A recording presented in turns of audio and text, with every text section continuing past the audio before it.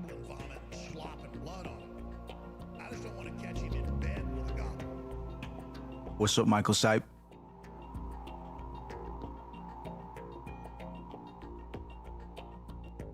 Welcome to the fantasy. Sounds like an absolute fantasy land.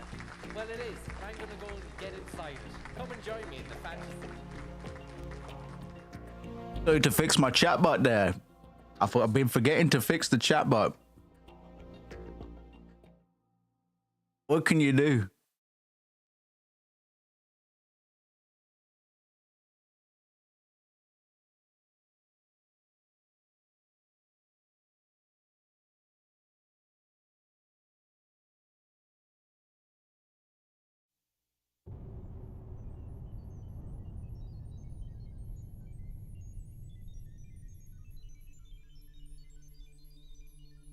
Welcome to the experience. We'll get started in a minute. I started the stream a little bit early. I didn't realize what time it was. I thought it was go time. It was a little bit before that. We always like to be at the rendezvous point early.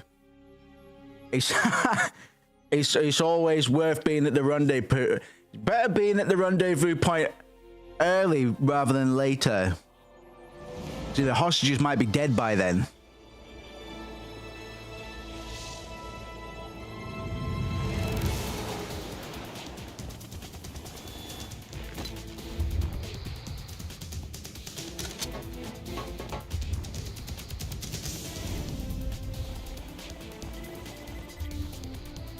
Laura Cody, Vanessa Marshall, Mola Gale's after you, Bill Lamar, John Seigan, and Paul Eading, Jennifer Hale's after you, Pat Zimmerman, and Cam Clark. Written by Hideo Kojima and Tozuo Saku Fukushima.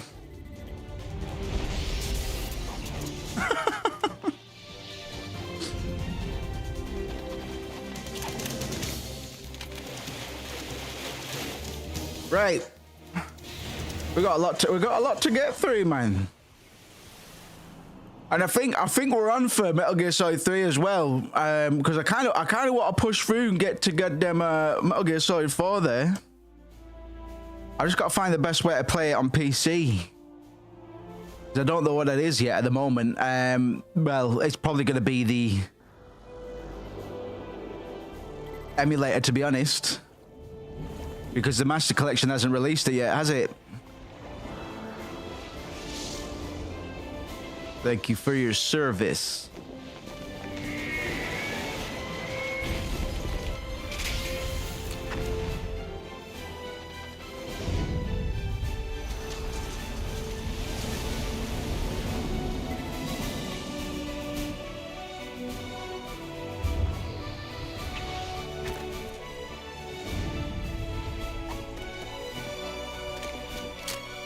God bless America.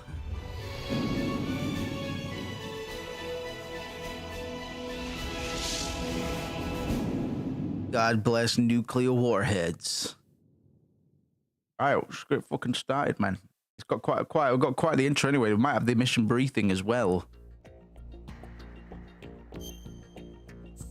We've got the old 1-2 fucking secret maneuver. As of the beginning of this game, man, the game starts lying to you immediately this time. Previous story. How good is this going to be?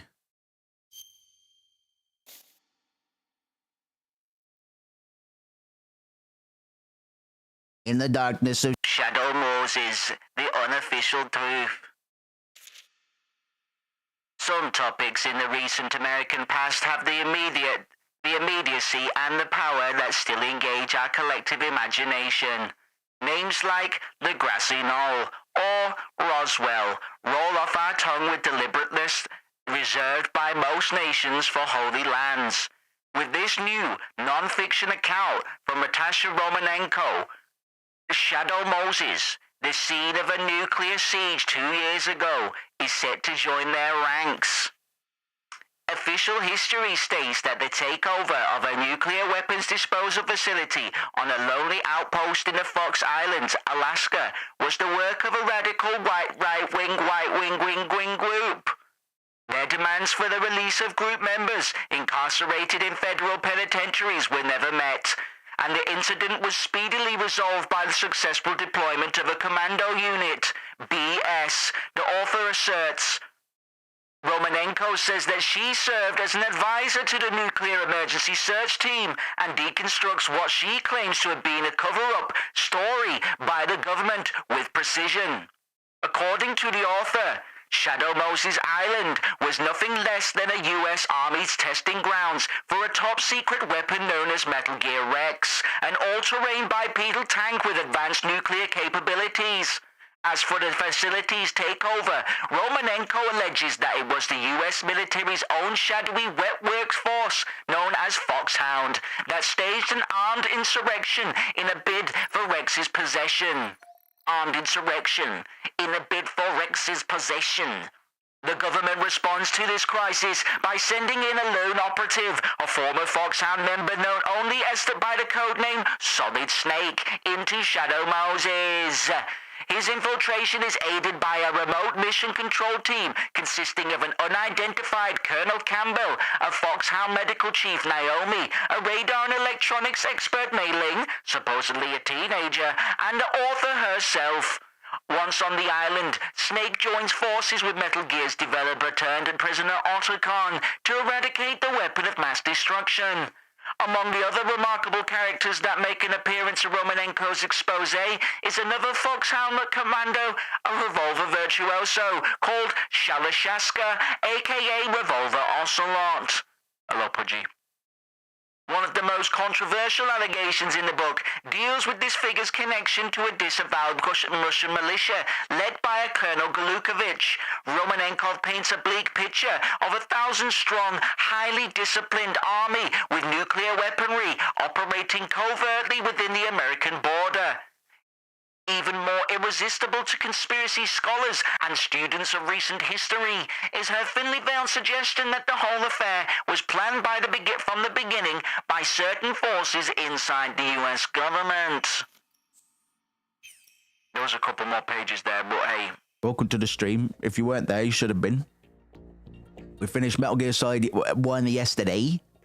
It was a good time. This game is going to shouts out to Stewie. Round of applause for Stewie and for Michael and for Pudgy. You know, it's got to work out the controls here because we haven't got the it's circle to accept in the, which is typical in Japanese video game PlayStation arenas. But I think as of the second one, it's changed to a more Westernly approach, with X being confirmed. So we're gonna start from the tanker section, man. But I'm not gonna mince spoilers. We're gonna get straight into the fucking thick of it, man. Okay. Let's go normal there.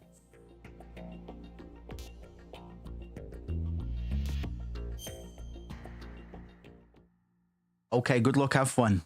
This story is fictional. Any and all similarities to characters, groups, or other entities in real life is a big damn fucking coincidence. Now shut the fuck up. The Hudson River, 2 years ago. We had classified intelligence that a new type of Metal Gear was scheduled for transport. The whole thing stank. Whole thing stank. But our noses had been out in the cold too long.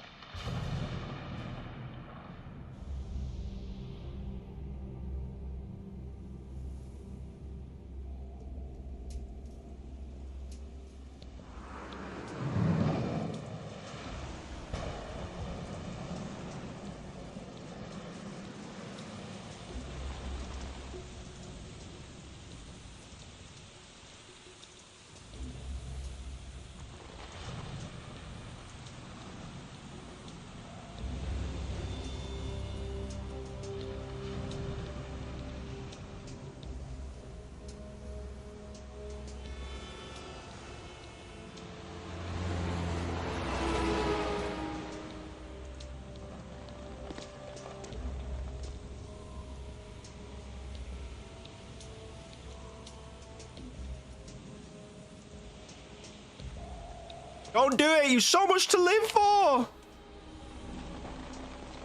You've so much to live for.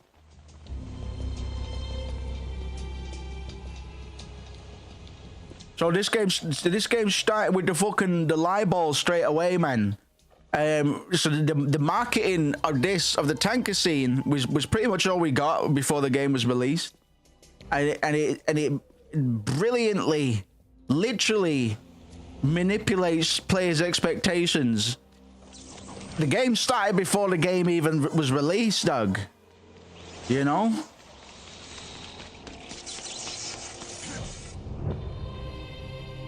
I don't agree that 4 is the deepest dive. I think 4 is the one with the most fanfare in it. I think 4 is the one with the most fan service, and I think it's the one that Kojima made because he got death threats and he wanted to troll people as hard as he could, and he got away with it. He got away with it massively. He got away with it so hard.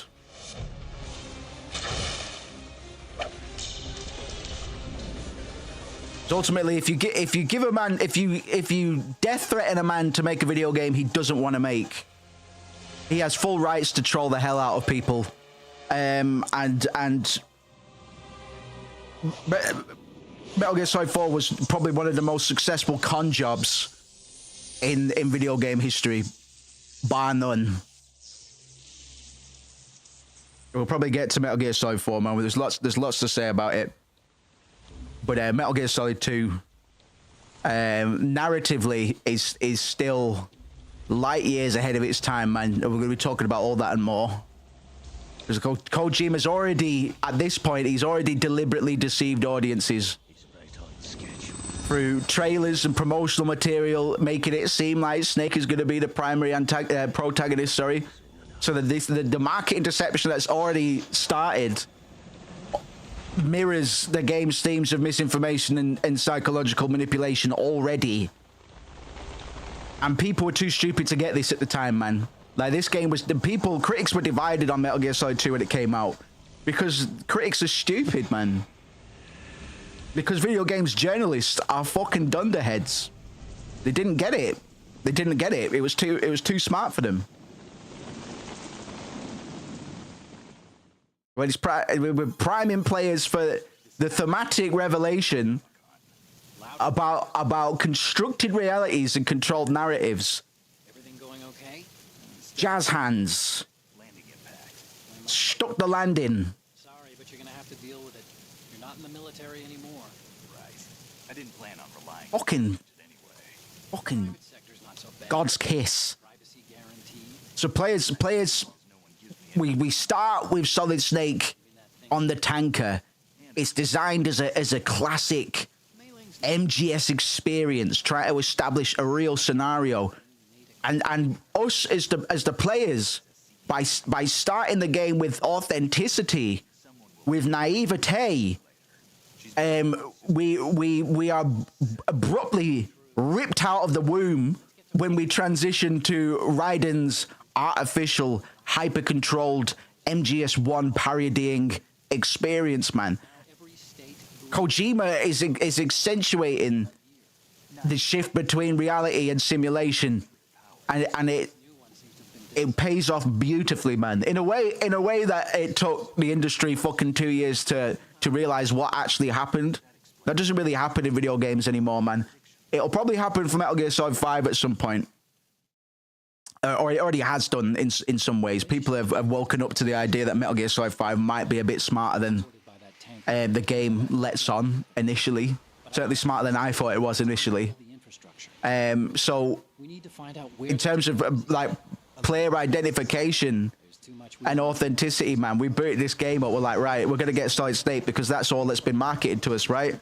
So we initially, and we're doing all spoilers, by the way. I'm not holding back on spoilers. Can't be asked.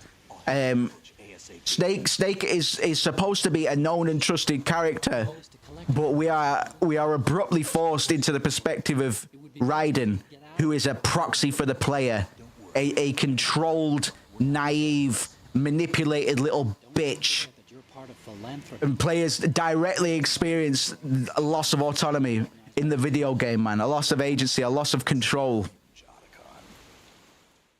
Everybody complained. What? Who's Raiden? Raiden's such a little whiny bitch. Who's Raiden? Your weapon is a tranquilizer. You're Raiden, cunt. You're Raiden. You're Raiden, and I'm Raiden. But I'm woke Raiden. I've done my time. I've done my time. The chemical stun will take Have you? seconds and last for hours. You can take down an elephant with that thing. Check out the laser sighting too.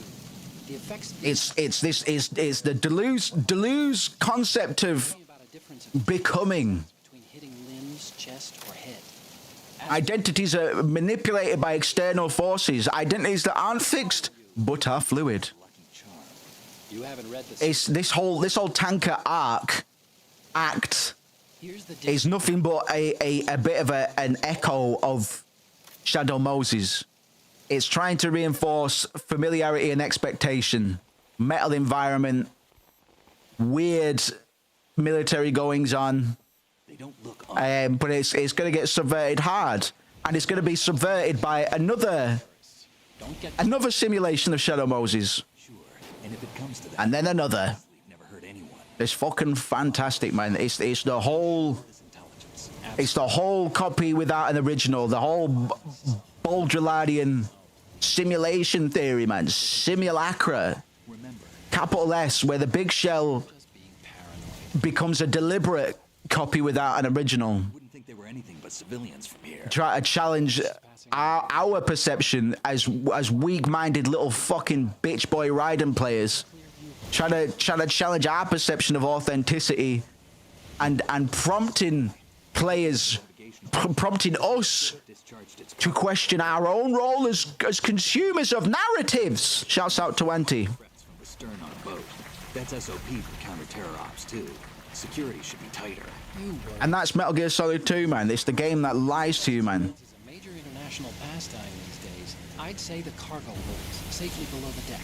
Do you see the entrance to the It's going to be a fucking hell of a ride, man. Few entryways. In terms of, like, Deleuze, The chopper. the shift from the tanker,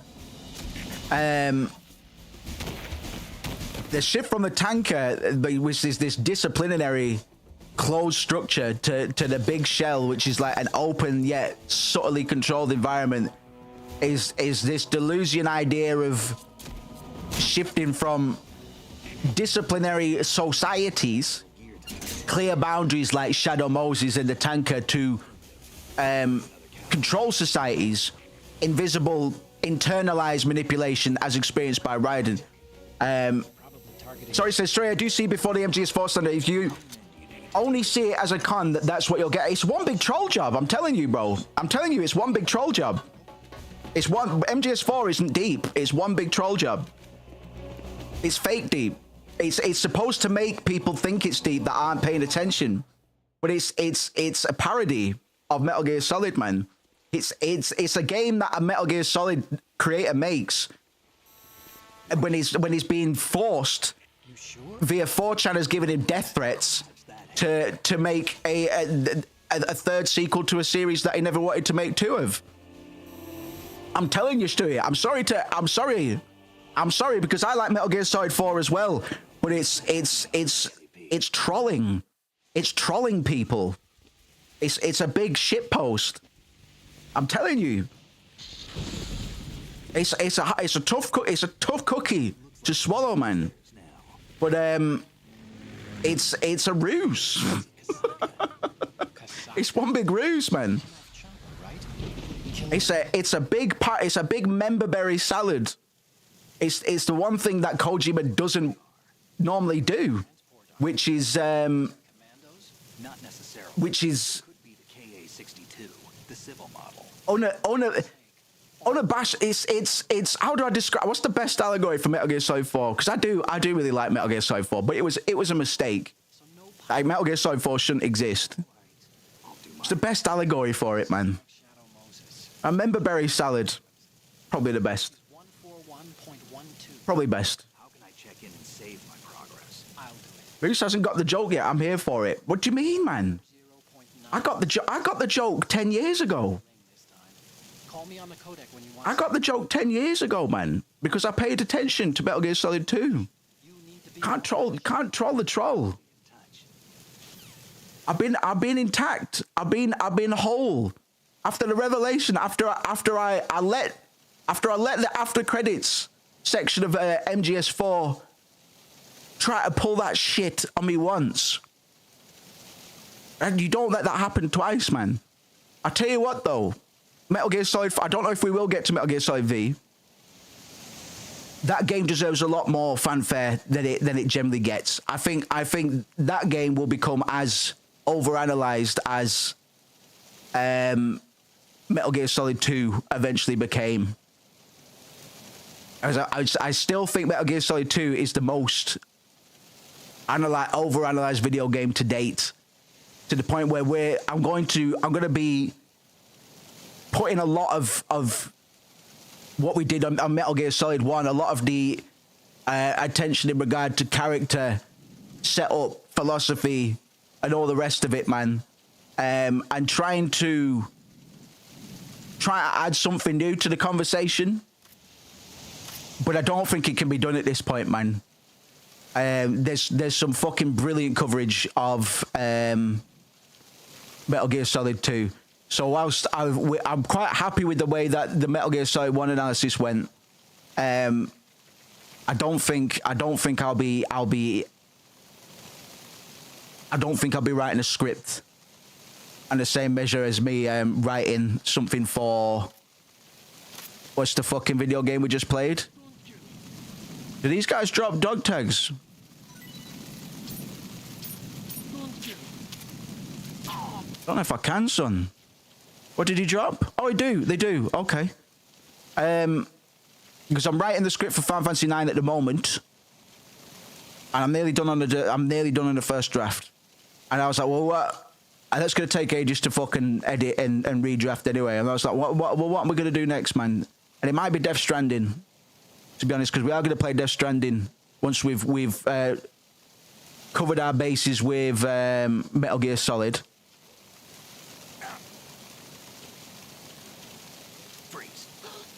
But I'm already setting myself up. Oh God, no. You're not allowed to do that.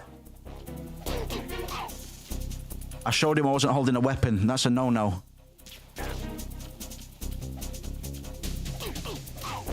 No. Need to knock him out and wake him up. I've already set myself up for fucking tragedy here, because I've started going for the dog tags, which is really kind of unnecessary. Because I won't be playing this in any way that's going to get cloud saved, and I'm probably not going to come back to this save anytime soon. But I've already started now.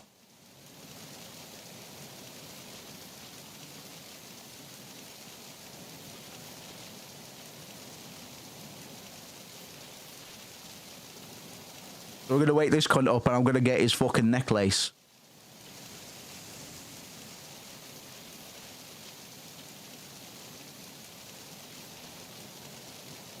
So after this, because I'm gonna try and see if we can get Metal Gear Solid 4 working on the emulator.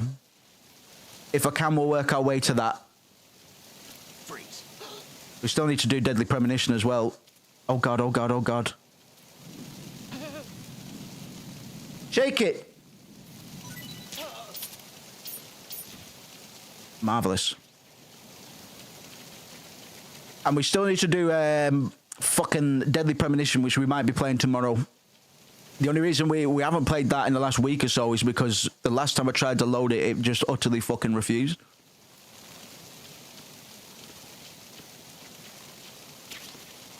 The emulation of that game is fully kind of embodying its Lynchian DNA. So I'll continue. What?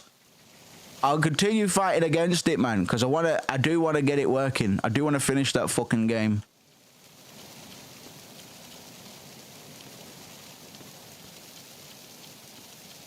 And we'll see what's going on Saturday.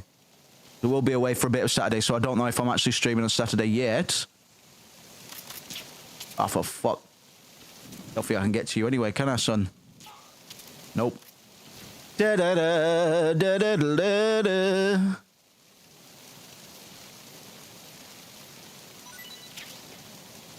I wish you could shimmy and take things out of the pockets when they were fucking dead more often, man.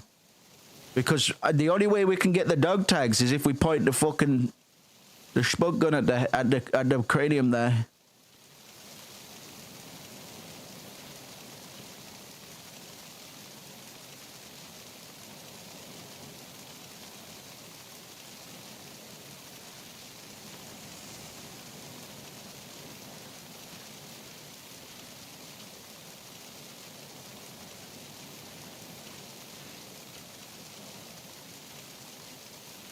So he says, I mean, I think I would be worse for your mental health if you play the games in the order of events. It's not necessary. We're only doing mainline, I think. I doubt I'll be doing Peace Walker.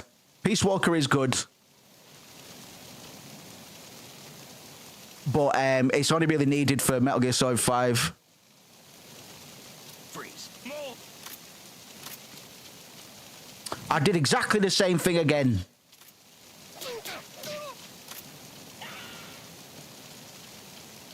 I hope he's not dead. Oh, I killed him. He bashed his head. What? Oh, no, I killed the man. I killed the man. We have to restart. We have to restart, man. We have to restart, man. I can't kill a man. I can't kill him. Actually, no, I can on the tanker section. It's fine. What?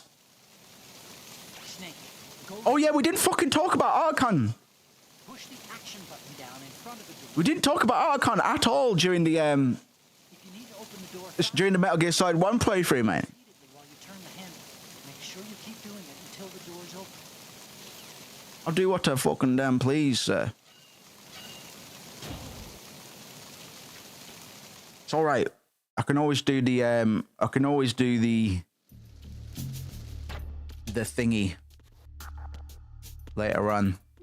I can always redo the tanker section because we're gonna be going for 0 kills just for the funsies. How do I open these? Just for the funsies.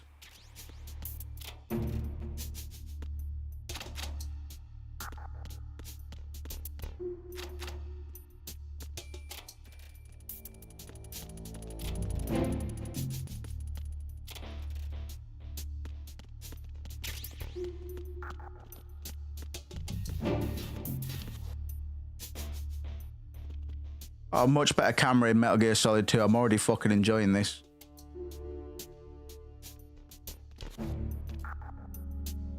I'm already enjoying this.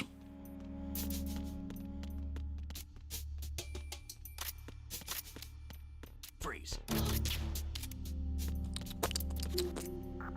Are you going to shoot me? Kinda. I don't need your doggy tags, man. We're past that. We're past that. If I wanted them, I'll come back for them later, man.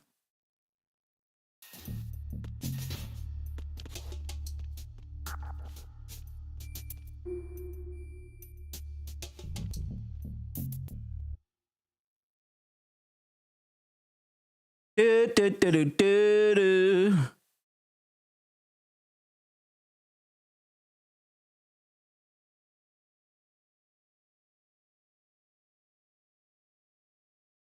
Right.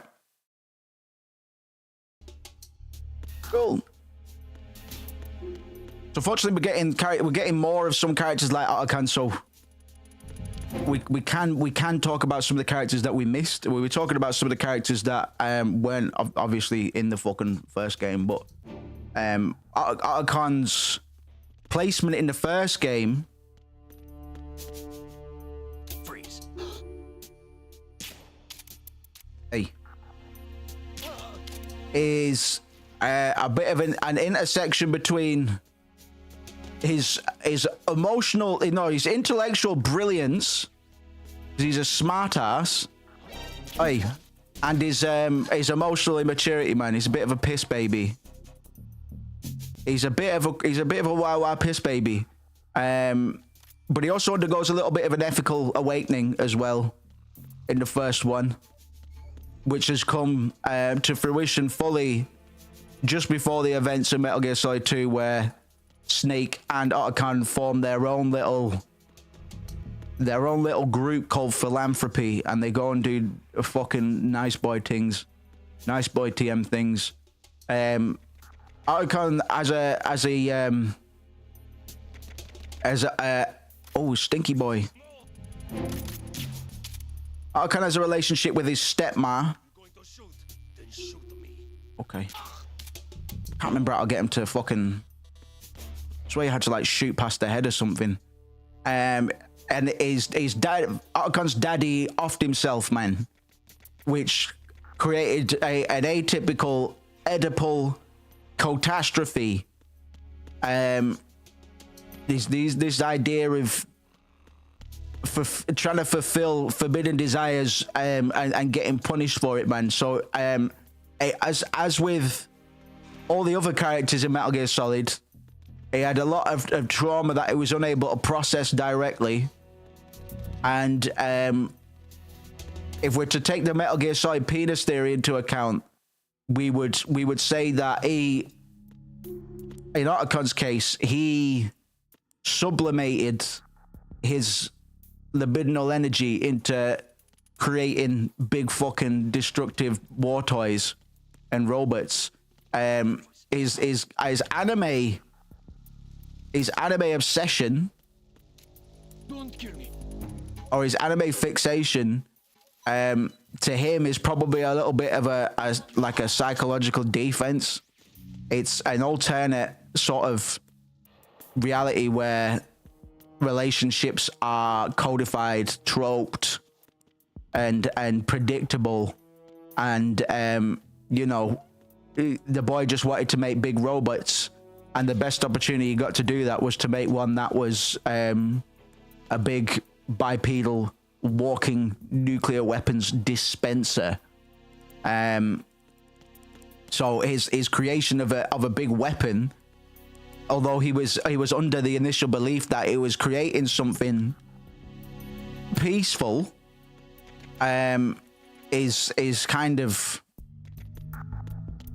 a bit of probably cognitive dissonance in quite a severe regard. I'm rushing through this section a little bit too quickly, man. Shouts out to Robin Alexson. I tried. Good to have you. Shouts out to Alex Robinson, man. Yeah, man. This game melted a lot of people's heads. Game critics really didn't know what they were dealing with immediately after. For a couple years, like, this game was pretty divisive when it came out, and now it's hailed, rightfully so, as a postmodern masterpiece. Robin Alexson is here for it. Oh God, it's all right. We haven't had any alerts, man. I've kind of fucked up. Mind you, a guy fell off and he cracked his head open. I didn't really mean for that to happen.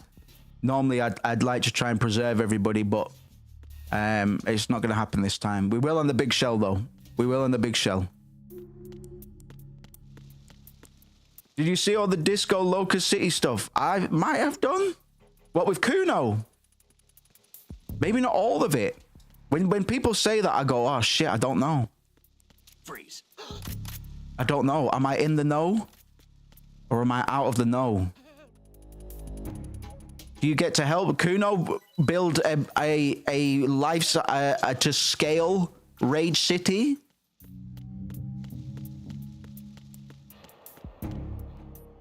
That's kind of fucking epic. Kind of epic if so.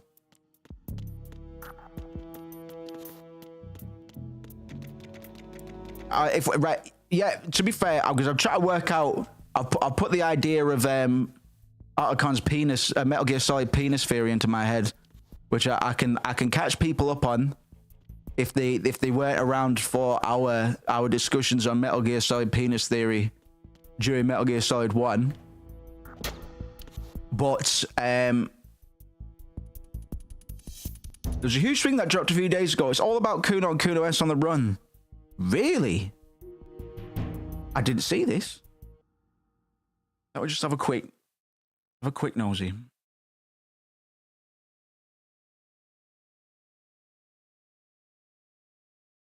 Is this like the fucking Nero side quest on Final Fantasy 9? It just took 30 years to be discovered. Oh. Oh, it was a spin-off. Ah, Jamrock Hobo, my guy.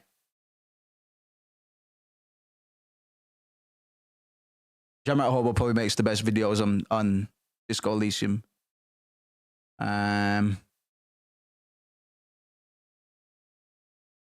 Interesting.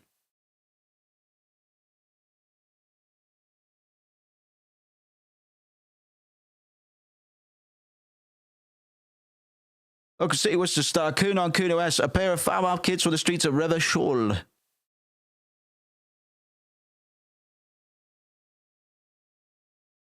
Fucking games journalists, forget to fuck, man. I'll pick it up straight from the source later. I hate games journalists. Gonna get a Discord. Of course you can, man. Of course you can. BB, are you about? Because when I'm streaming, it obscures my fucking it obscures my thingy links, and I haven't got my bot on.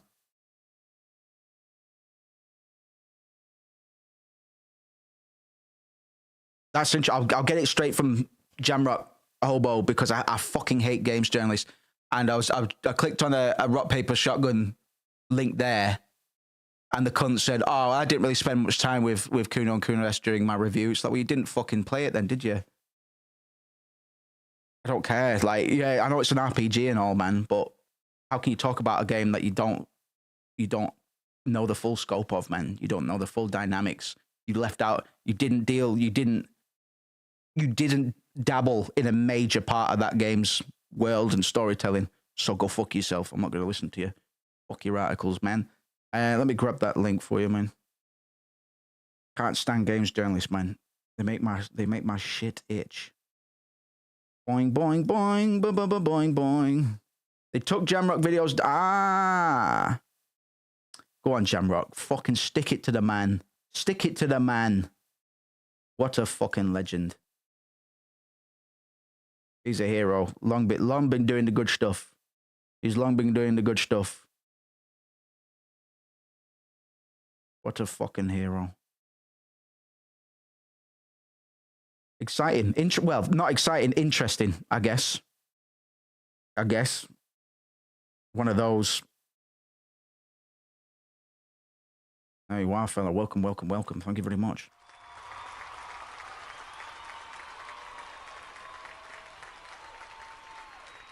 Ah, what could have been, eh? Fucking hell. Just imagine. Just imagine. They didn't fucking oust the talent. Oh well. See what Hopetown and all the rest is all about, man.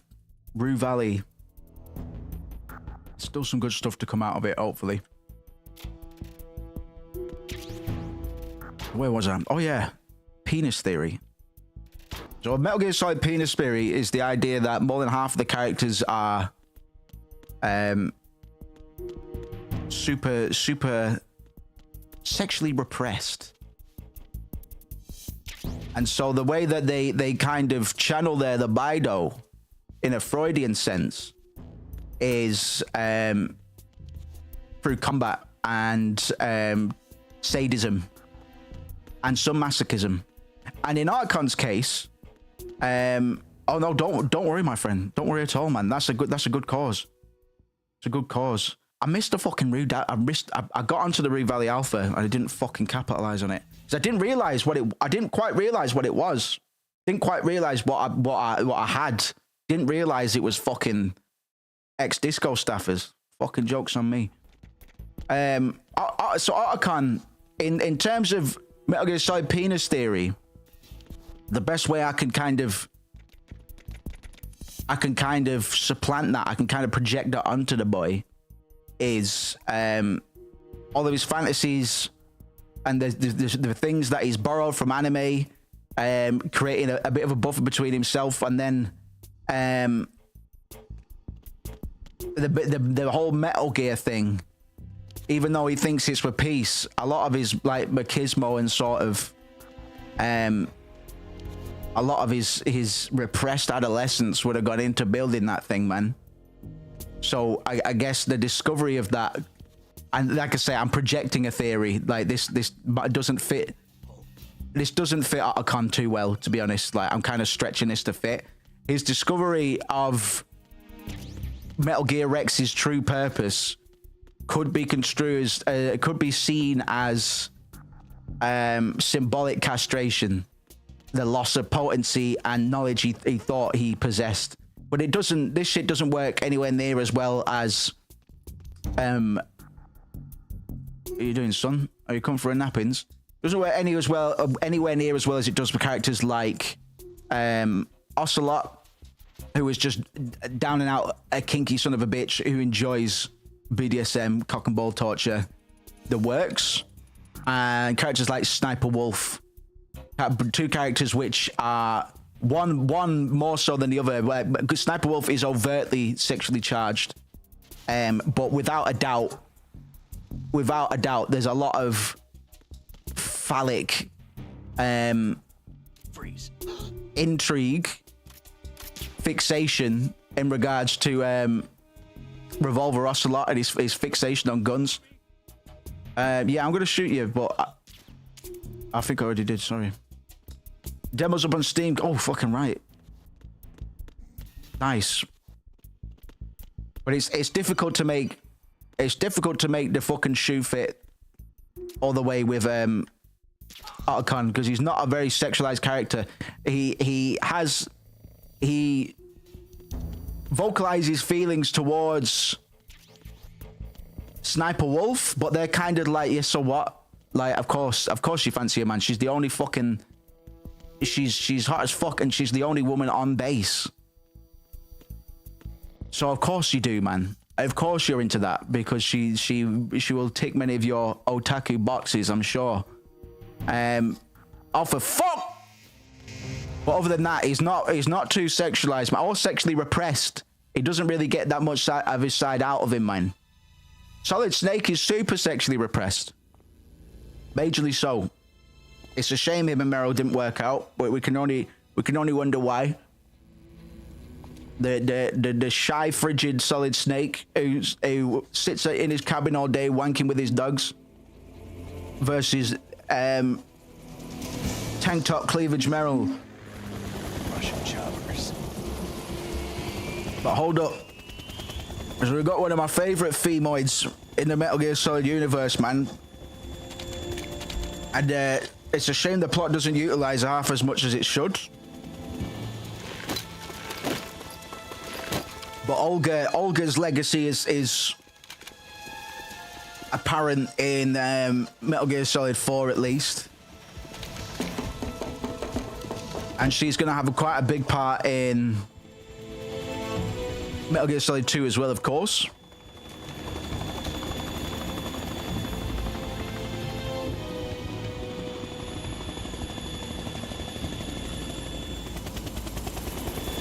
But Otacon, just to wrap, because we will be touching down on Otacon later on, I'm just trying to power through what we didn't discuss when we should have in Metal Gear Solid 1. He's a typical case of arrested development, where his emotional development was seemingly frozen at a time of family trauma, and his technical his development of technical brilliance is to compensate for his emotional stunting, man. The confrontation with the real world impact of his technical creation is his ethical crisis, and that's why he's turned a leaf here. Now that Solid Snake had kind of shattered his worldview in Metal Gear Solid 1, so he's beginning to integrate the integration of his intellectual capacity with emotional and ethical awareness that he didn't really have in Metal Gear Solid 1 for the most part. and allowing himself to be him and Snake, who have enough development to kind of be open enough to actually have an authentic partnership with each other, which probably wouldn't have been otherwise possible because they're both two very fucking awkward, emotionally stunted men. I make no mistake. Like Solid Snake is a very awkward,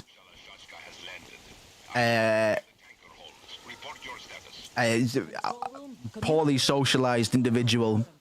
All entry and exit points to the tanker hold. He's a hikikomori in his own sense, man. He just sits in his cabin and wanks off with his dogs, man.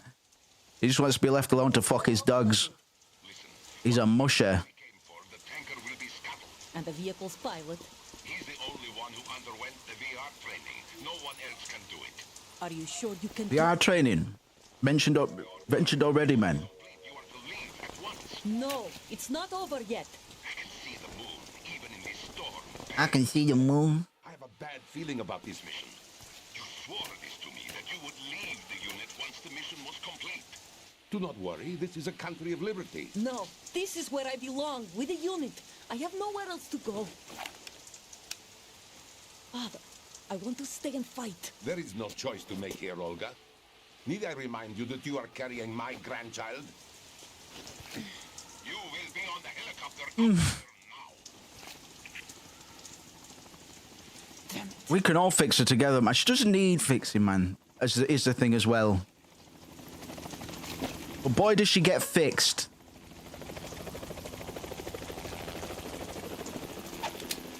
Yeah, I like Olga. We don't get enough Olga. What we're doing, we don't. Look at this shot, by the way. Hands over your head, now!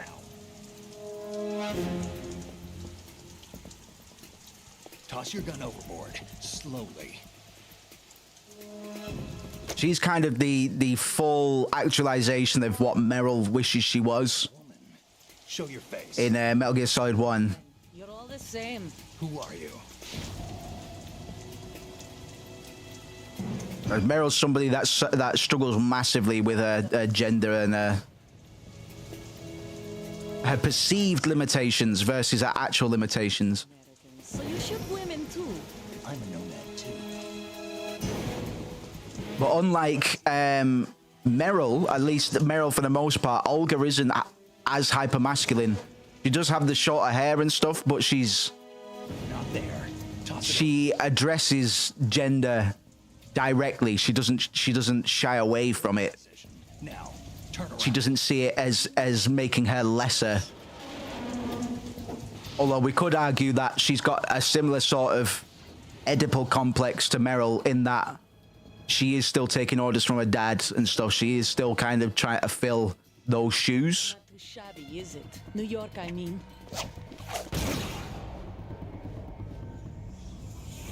Not too shabby, she says. But Olga's great, man. And I like this little scuffle as well. And that brings our tour to its conclusion. Scout knife with a surprise. You Spetsnaz.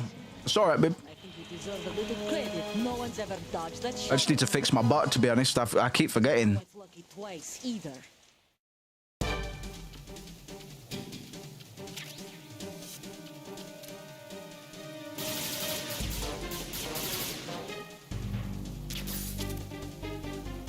Ding, ding, ding, ding.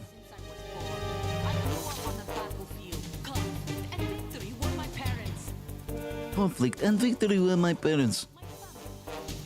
We shared everything, all the bad and all the good. I got nothing except the unit. Nothing else matters. Back up. Ow, shot me right in the ass crack.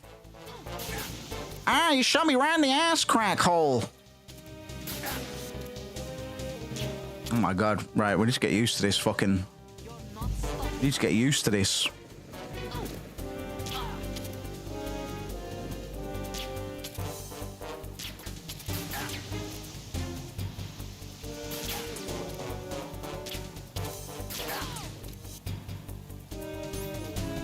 We got plenty of rations, man. That's fine. We can tank this.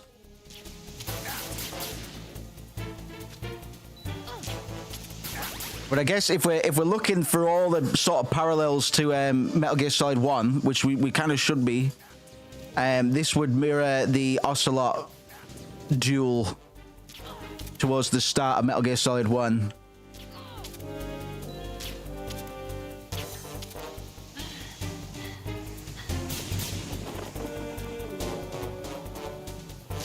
Because the simulacrum has already begun. Like we're already in the simulation, bitch. Like, oh, I thought it was a flash. Don't know why. Got all that blood, bro.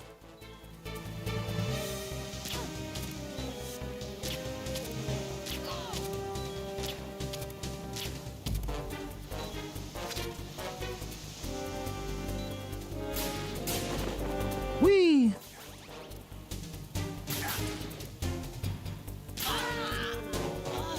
Got him. Shouts out to the Lego Alliance. Good to see you, my friend.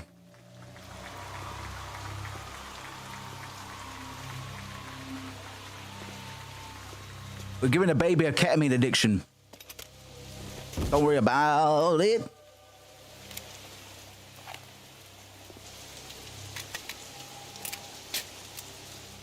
Click, clack, paddywhack.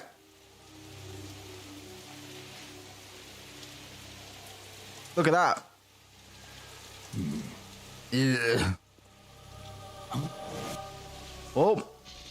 Crouching over a pregnant woman in the rain, are we, Snake? That's not a good look.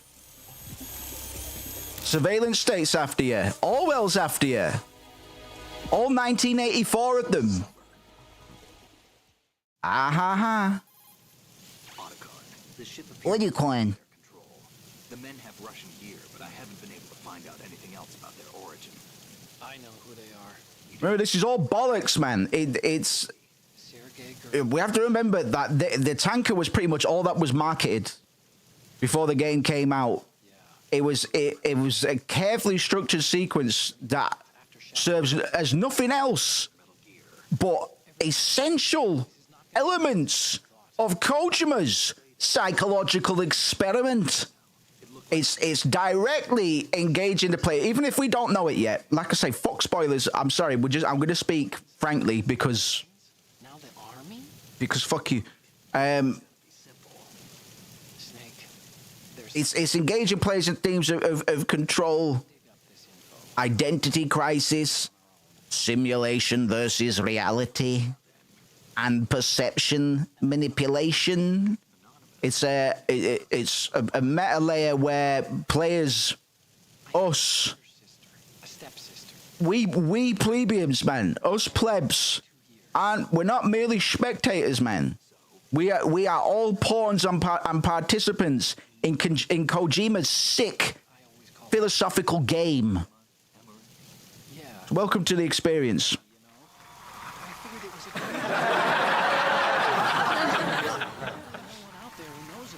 We get to experience firsthand the blurred lines between reality, expectation, and digital simulation. Remember, there's hierarchies of deception and simulacra in Metal Gear Solid 1 as well. There's Snake, who thinks he's going in for one mission. Turns out he's in there for another. Then it turns out that mission was a lie. Then it turns out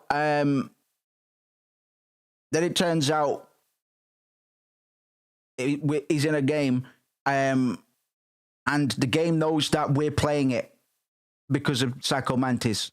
There's 5 layers of deception, or possibly more, or maybe 4. There's 4 plus layers of deception in Metal Gear Solid 1. Alex says, they make you punch your name into the terminal in the shell. They insert, absolutely, man. And then they pulled that fucking trick again in Metal Gear Solid 5, man, or Metal Gear Solid V. But it's particularly juicy in either case. Because you're like, well, why did I put all these characters have names, bitch? Like, so why am I putting my name in? What's my role in this? It's like you, oh my sweet summer child. See you later. Wet box. That's what she said. She just jumped, she burst into my room and she went, wet box.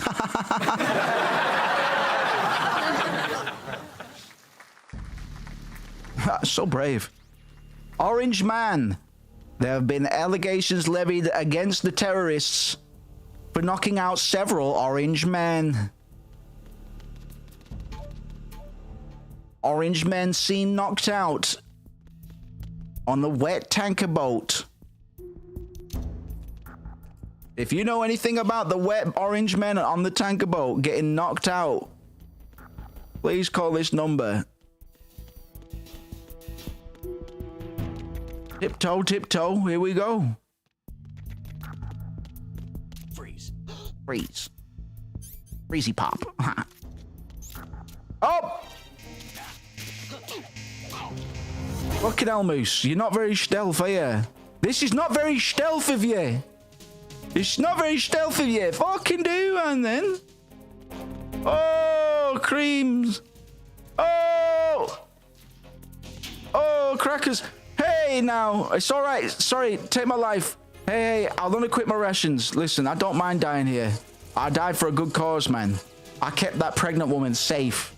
I left her in the rain, but I didn't kill that. I did not kill that woman.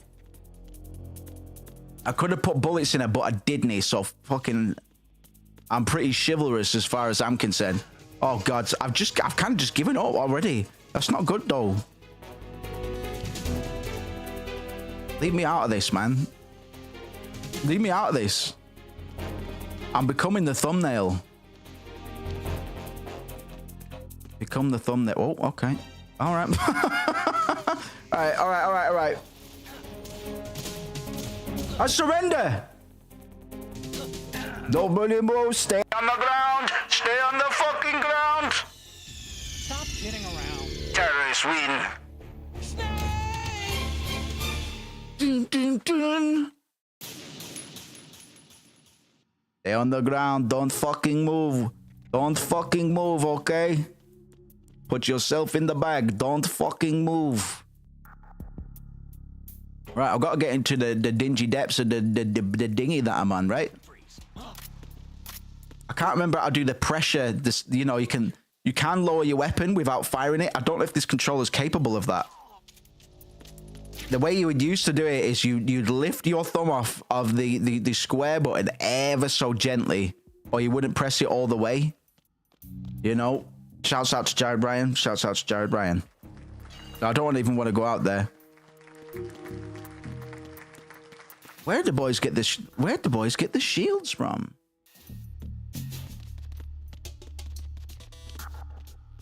That's the door that beeps. Freeze.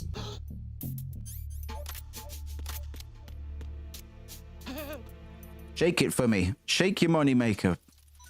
Beautiful, beautiful, beautiful. What's your Instagram? I'll call you.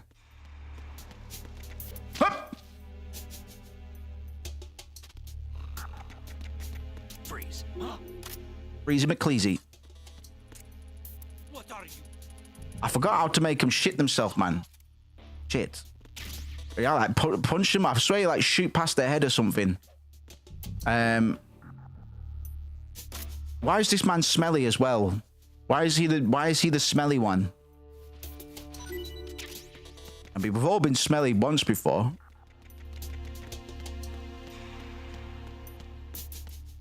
We've all been smelly once or twice. Right, gotta remind myself how to get into the dingy depths. This boat's bigger than it looks. And it's full of crooks. And they'll give you shifty looks. So watch out. Oh my God. Raven. Rolken Faven. Rikes. And if we shoot the miniature Raven there,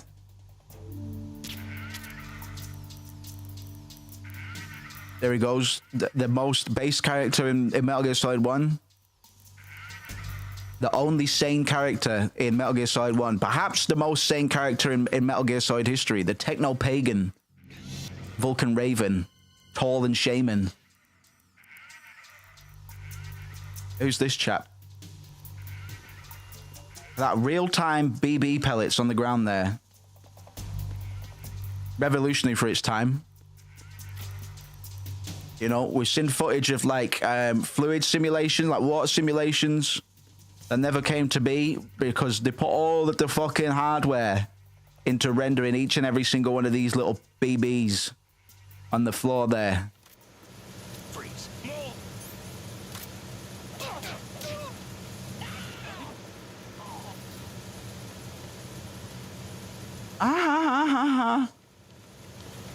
We'll be gentle. We'll be gentle once we get to the big shell, okay? We'll be gentler. We'll be gentler then.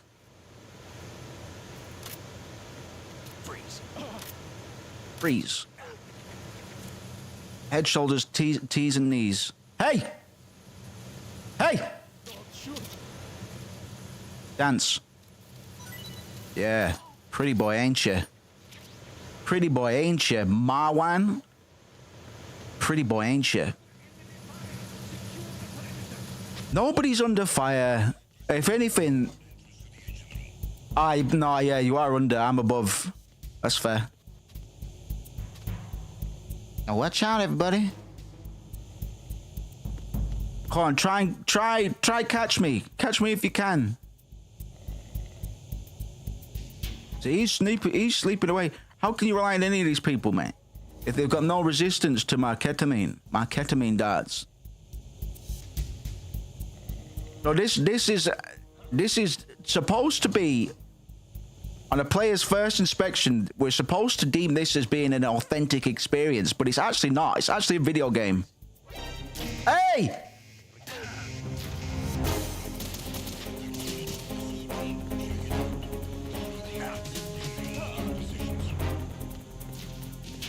It's actually a video game, and most people don't know that when they put it into the PlayStation 2 and they boot it up.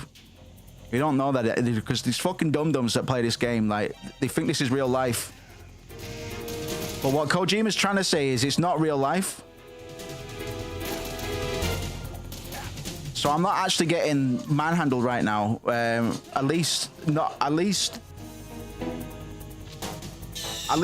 getting manhandled consensually, you could say. It's not real, man. It's a real infiltration that is reminiscent of the original Shadow Moses incident. But if you remember, if you have the foresight to remember the revelations in this game, that was Raiden playing Metal Gear Solid 1. We never, you think you played Metal Gear Solid 1, but you didn't, idiot. You just paid for it and put it in your PlayStation and played it, but you didn't actually play it. You weren't playing as Solid Snake. You never will play as Solid Snake until Metal Gear Solid 4. Idiot. But look at this. Check this out. Yeah?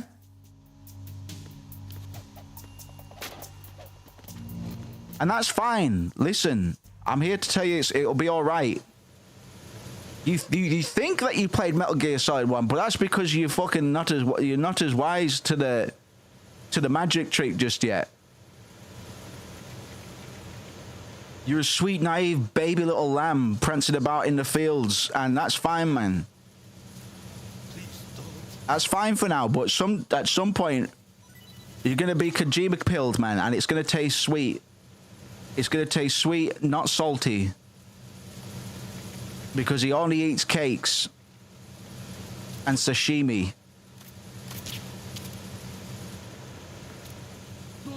Do a dance for me then.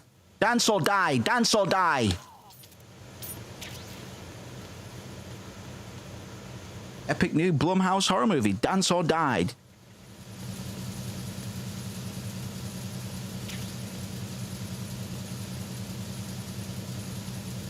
So all of this tanker stuff, remember, we'll be say the name.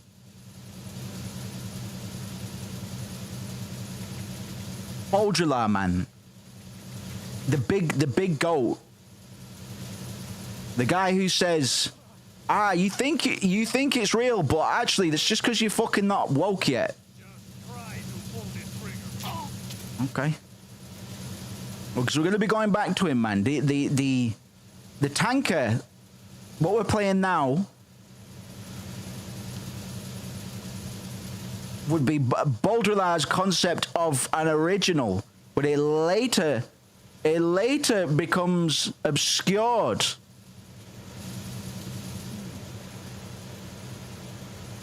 By the Big Shell, which is a staged recreation lacking a true original. It's a pure simulation. Yeah, baby, tell fucking... No. Tell Pudgy what the fucking pigeon story's about, man.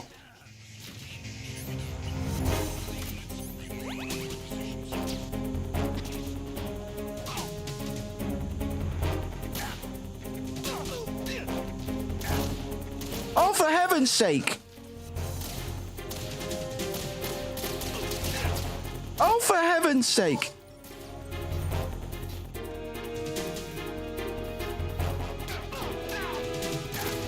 This is a stealth mission. We're just redefining stealth is all. We're just redefining stealth is all. Snake, wait, don't move. What? Look at the walls on both sides of the hall. I see something. Infrared sensors? Right, and they're linked to... Let me guess. Semtex. Exactly. Plastic explosives. So this is what they were talking about. Looks like it. If you trip the sensors, I'll be sleeping with the fishes, along with this entire ship. that sounds about right. I'm not in the mood to go sleep with the fishes, but there are too many sensors. Looks like I'll have to... Quite hard to sleep with fishes, man. It's quite hard to sleep underwater. Way through. Take a close look. Do you see the thing with blinking green lights right next to the explosives? That's the control unit for the sensors. Yep. Destroy that, Yep. and the sensors stop functioning. You can't get in close enough to touch it, so you'll have to shoot Yep. it. But the I'll shoot you out. rounds won't work. I'll fucking kill you. I'll kill you, Otacon. Use that gun. Revolver Otacon. Whoop. Snake, what's wrong? Snake! Snake!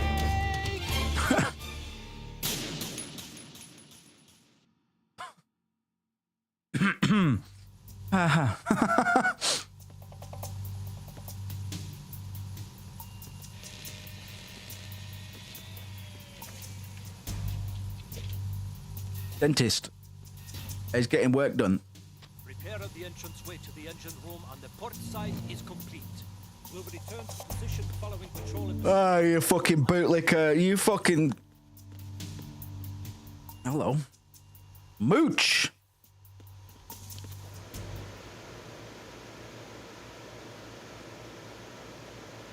There's Peanut coming down here. Peanut Collider. How about them apples? Them apples. $2.99. Mooch.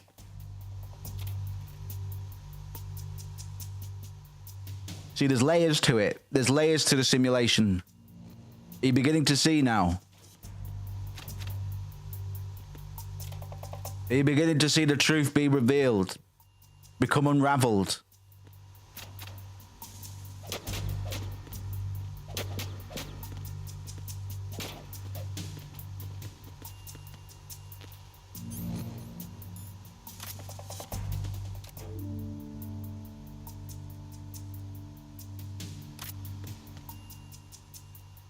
I've got to shoot the thingamajigs, right? Is it this thingamajig?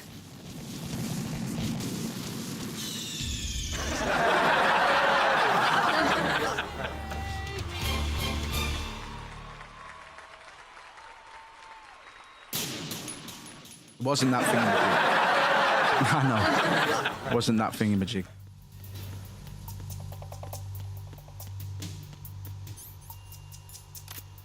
You've got to shoot it. Shoot it now. I am proud of your sneaking. It's not loud. It's not creaking. Can you do it any quieter? Probably not, because that is your best.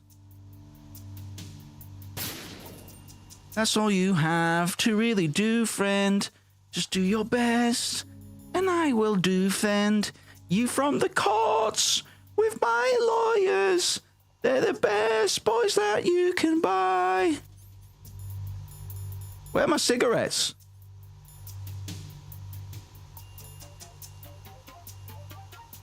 Birds do fight back, but they have hollow bones. So if you need to, you can just pile through them if you really need to, guys. And that's the real takeaway for today.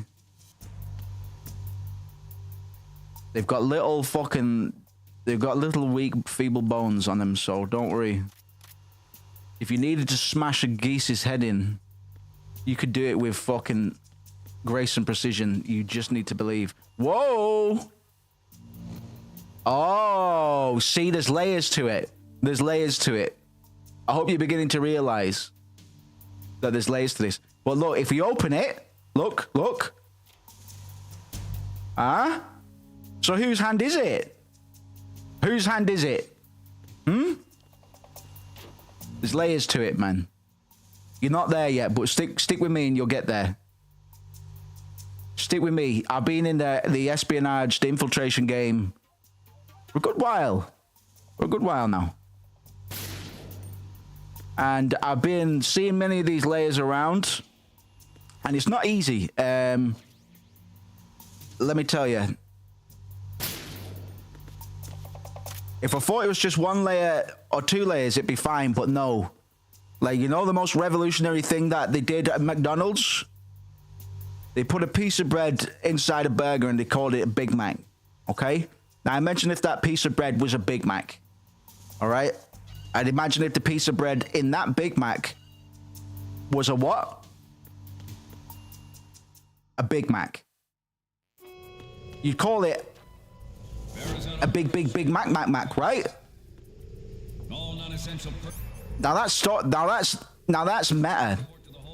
And keep up, because we're going to be going at a quick pace. So just keep up, and we'll all get there in the end. I'll hold your hand if you need me to. I don't really do contact like that. I'm not really into hand holding, but if you need to, I'll grimace and cringe my way through it, just so you can be enlightened and get all the Kojima pills you need. A healthy daily supplement, perhaps. You can't get that shit on prescription, man. You've got to fucking work for it. You've got to extract it from your own fucking pineal gland. After playing Metal Gear Solid games for Freeze. What's your name? I won't. I just want to know your name. Kieran Keegan. He's a fucking boogie master, you could say. He's a bit of a shimmy and shaker, you could say. Back in my days, you couldn't shimmy and shake like that without a license. But these guys aren't meant to be here. They're actually Russian paramilitary, PMC, Black Ops, Clean Team, Supreme Boys.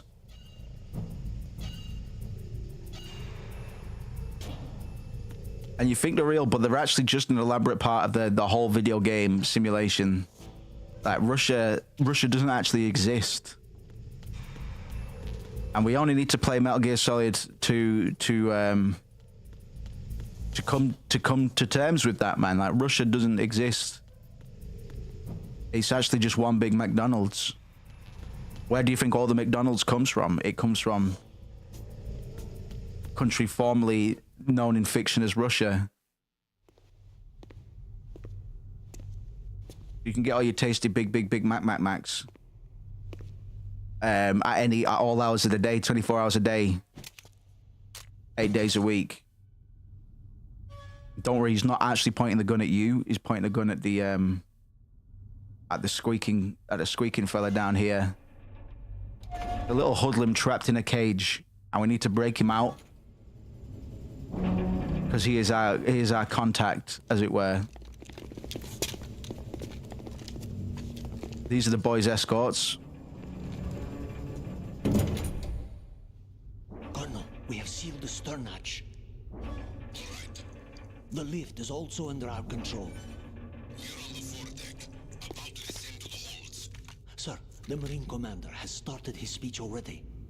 We will complete the preparations before the end of the speech. All communications to the halls have been severed. No one is aware of our presence. Let no one doubt Whole lie, don't worry about it. Everything they're saying is absolute Secure your tomfoolery. lives if necessary. It doesn't actually exist. This conversation doesn't exist in a typical sense. my daughter. Keep her safe. My daughter. Yes, sir. We have pepperoni. We will have pepperoni. For lunch, comrade. Get my daughter home safe and we will eat Pizza Hut for victory.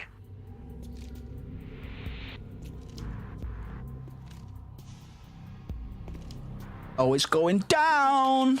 Yo! Oh, it's going down. It's going down on the tanker. Yo! I don't know why I'm fucking being merciful, man. Why do these guys, they don't deserve mercy from me.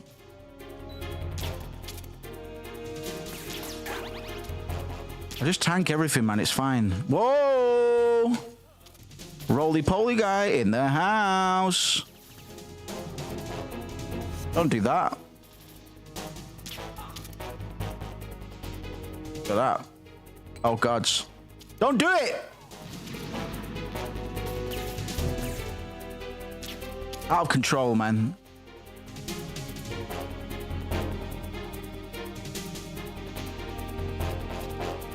You're out of control. He is not susceptible. He's not as susceptible to my ketamine darts as the others. Don't worry. Eventually, he'll be in the KO with the rest of them. And we can all laugh at him. We can all laugh at the fucking dread in his eyes. Oh god, oh gods. Oh gods. Oh gods. Sorry, it's not real. It's not real. It's not real. I'm real, but they're not. Nothing, I'm the only person that exists. I'm streaming to no one.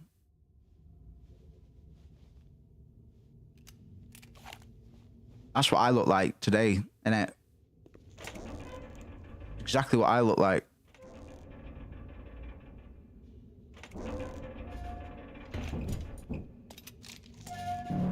I like to pretend that Snake has a pillowcase tied around his head as well.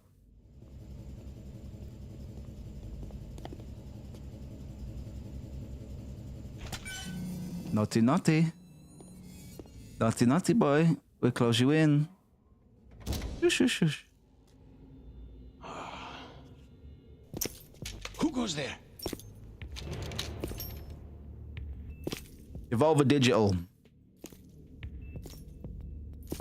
Oh, Shalashaska. Why are you here? We thought you were with the Colonel. What the?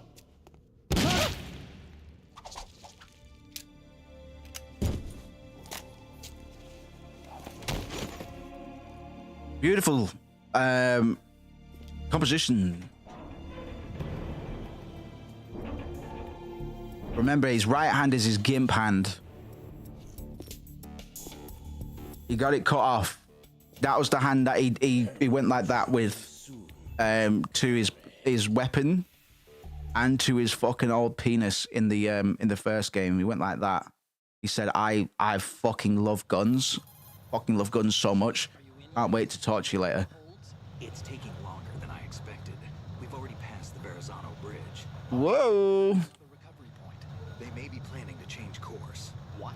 The exits to the deck are all sealed. What are they planning? If they get Metal Gear... Snake, you're such a pretty mouth. Bridge.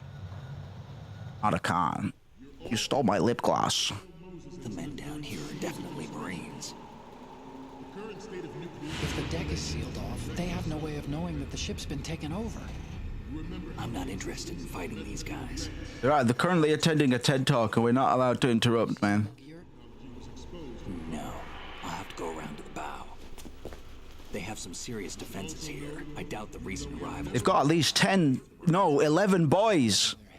I don't know. Just ready to be activated.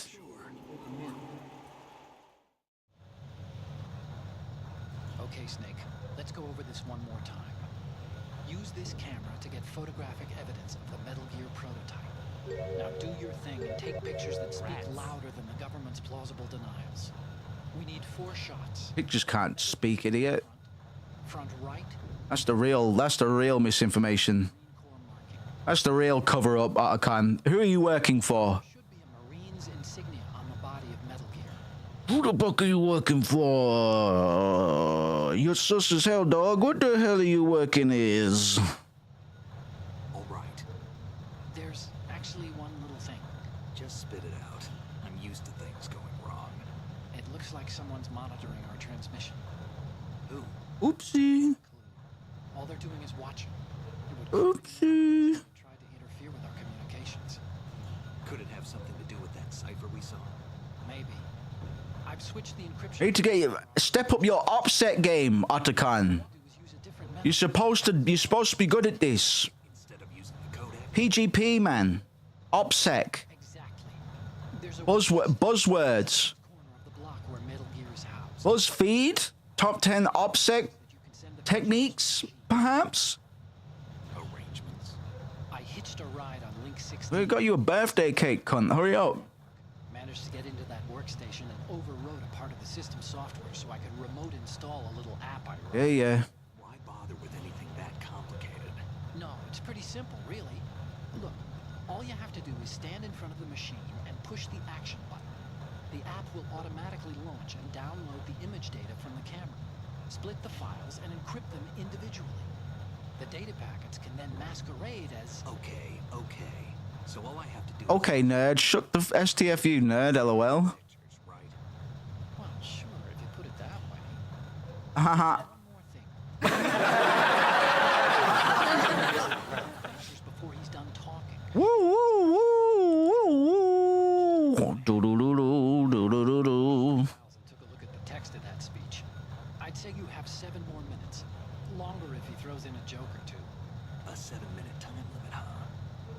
Remember 7 minutes. the photos, okay? With these kinds of odds, I won't be making any sudden moves. But that doesn't mean we can just let Metal Gear be hijacked. Metal Gear. Okay, but first the photos. All right, we'll deal with the rest when we get there. Stay low.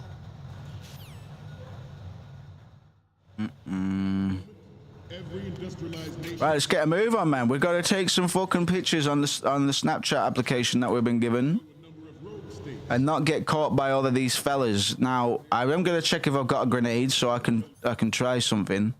Yeah, I do. So I'm just going to, just for fun, The world is about to see a swarm of these Metal Gear direct. bounced off his fucking head, bro. I bounced that grenade off his fucking head. Didn't know he could do that.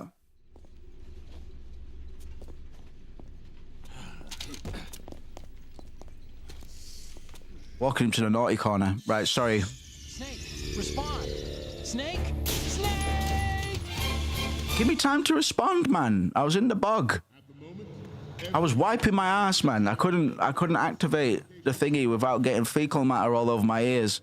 So do a number of That's a fucking strange place to be getting poop. all working on deploying their own Metal Gear force to compete with the U.S.'s nuclear strike capability. That's based. The world is about to see a swarm of these Metal Gear derivatives. Goddamn derivatives, man. We initiated development of Metal Gear Ray as a countermeasure to these pirated weapons forces. The only thing that can stand up to a Metal Gear is, of course, another Metal Gear. Or a really big magnet. With Ray, the hundreds, if not thousands, Like a comically large magnet. Acme mallet magnet. nuclear proliferation will be contained, and it will be the Marine Corps and our Ray that will accomplish this. That's out to Ray, by the way. This weapon will render all other Metal Gears obsolete. Nations building up their Metal Gear Tex-Mex. twice about their nuclear strategy in the light of the military dominance spelled out by Ray. We're all going out for Tex-Mex. after this TED Talk presentation. Right, I can't get caught here because some idiot drops his fucking wallet or something through the cracks. So let's slither and slyly get through here nicely and see if we can join the guys for some Tex-Mex after the fact. If we can't, we might as well turn the fucking game off, man, because if I'm gonna be living in a simulation, then you'd hope we'd get some fucking Tex-Mex out of the whole ordeal. But this project is vital to the Marine Corps. I haven't had Tex-Mex in a fucking minute, man. I don't know about you, but I could really go for some Tex-Mex right now. But this project is vital to the Marine Corps. The enemy is sometimes closer to home than you think, gentlemen. Always bear that in mind.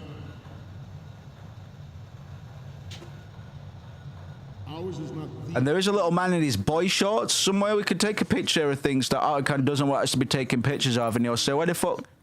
Why'd you taking pictures of men in the boy shorts? That's not what I told you to take pictures of." And Snake just fucking giggles. Puts his hand over his mouth and he giggles. But I think the guy in his boy shorts was in the other room there. So we might have to we might not be able to do the whole boy shorts thing this time round. Wait till they all... Oh wait.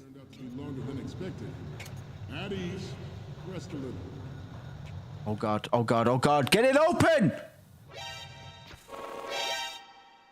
Snake, are you okay? Snake! Snake! No, I'm not okay. It's all gone to pot. It's all gone to pot. I did everything like you said, but I just can't do anything right. I can't. It's all gone to shit for me. Help me. I don't want to go to prison. Ours is not the only military project devoted to Metal Gear development. Here we go. It cannot be more different in nature from the Navy's. Theirs is a program that... In the Navy, you'd think they'd be working together. Like, why are the Navy and the Marines not in touch? Are they not collaborators in some ways? Are they just affiliated with one another? Do they all look?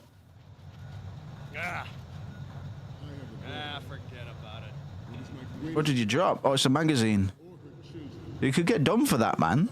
You could get done for that. What if your superior goes, we're one magazine missing? What are you gonna say? You're just not gonna say anything? That's snake-like behavior, man, and I don't know about you, but the man underneath your feet is the only body that should be doing that kind of behavior. Reptilian snake-like behavior. Reptilian repetitions. Gesturing, bending those elbows and making snake-like moves. I've only got fucking... I've got 3.5 minutes, man. I'm not even out of the fucking Metal Gear bit yet. You're all familiar with the Shadow Moses incident during the Sears administration. Colloquially known as the Schmoses incident. Hashtag Schmoses. Hashtag Schmoses was an inside job.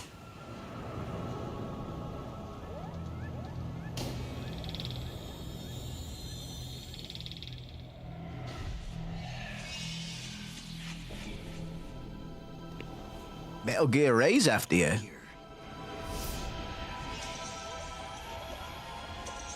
Monkey Ball. This new model of Metal Gear is codenamed Ray. This new Mambo number 5 is called Big Rexatron. Never gave the mantle. It's got biting hips and biting claws, and it will scratch, so don't come close. We're sick of the boys coming up trying to get a selfie with the big Ray T-Rex machine. You can't do that. You can't do that. You're not allowed.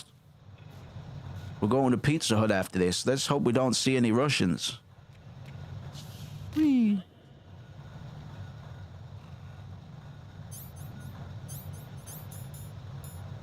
Front. If you don't like Pizza Hut, then you ain't coming. Good. I take a picture. I take a picture. George Sears surrendered his presidency in the aftermath of Shadow Moses. The official reason given did not, of course, include the development of Metal Gear Rex and Sorry, son. nuclear warheads. But I've got to take a picture. rumors that he was forced to resign after the Could have taken a picture in that boy in his boy pants. Or a picture of a nice Japanese girl smiling. That'd be nice. supposedly the first preparatory Let's see if we can get that done. against the future possibility of reduced nuclear defense capability. NMD technology leaked to other nations would make that continue. Where does this go? Does it go to the smiling girl room? Probably not. The proliferation and development of Metal Gear technology are about to render They're using words like proliferation. I don't think we stand a chance. There are also forces at work trying to I think we should call this off, Otacon. They're using words that I don't understand. the human race Not a ladder on this side. back into the endless arms race of that last century. And we cannot afford to play that Russian roulette again. The Metal Gear Shouldn't ever really play Russian roulette. is here to prevent that. Making me nervous, man. Fucking voice is cracking. I just can't dread to think of all these boys playing Russian roulette together without me invited, man. Brain drain of nuclear specialists in the black market. Bunch of fucking Americans and Russians playing Russian roulette at the Burger King Pizza Hut lounge. Oh, fuck! What's going on? Snake! Snake! I've heard rumors of a Pizza Hut green room, Otacon. Do you think we should go and investigate? Fuck, I have to take all those pictures again? Great manta ray. Our ray has a sting that nature never gave the manta. With this latest Metal Gear, we can rule the sea and land as we never have before. Yes, man, we can finally fight Godzilla. That's the spirit. You must be tense. Let's do a little stretching, shall we? Do a little kissing, shall we? Kiss the man to your right, then kiss the man to your left. In an orderly fashion, just like we taught you. Front.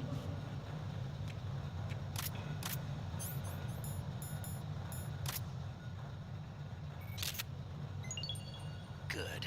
Good evidence. Getting back to the topic at hand.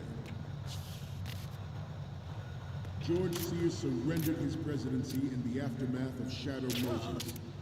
The official reason Surrendered his presidency. Is that how you'd... nuclear warhead. that a terminology? But even you will have heard rumors that he was forced to We resign. can play Russian roulette without a moose. Also, I think my dealer laced my drugs. I'm starting to do the Fenty flop. He's starting to hit the griddy against his will. Somebody send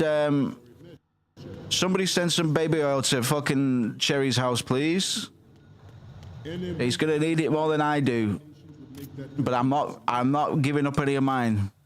This theory is Hope you're feeling well, my friend. intent to I hope you're not burning in the lakes of hell, my friend. I guess it all depends on your definition of hell. country of these corrupting forces. That is our mission. You will bear that. And maybe you're into that. I don't judge. Some people probably Metal Gear's opposite really want to go to hell because they get off on it. twice about their nuclear strategy in the light And they're in luck because if they keep on being masochist heathen likes, seem to be repeating myself. then they'll definitely get there. Old age. Right, I'm gonna go hand in these photos, man. Let's get the game started proper. I missed out on some of the cute little Easter eggs, but to be honest, I forgot. You can take pictures of cute little smiling girls, which is great. They are old little girls though. They're not actually little girls. They're actually old little girls. And on top of that, you can take a picture of a man in his boy shorts, but he's a man wearing boy shorts. Okay, logging in as Scott. His password is fetish. Oh, no, that wasn't the right one. The second one was Pizza Hut, and we got there.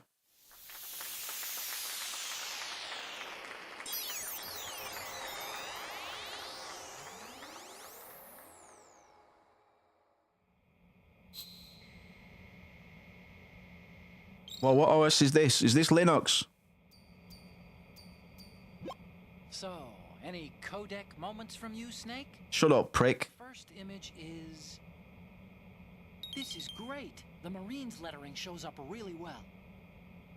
172 by 208 pixels, bro. Could have just used my iPhone. Okay, that's good. The shot from the right is in the back. Yeah. Oops.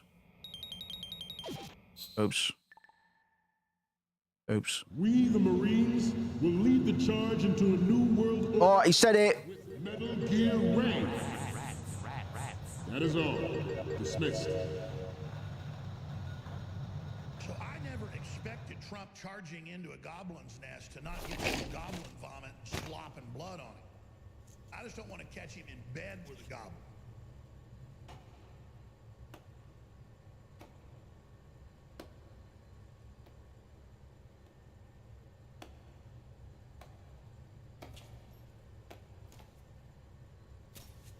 Excellent speech, my friend. Who the? Give Nobody move! They say it's the mark of a good officer. And of a liar. Americans are too in love with the sound of their own voice to speak the truth. Identify yourself. Nobody move! I am Shalashaska. That's a stupid name. Revolver. Ocelot.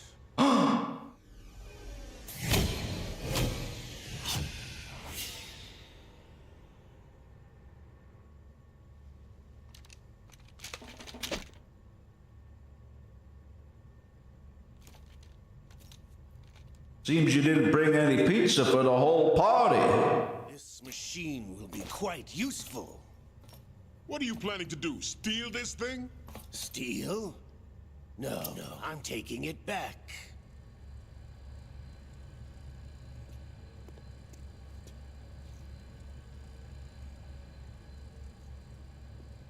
I'm gonna power pose. I'm gonna steeple and power pose. This is called steepling.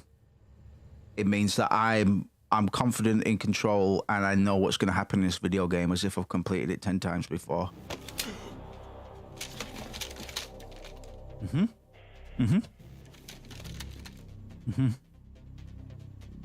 Well, it's going about the way I expected. How about you people that haven't played this game before? Nobody move. Understood. Probably didn't see it coming to this, but well, I mean, for me, it's all coming to fruition. It all makes complete sense.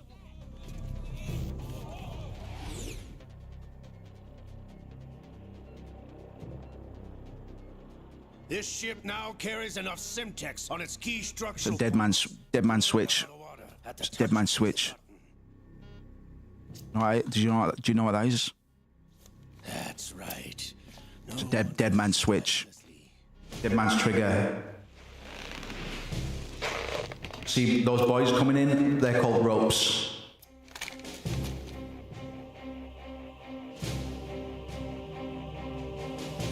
This is a bit of a situation going on.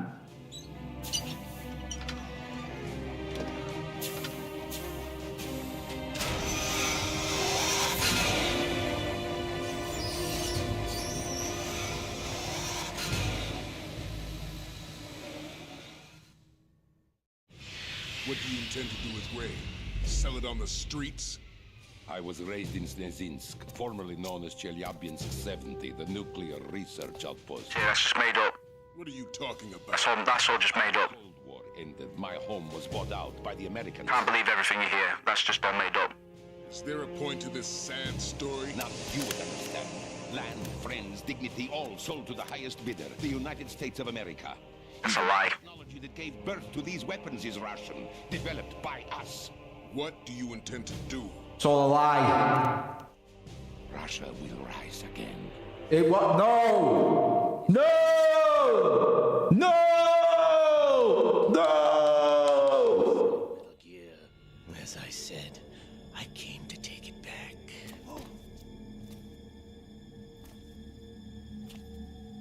They don't sell it.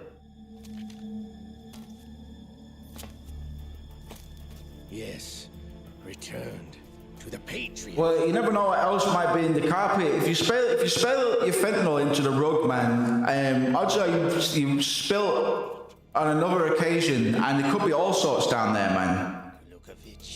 You could have like a nice little ketamine fentanyl burrito going on. Mother Russia can rot for Just get all the dust off your carpet and roll it betwixt the blunt skin and fucking have at it, man. Throw the dart at the dartboard behind your back with a blindfold on. See what you hit. Better yet, take the dartboard to a shopping centre. On Christmas Eve, no less. Your daughter will die here. Damn you!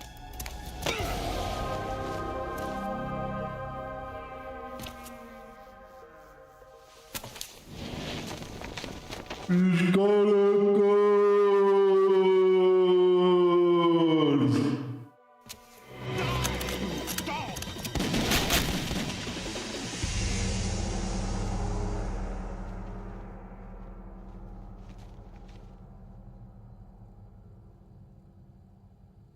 Don't move! Sergei, looks like you were long overdue for retirement. Traitorous dog!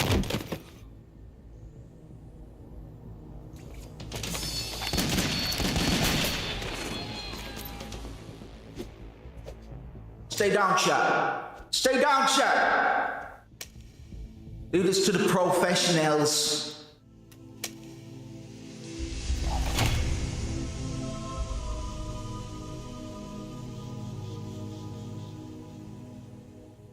It's a lot harder to do when your gun has a wire attached. I could do it otherwise. It's over. If you wish to live, I suggest you run now.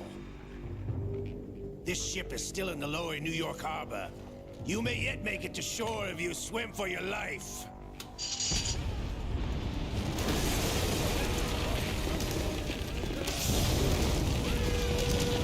Fucking hell! Fucking hell! Fucking hell!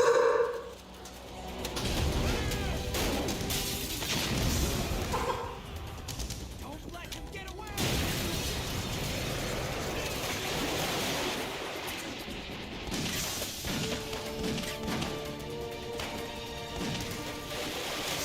Fucking madness! I was about to grab my water bottle and just throw it all over me to really immerse myself. I mean, this is waterproof, but I literally saw snakes splashing in the water. My instinct was to grab this and just to fucking throw it all over me. That's how committed well, obviously I'm not committed enough, man, but It's been a while, brother. trust me, man. If I ever get to do this for fucking pay, Who I am. I'll go to such extreme lengths for you guys. Not so young anymore. I've got to save some of that. I've got to stay. Listen, I can't be too desperate at this stage in the game. I know what it's like. We're not monetized yet, but at some point, man, I'll fucking listen. Wonder Naomi passed you I'm an actor. I'm a performer. I'm your bitch, and I was prepared to just throw this water all over myself to simulate the water in the video game. That would have been special. Another time, perhaps. Pointing to my pretended another time. I've got to save some of the good stuff, man. It's not pride that made me stop. It was the fact that we're not monetized yet. I've got to hold, because otherwise people are like, I'm not gonna tip Moose, man. Like, remember the shit he used to waterboard himself just because Metal Gear was doing it.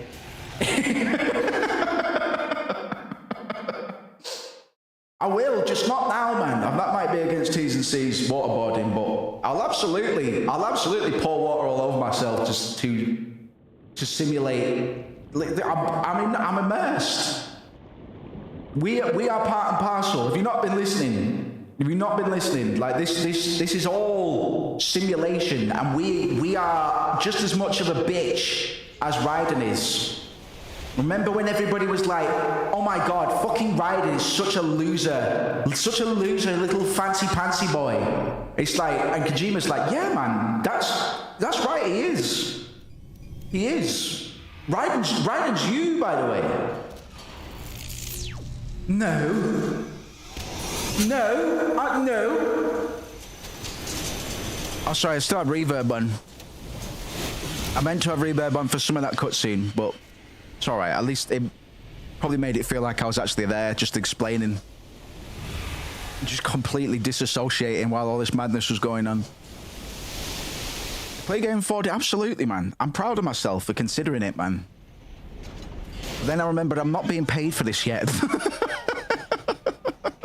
And I could have, just in case I end up pouring water on technology, it's good to have some insurance. Appreciate the support. I appreciate the support, Jerry. I'm working on an advice to be able to project 90% accurate smells. I was talking about smell-o-vision the other day. Can't remember in what context, but I literally was. I think it was to smell Meryl's sweaty, hairy armpits, man. Something to that effect. I'm decaying, rotting corpses, man. That would turn everybody off, wouldn't it? Yeah, violence. What about if you could actually smell the hot blood being ripped out of a toddler's neck every time you were in VR, man, and you wanted to go and disembowel some children on Skyrim. So I've just been fucking content flagged like 12 times in 5 seconds.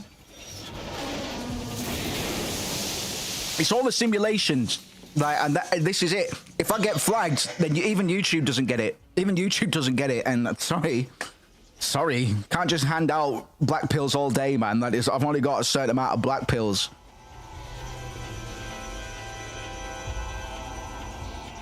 It's dumb. Yeah, you're right. But there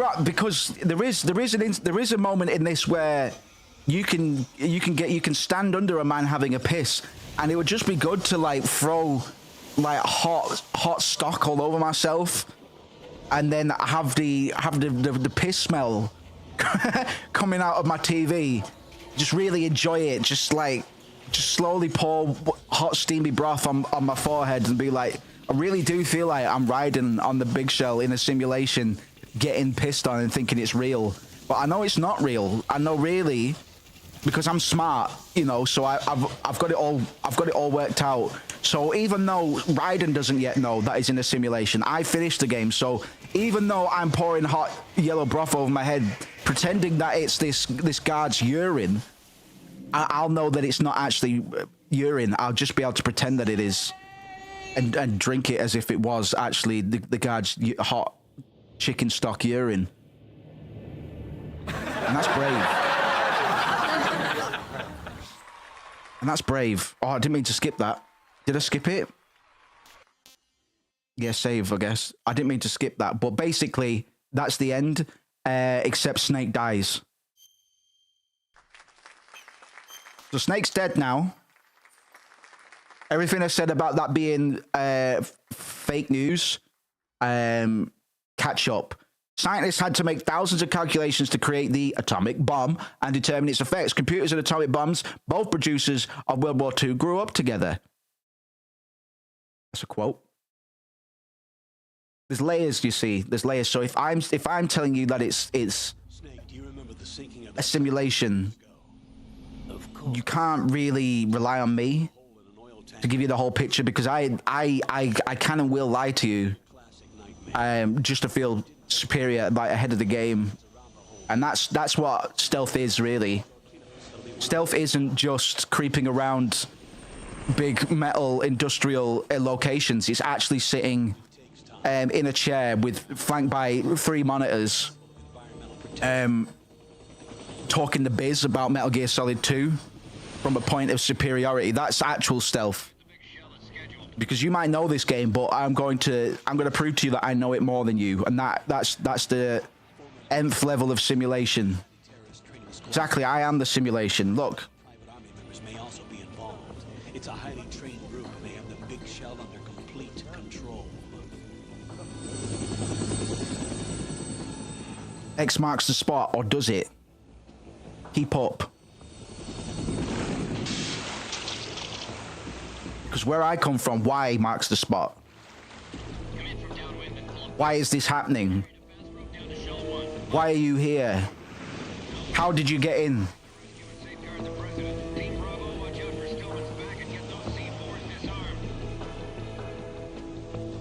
Shouts out to Ashley. That's a big round of applause for Ashley.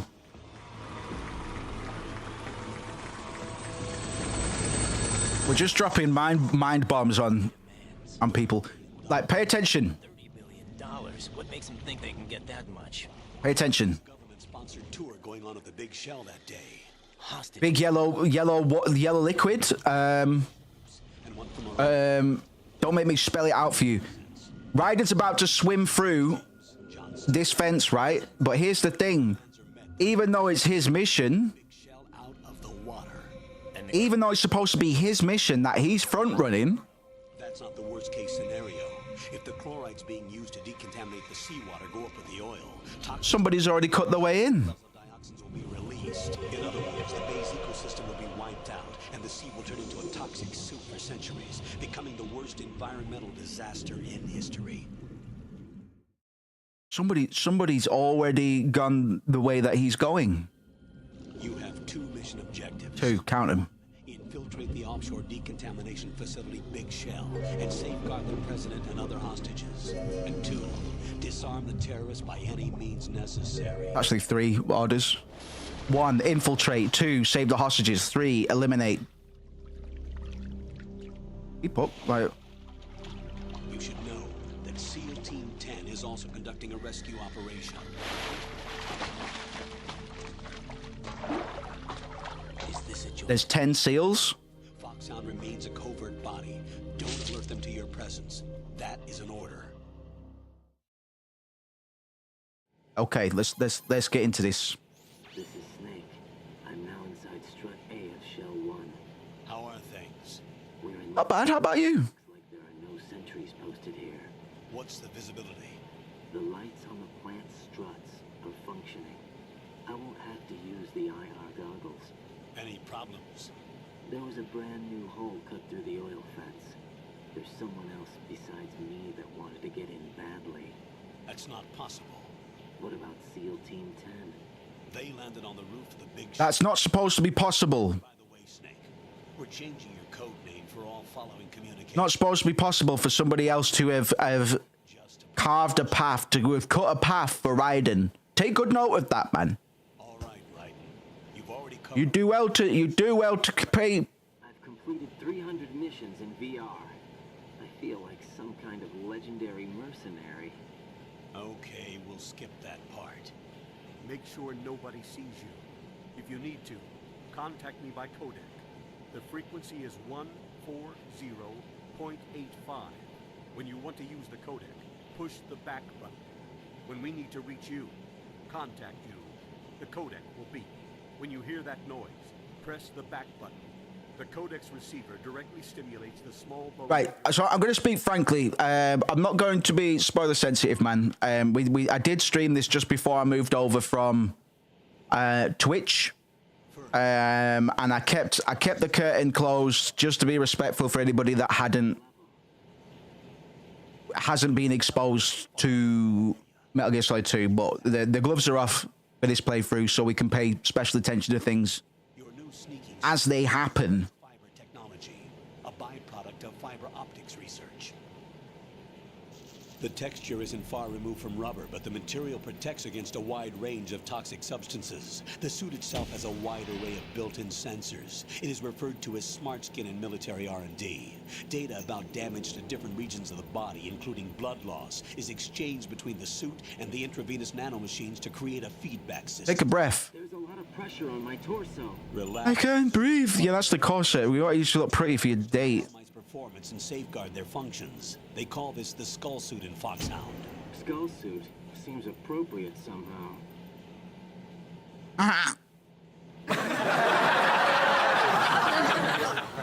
The elevator area. Locate the hatch first. Moving on to main mission objectives. He's horny for it, man. So, let's do a top-down sort of overview of what we're to expect. Whilst Metal Gear Solid 1 centered on ideas of like genetic determinism, free will, all that smoke. Metal Gear Solid 2 shifts to mimetic inheritance. We had Liquid Snake talk about Richard Dawkins' selfish gene theory at the end of Metal Gear Solid 1, and we know Richard Dawkins has a bit of the thing for the memes, man. Not can has cheeseburger ones, but the other ones. It's the idea of the transmission of ideas, behaviors, cultural info. So we're going from the way Kojima's doing it is we're going from it's evolving from biological to social constructivism, right? A big turning point for the plot is going to be the S3 plan, the selection for societal sanity. The S3 plan is what ends up revealing a lot of Metal Gear Solid 2's core philosophy or its philosophical inquiries, like how identity is shaped by not by genetic information or just into genetic information, but by information control. So, sorry, how identity is shaped not just or not by genes at all, but by information control. So this is going to be evolving Metal Gear Solid 1's themes in a few ways. First of all, we're going from biology to information. So the Patriots, which we haven't learned about yet, but we will be doing, and we will never stop hearing about them until Metal Gear Solid 5. Because the Patriots hadn't been formed as of Metal Gear Solid 5. Anyway, the Patriots are a shadowy deep state organization, man. Very elusive. They're basically the Illuminati. We won't overcook it. They are basically the Illuminati. We can think of them that way. And they've moved from beyond genetic manipulation as all the stuff that we saw in Metal Gear Solid 1 with the whole cloning debacle, the Fox Die virus and stuff like that. And they've moved to mimetic control. So they've moved from genetic manipulation to mimetic control, which is reflecting this shift from industrial to information-based societies, right? And it's all simulated experience as a kind of formation. Raiden's VR training, which he's already discussed. He's already brought it up. I've done over 300 fucking simulations. I've played so much VR, chat, that I feel like I'm actually Solid Snake. That's exactly what he said. That's exactly what he said. He said, I played 300 VR games and now I'm Solid Snake. And his training parallels, or is, the player's experience of Metal Gear Solid 1. It is heavily inferred that, and this is kind of by the by, it doesn't really matter what you believe, but it's fun to think about anyway. There's the idea that we never actually played Solid Snake in Metal Gear Solid 1. We played Raiden playing Snake in Metal Gear Solid 1. And Snake wasn't even really playing, he wasn't his own man in Metal Gear Solid 1. We talked about in Metal Gear Solid 1, there's so many layers of deception and bullshit and misdirection in Metal Gear Solid 1 that we could be here all day revising it. But there's the theory that, we know that Raiden did complete the Shadow Moses incident mission through VR training. That we can basically confirm. Whether or not that was the simulation that we were playing in Metal Gear Solid 1 is all retroactive. It's whatever. It's truly whatever, to be honest. But a lot of the point. Sorry, it's all suggesting that identity is kind of formed through mediated experiences rather than authentic ones, right? Like we're all engaging in some form or layer of simulation that is informed by one thing or another that is outside of our parameters for perception. Just as kind of Big Boss, just as Snake inherited Big Boss's genes, Raiden is inheriting Snake's experiences through simulation. It's a bit of a meta commentary on how cultural narratives form identity. So instead of this genetic determinism, we're having this kind of mimetic determinism instead. Does that make sense? So whereas everything in Metal Gear Solid 1 was like, right, well, we want to see if we can rig genetics in such a way that we can get expected outcomes, and it turned out to be a bit of a botch job in Metal Gear Solid 1. So now the social experiment that is underway, or the societal experiment that is going on, is to see how cultural narratives and identity can be formed through memetics, through information, the transmission of ideas, cultural stuff, yada yada yada. It all gets a bit heady, so I'm just getting, and we will come back to all of this, man. Like this is just a primer. Versus last time, it's always difficult when I'm trying not to spoil things because I have to bite my tongue, and then when we get to a certain point, I go, and there's still stuff like, there's still puzzle pieces missing, so I have to watch what I say anyway. But I'm just gonna we're just gonna take the gloves off, and we'll go through it all, man. Cherry says, this is why I love your streams. I can still tune in and soak up the bit of lore I can. Absolutely, man. That's what we're here for, man. And it's not because, you know, people wouldn't be able to get to this level of understanding on their own, but sometimes it just helps to have it articulated a certain way. And that's not to say that I have all the answers, man, because a lot of the stuff I'm saying right now is stuff you already know. Like this, for example, the entrance to the big shell is all simulated. It's all just a remodeling. It's a diorama. Some elements are moved around, but it's essentially the same rhyme and reason in regard to how we entered the Shadow Moses facility in Metal Gear Solid 1. When we come here, we've even got the forklift and stuff like that. And we could probably use the forklift to duke whichever guard comes off the lift. Let's get these codec calls, man. I'm going to be patient with the codec calls as well. Just let them say the piece. Any of the enemy's equipment. Why not? You should know that all active weapons are equipped with a personal identification system. The owner enters their required user ID. Bless you, Cherry. Thank you for watching the VODs, bro. It helps so much. At the start of a mission, if anyone It does help so much. We're well on our way to first wave or first milestone monetization. I haven't checked, but we needed 3,000 watch hours, and we'll be on about 2050, I'd guess at the moment. I did predict we'd nail it by March, but we were hitting numbers on Final Fantasy VIII when I made that prediction, so it's all good. We're well on our way, man. And all the VOD stuff goes towards that. I'm going to start, but they've started putting in some pretty good tech for sorting shorts and stuff out. So I'm going to put a bit of time into that over the weekend. And get some music out as well. We've had quite a few old schoolers, quite a lot of day ones popping in. And even though it's a delight to hear that this content is enjoyed and appreciated by some of the people that were originally just here for music, I owe it to myself and to you guys to fucking walk over the goods at some point as well.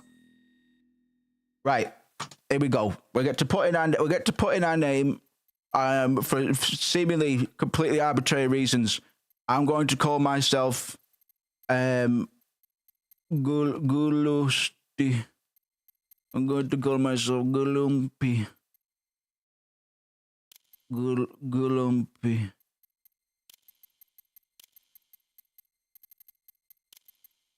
Gulumpino. Gulumpino.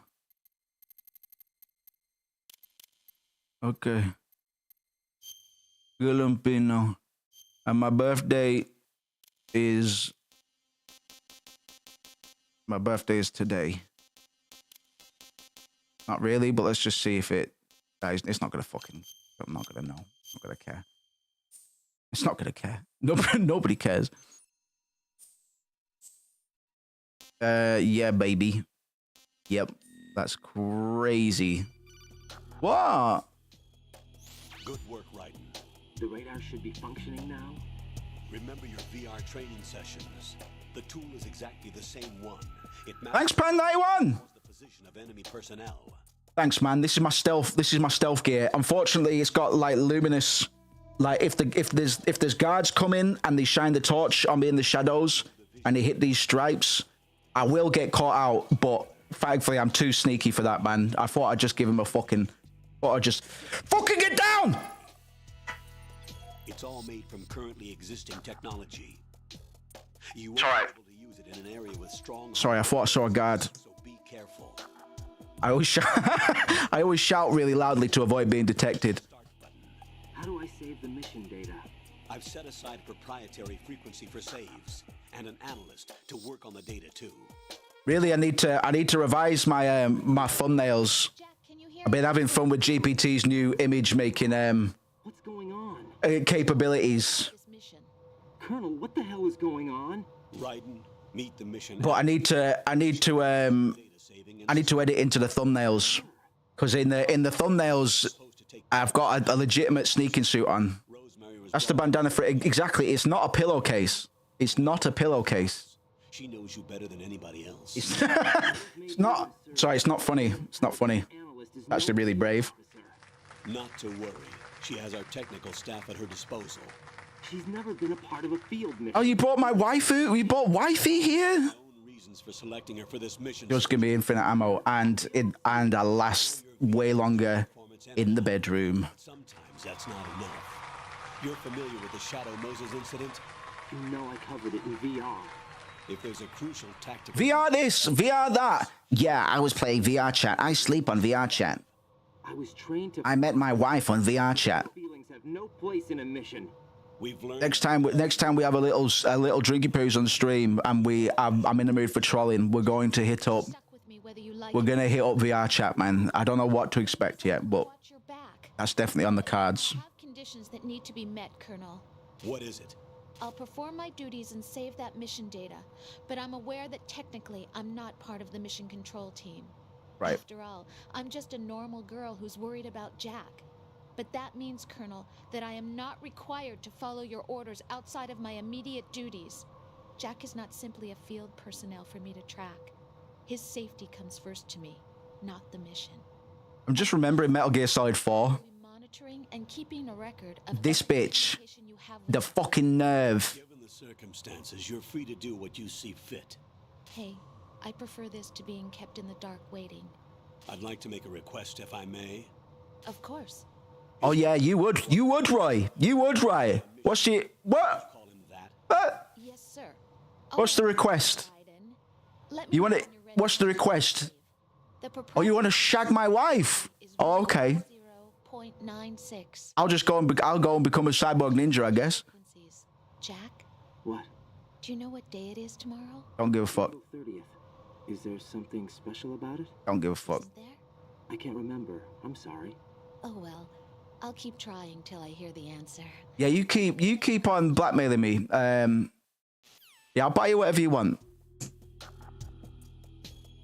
Go ahead. Go on. What day is it tomorrow? Our anniversary, right? Yeah, you do know I'm in a life or death situation. I'm quite. Be careful, Jack. Find somewhere to hide until. I'm quite stressed right now. Stay out of sight. But that's all right. Go on. No, I'll listen to you, Rose. So much like Metal Gear Solid 1, we're appropriating the forklift. Oh. Never mind. Well, we would be appropriating the forklift there for special sneaking activities, but it turns out that's not what is happening because I stood up at an inopportune moment. Sorry, I'm stuttering because I'm very nervous about being on this mission with you guys. Normally when I take on like stealth missions, I work alone. So this is actually very I'm actually quite nervous. I'm not very good at public speaking, you see.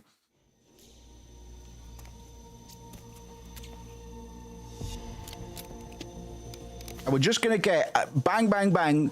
We're gonna keep on getting allusions to Metal Gear Solid 1. That shouldn't be news to anybody that's familiar with this game, but it bears pointing out early. I'll try not to repeat myself too much. The hero of Shadow Moses? So that's why you... But this is a thing that happened. Right, but he can't be the Solid Snake. He died 2 years ago on that tanker after he blew it sky high. What? That's not Solid Snake. Wait a minute. Not a chance. Wait a minute.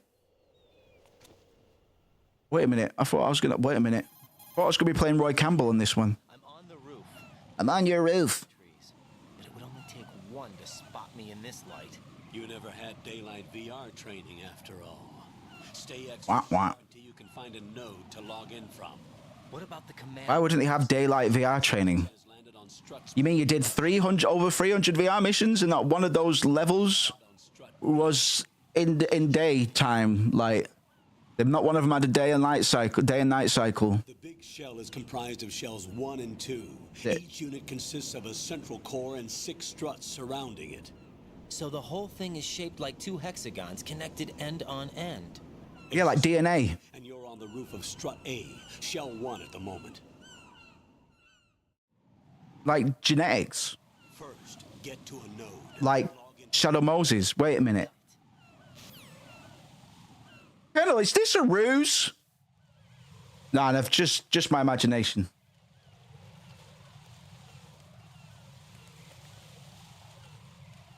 You would tell me if this was a ruse, though, wouldn't you?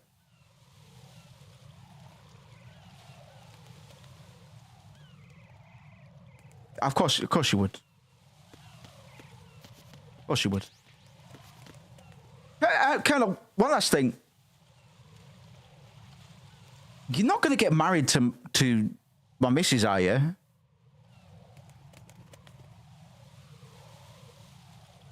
I'm just being paranoid. Watch this.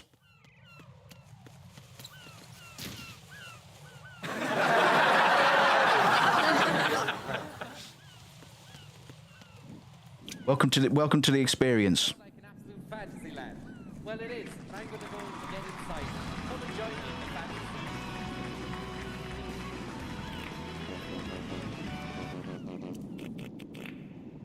If you can believe it. Beautiful. Welcome to the experience. We're playing Metal Gear Solid 2 on the Sony PS2, made by Satoru Iwata and Miyamoto Sama Sensei back in 1962, featuring Stanley Kubrick on the 1s and 2s.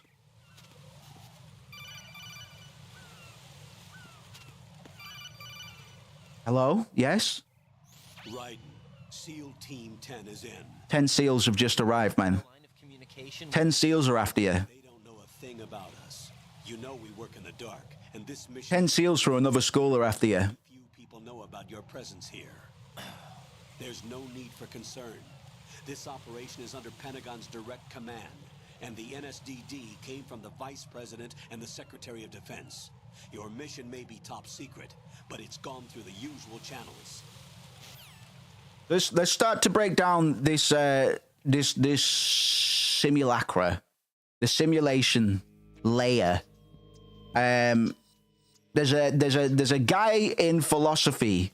His name is Jean Baudrillard, sorry. Balderdash, Jean Balderdash, okay? And he has this concept of hyperreality, where simulations precede and replace reality. The entire Big Shell incident is going to be revealed later on as being a reconstruction of the Shadow Moses incident, making it a simulation somewhat without an original. Flatten yourself against a wall and hit the punch button. Got it. This physical space that we are in replicates key elements of Shadow Moses. It's got the helipad, it's got a core, it's got a swimming in bit, it's got a forklift in the swimming in bit. The narrative beats deliberately mirror Metal Gear Solid 1's structure. This creates what Baudrillard would call a precision, or a procession rather, of simulacra, where copies exist without originals, and simulations precede reality rather than representing it. One of Metal Gear Solid 2's most revolutionary aspects is its inclusion of the player in its fucking ruse, in its critique of simulation. Players are expected to play as Solid Snake because that's all that the fucking marketing was prescribing, man. But that's not what happened, man. So players prepared themselves. Fans of Metal Gear Solid 1 were like, hell yeah, dog, I'm ready to play Metal Gear Solid again. And Kojima said, oh, ho, ho, and he rubbed his little chin and he said, how about I fucking pull a fast one on you? The game advertised scenes that never actually appear in the final product. The narrative is going to repeatedly reference player expectations, only to fucking throw them in your face. Sorry about that, Cherry. This is what we would this is kind of a subversion of spectacle through its own methods. It's forcing players to confront their desire for simulation. And you'd be like, well, obviously, we want to play fucking video games, dog. It's like, yeah, but, and then some, man. So the game's final revelation is going to be that Raiden's entire experience was a control simulation, which extends to implicate the player. We've just put our name in on the little console there. That our name is going to be inscribed on the dog tags that Raiden wears. Ergo, Raiden is a proxy for the player. So everybody complaining about Raiden being a fucking weak little bitch boy, soy boy, beta cuck, they don't realize that really, in effect, they are actually pointing at themselves in the mirror and saying, do you want some, you little soy boy? Which is just brave, just so brave, just so brave. Raiden, watch your back. That's a cipher, a type of UAV. If it spots you, it will alert enemy personnel. Exercise extreme caution. But you can use chaff to set up an interference field. That'll knock its sensors offline for a while. Try to locate some chaff. Chaff. Shouts out to Chaff. Destroy the engine or the camera. Some of the UAVs may be armed. Be careful. Copy that. So we're implicated to fuck. If what Raiden is experiencing is a virtual mission, then what are we experiencing? If Raiden is manipulated by programmed experiences, are we being similarly programmed? This is Alpha Zero. We have the president. Is he safe? He is safe. What about the package? Tell the guys upstairs that we secured the... Another video game that did this, but not quite as effectively, was BioShock, man. If you remember, if you really want to kind of dilute all of the fucking postmodern aspects of and philosophy that go on in Metal Gear Solid 2, just think about BioShock, and would you kindly? I won't tell you what I mean by that, just in case you've not played BioShock, because we'll get to that at some point. But BioShock only did what Metal Gear Solid 2 had already done 10 times better, and I do like BioShock, but fucking, we'll get to that. One of the Colonel's famous, like, because bear in mind the Colonel is an AI. Fucking Rose is an AI. So they're all, you know, they're all just feeding Raiden lines to get him to do the things. The Colonel, AI Colonel, says towards the end, so I'll be paraphrasing, digital society furthers human flaws and selectively rewards development of convenient half-truths, which is speaking directly to the video game itself. This kind of creates a bit of a weird, vertigo-inducing, recursive loop where the critique of the simulation occurs within the simulation. Yeah, we know we're all playing a fucking video game, but what's the point in playing a video game that's aware of itself? The point is, well, it's not. It doesn't just stop at a video game. It's other systems beyond the video game as well. This is just forming layers. Raiden's at the ground level. We're at a level above him. So who's above us? You know, it's one of gaming's true first pioneering postmodern texts, I would say. Next game might be Death Stranding, because Death Stranding 2 is coming out in about 3 months, and we want to be right on the money, ready for that. But BioShock is pretty good, a pretty good one to play. Yeah, I'd have no problem playing 1, 2, and 3, to be honest. One's my favorite by far. BioShock 1 is what introduced me to philosophy. It's what got me interested in philosophy. So it'll be interesting to play it now, because I've not played it since I played it for the first time, which was fucking years ago. But oh my God, it was a fucking trip, man. Like, I remember playing it after getting my PC upgraded, almost specifically for it, and just being fucking enamored with how good that game looks. It probably still looks just as good now in my mind's eye. So yeah, maybe Death Stranding, just to keep ahead of the curve in terms of Death Stranding 2. But here's hoping, because I'm fucking broke as a motherfucker at the moment, so I need to be profiting enough that I can actually scoop up, because I want to be right on in front. I want to be front running Death Stranding 2 analysis, ideally.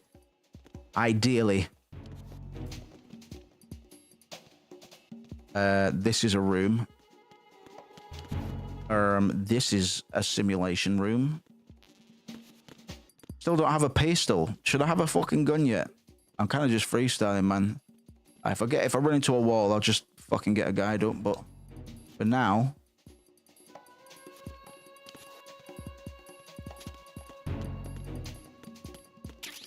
stun. The game is going to explore how digital information then and now transforms our relationship to knowledge and to truth. You are fake news. The Patriots' plan by the end is going to kind of create a bit of it's going to reveal a little bit of a paradoxical insight in that. Oh, Christ. In that,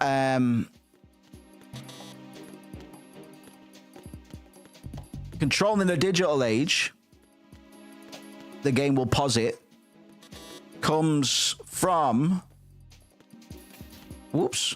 not from restricted information, but from flooding consciousness with it. It's going to inundate memory, the public's consciousness with information. Oh, got the M9. Okay. Yummy. So I'll say that again. Control in the digital age comes not from restricting information, but flooding consciousness with it. Yeah, bitch. It's the untested truths spun by different interests, filtered, manipulated content control to create context is to control meaning itself. That the Patriots plan is all about controlling information, and then you control society, you control evolution, you control all aspects of people in a way. It's going to anticipate, bearing in mind this game came out in 2001. This is ahead of the curve in terms of social media and stuff, but it's going to a lot of contemporary concerns about information control, filter bubbles, race, and kind of algorithmic curation. Whoop.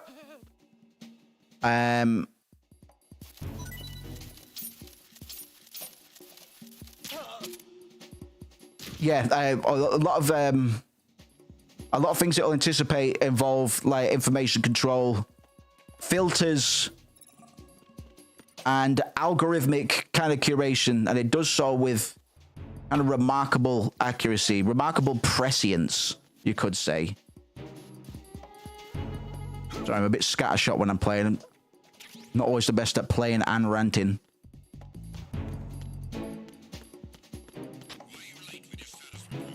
So the game is going to repeatedly emphasize how digital information is malleable and subject to manipulation. Oh no, they're going to send boys out.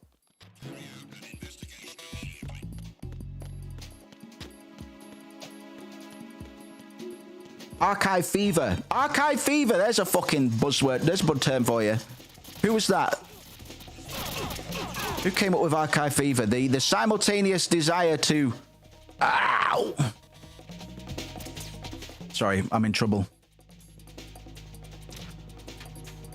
The desire to preserve everything digitally and the anxiety about digital information's vulnerability to manipulation. Archive fever. Is that Derrida?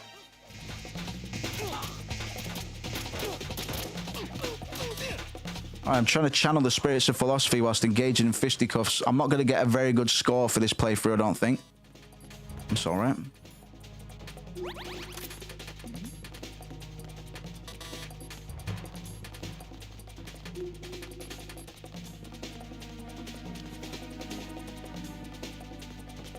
I did get the dirty magazine though, so we're good. We're good in that department. Let's just keep it moving. The Cypher is a type of unmanned surveillance craft. It will alert the patrols upon discovering an intrusion. If your spot... Oh, I know all that, Chief. Raiden's journey. Poor little bitch boy Raiden. Poor little bitch boy player analog Raiden.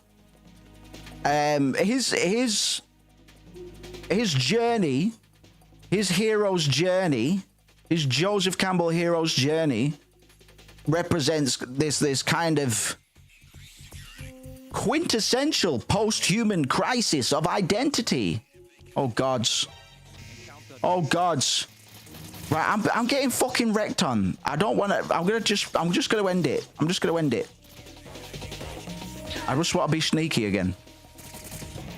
So I'm going for a swim. Right. And this differs from Homeboy Snake's struggle against genetic determination, because Raiden is confronting the realization that his entire fucking identity is constructed. Because Snake was able to rebel against the idea of genetic determinism. But we got this idea of the digital body now instead of just the biological one. This game's got a kind of several different versions of the technologically mediated quote-unquote body. Freeze. Freeze. Give me your Pokemon cards, fucker.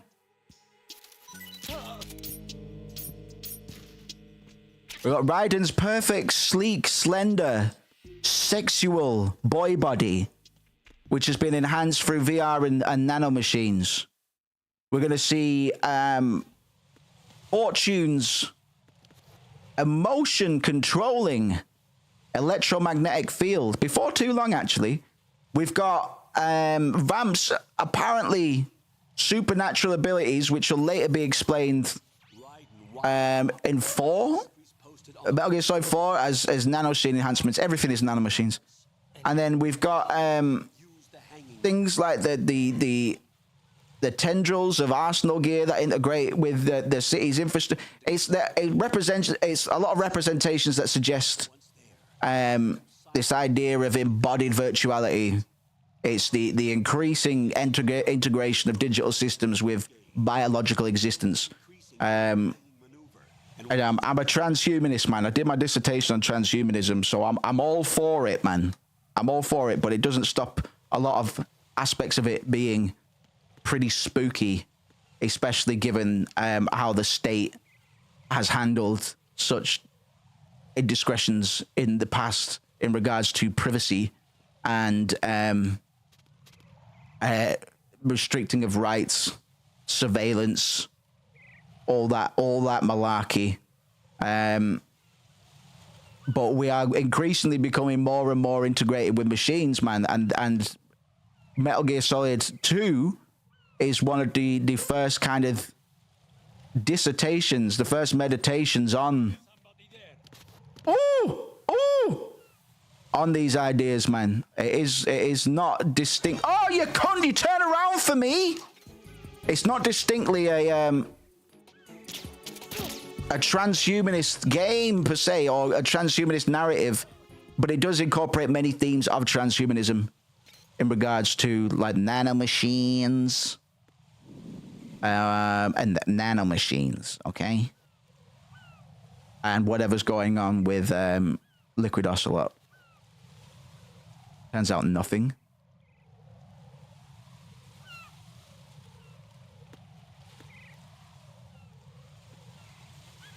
And more shit on there.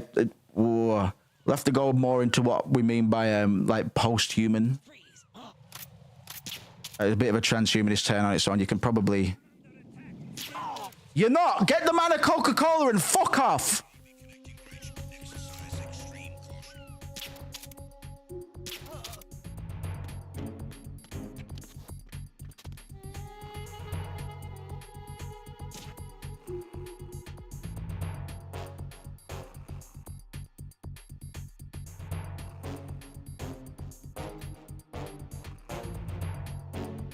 No, we're getting quite a lot into fucking delusion philosophy as well, which I've been digging into quite a lot in the evenings recently. It took me quite a while to get my head around it, but let's think about it in terms of identity in a delusion context. Isn't static. It's a fluid thing that's kind of always becoming something else. So we've got a pretty fragmented protagonist character here in regards to Raiden. Raiden's, in terms of post-human, the post-human condition, Raiden's psychological fragmentation is kind of the first stage, and how we define him as having or being part of a post-human crisis. He's got his disassociation from his child soldier past. He's got his constructed present identity as Jack. He's got his performative role as Snake. And later he'll have his full awakening as Raiden.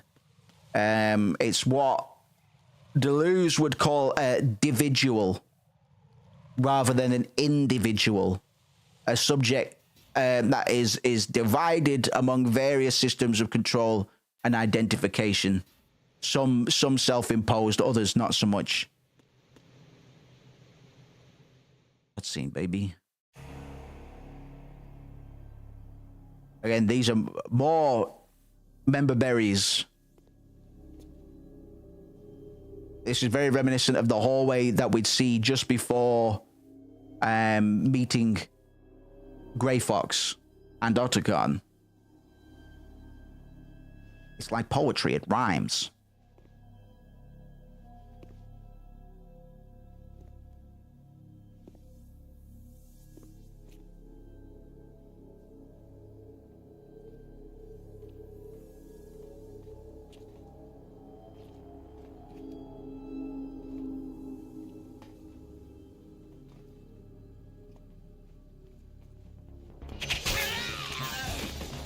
Alza.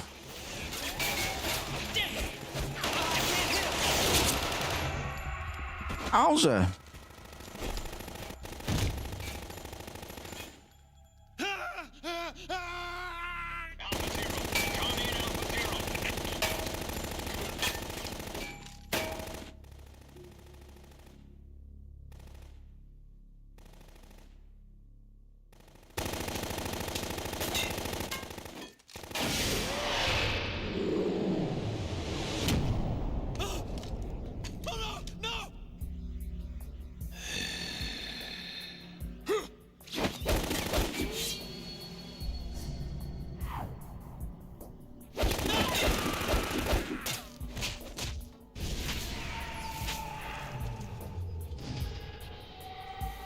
Yummy.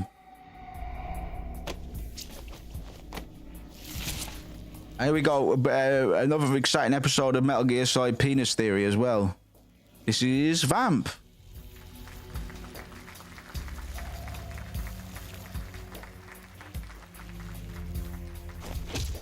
All Alpha, come in. What's going on? Alpha, respond.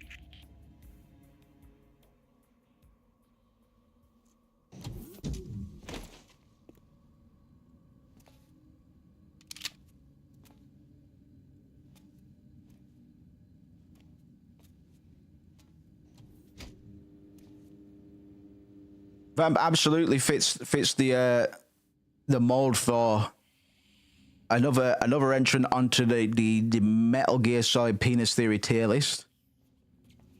He'd probably be quite high up there. He's another uncanny kind of intersection of sexuality and death. Eros and Thanatos. It's representing desires that kind of transgress your fundamental boundaries. Is a return of primal forces that are repressed by the peasants of the world, man, and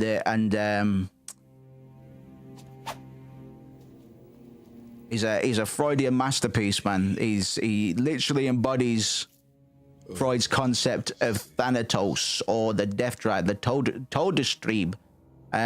Is apparent immortality, is kind of showy of an idea that like the compulsion to return to an inorganic state. He drinks blood for some reason. This is the idea of incorporating the concept of death into the self.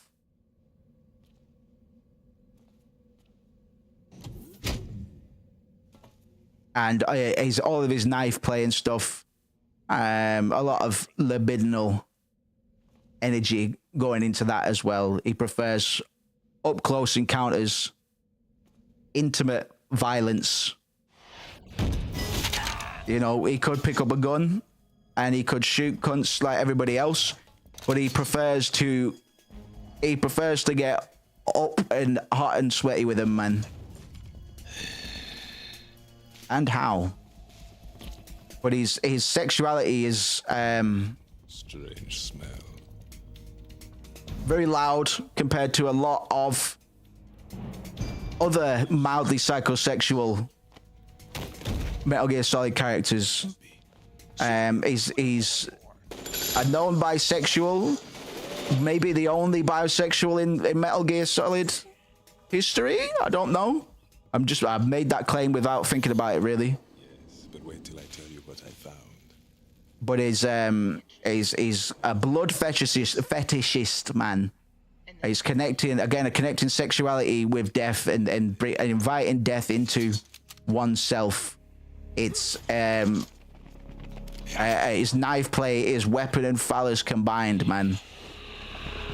And guns are already quite phallic objects, symbols anyway. Hold on. I'm not an enemy. Calm down. But he's also got the oral fixation, right? He likes to suck. My name is Pliskin. his blood drinking is easily like a kind of Freudian regression to oral incorporation, which a lot of people, well, I say a lot of people, but we could see things like smoking and vaping as being quite similar, not all the way similar, but in terms of oral fixations, it's not too much of a stretch. But in this case, it's very literal in regards to he's taking others into himself through the mouth. He's deriving sustenance and pleasure simultaneously, and he's kind of trying to blur the boundaries between the self and other through incorporation of all of these elements. Man, he's a kinky fucker basically. No. He's a fucking mad kinky cunt. Extensive training, the kind that's indistinguishable from the real thing. Like what? Sneaking mission 60. Yeah. Weapons. Sneaking mission 60. Advanced VR, huh? but realistic in every way. Yeah. Yeah, man. Runt of the digital age. That's just great. That's far more effective than live exercises. You don't get injured in VR, do you? Note that these are all the VR missions that are included in Metal Gear Solid 1. Sensation in VR and even a sense of reality. So this is Raiden already playing as Snake. To remove you from the fear that goes with battle systems. Therefore, we can assert that, or we can project this idea that in Metal Gear Solid we are not playing as Snake, we're playing as Raiden playing as Snake. So you're saying that VR training is some kind of mind control? Well. Well. No, if he didn't get that phone call,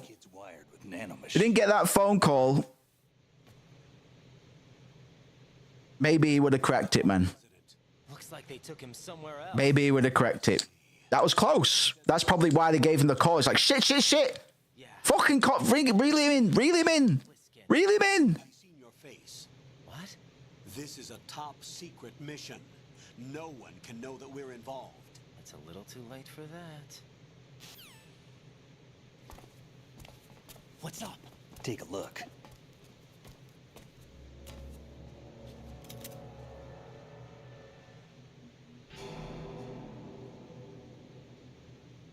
What the hell?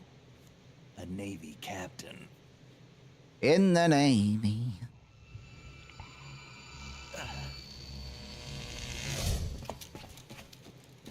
Dun dun dun dun dun. A few minutes. Must have lost a few more pints than I thought. He's been drinking pints. He's had about 10 pints in him. That was Vamp. He's Romanian, a wizard with knives, as you saw. The way he moved didn't seem human. You won't see Didn't seem human. What is he? One of the members of Dead Cell. Dead Cell? Him? A special forces unit created by ex-president George Sears. The name was originally intended. Dead Cell is an echo. It's a simulated foxhound unit in this case. Simulation. They were needed to show VR terrorists with special abilities. With the real thing. But around the time their original leader died in prison, the unit began to unravel. They were always close to the edge, but they became more and more extreme, began to go after U.S. allies, even civilians. We estimate that no fewer than 100 people died as a result of accidents the Dead Cell arranged on their own. They were out of control, and it all came to a head 6 months ago. What happened? The unit was devastated. There are only 3 left now, and you just saw one of them. Why would they go after the big shell? How should I know? I told you they were on the lunatic fringe. What about their leader? Lunatic fringe. Snake died 2 years ago. You mean the incident that made this big shell necessary in the first place? Right, and he was the one that sank that tanker. But he's a legend. Legends are usually bad news. There's not a lot of difference between heroes and madmen. You're saying Snake is still alive and pulled another one? No, he's not involved in this one. His body was pulled the other one. ID'd 2 years ago. Snake is dead. And buried. What about the other soldiers? I saw Russian equipment too. Former Soviet military. They're probably mercenaries. The big shell is too much ground for just dead cell members to hold down. You weren't briefed on any of this? And you came in alone to boot? Why? What are you really doing here? Can't tell. I don't know, really. Fine with me. I don't smoke. Keep it anyway. May come in handy.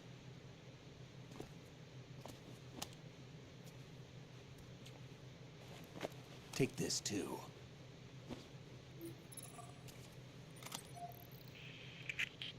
Come in, Alpha Zero. This is Bravo Zero, currently at the bridge between struts B and C. The president is... Damn, I can't hit this thing. It's Oh no. dream. Alpha, anyone, come in, all Alpha. This is Bravo Zero. Aren't you going to answer him?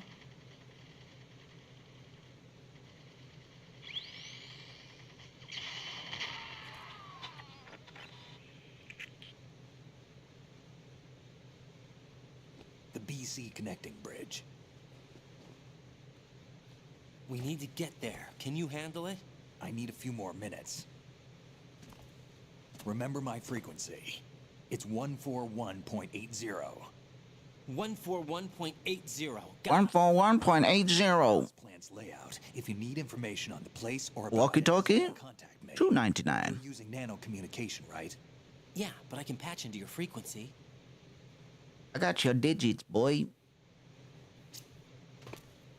Hey, what's your name?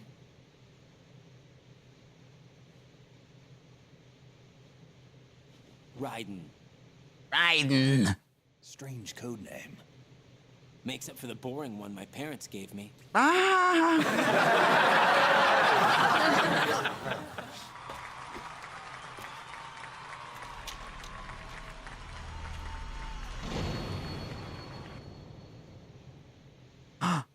He's the bad guy.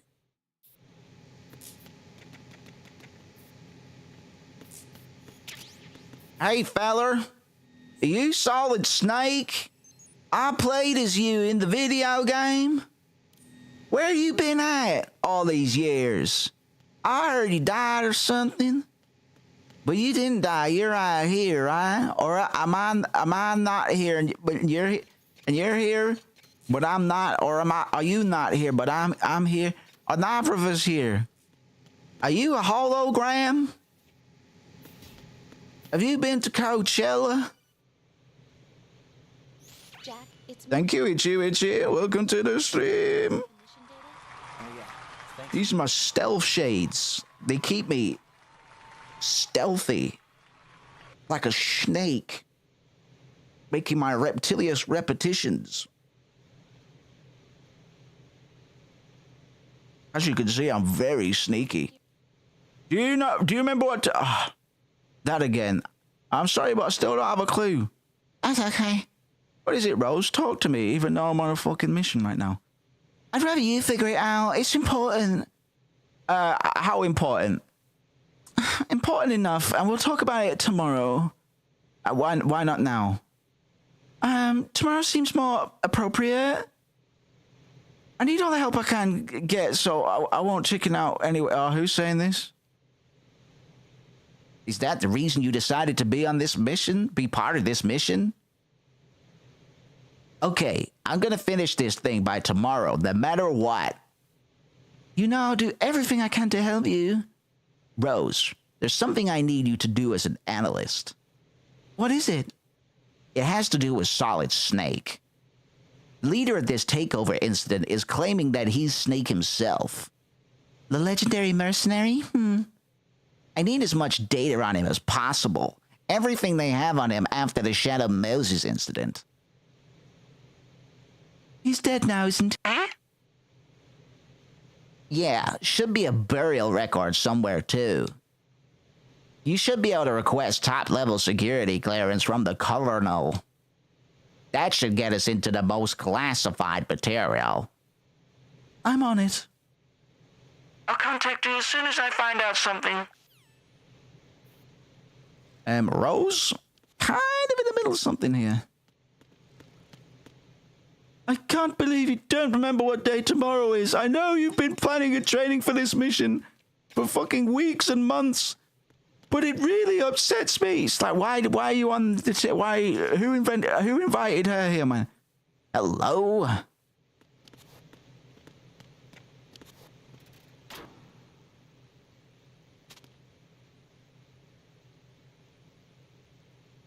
Konami eyes. Konami thighs.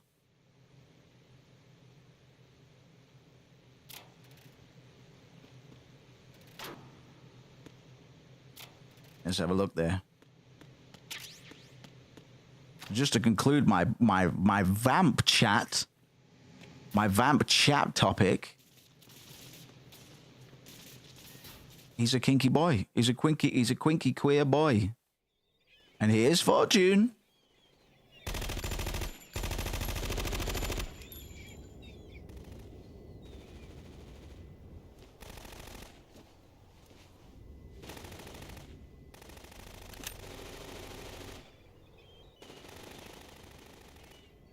Fucking kill me then, pussies. I like Fortune. Fortune's cool. Come on, fucking kill me. Can't kill me today, I guess. How sad for me. Ah, I wish you could kill me, but you cannot.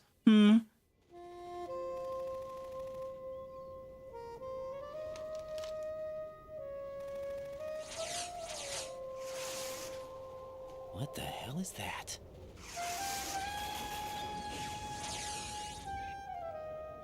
Come, put me out of my misery.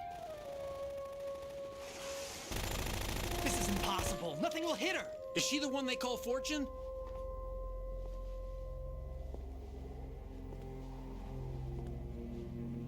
Queen.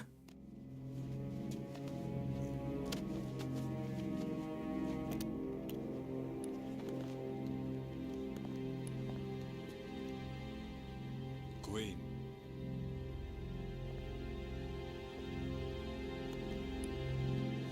Don't let them take the president!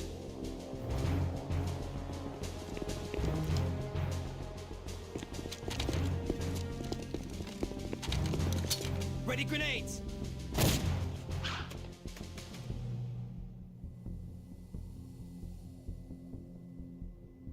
A dud! A dud!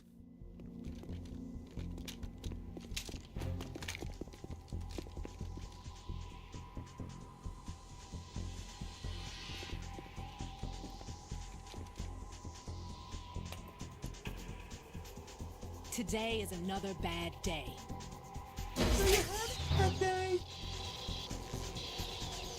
Is there anyone here that can give me happiness?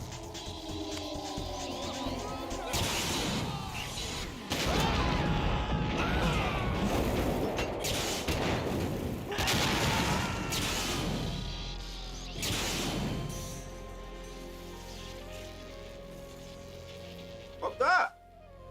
Fuck that, man!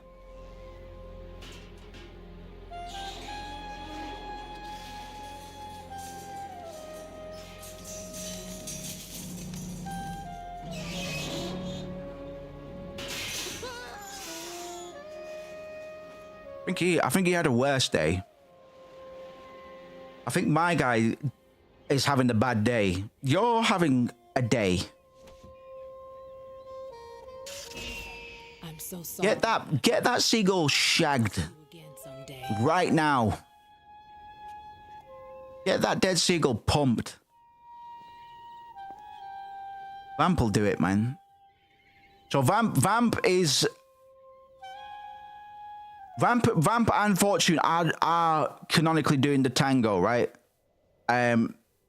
This kind of signals a bit of a melancholic identification with one another. The connection through shared death orientation. They're into death and that, man, rather than affirming life.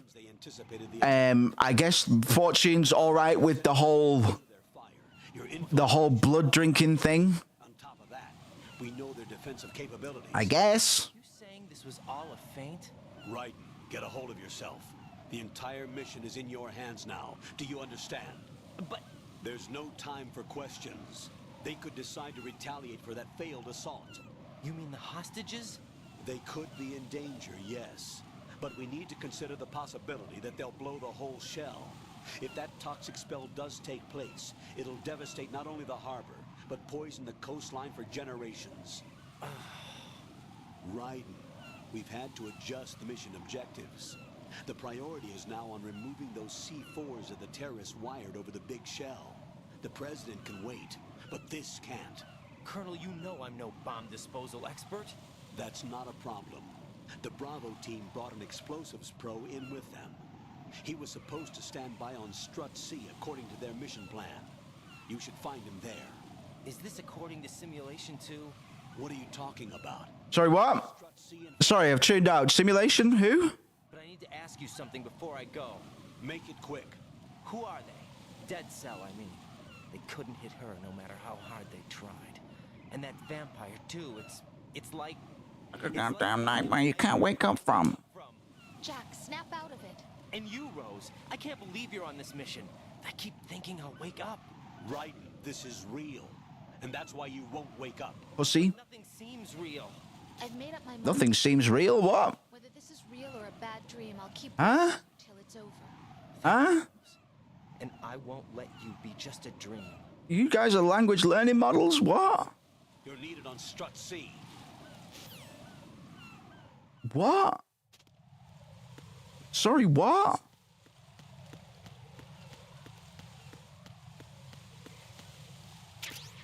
Fortune's another easy kind of Freud head case, man. She exhibits the classic Freudian melancholia. It's the I saw I can phrase this right. It's the incorporation rather than introjection of lost objects, like your daddy or your husband or your kid. It's the inability to withdraw libidinal sexual investment from lost objects. It's that identification with the dead rather than remembrance of them. So if Vamp's sex drive or life drive, Eros, is overwhelming his Thanatos, his Todestrieb, his death drive, we might be able to posit that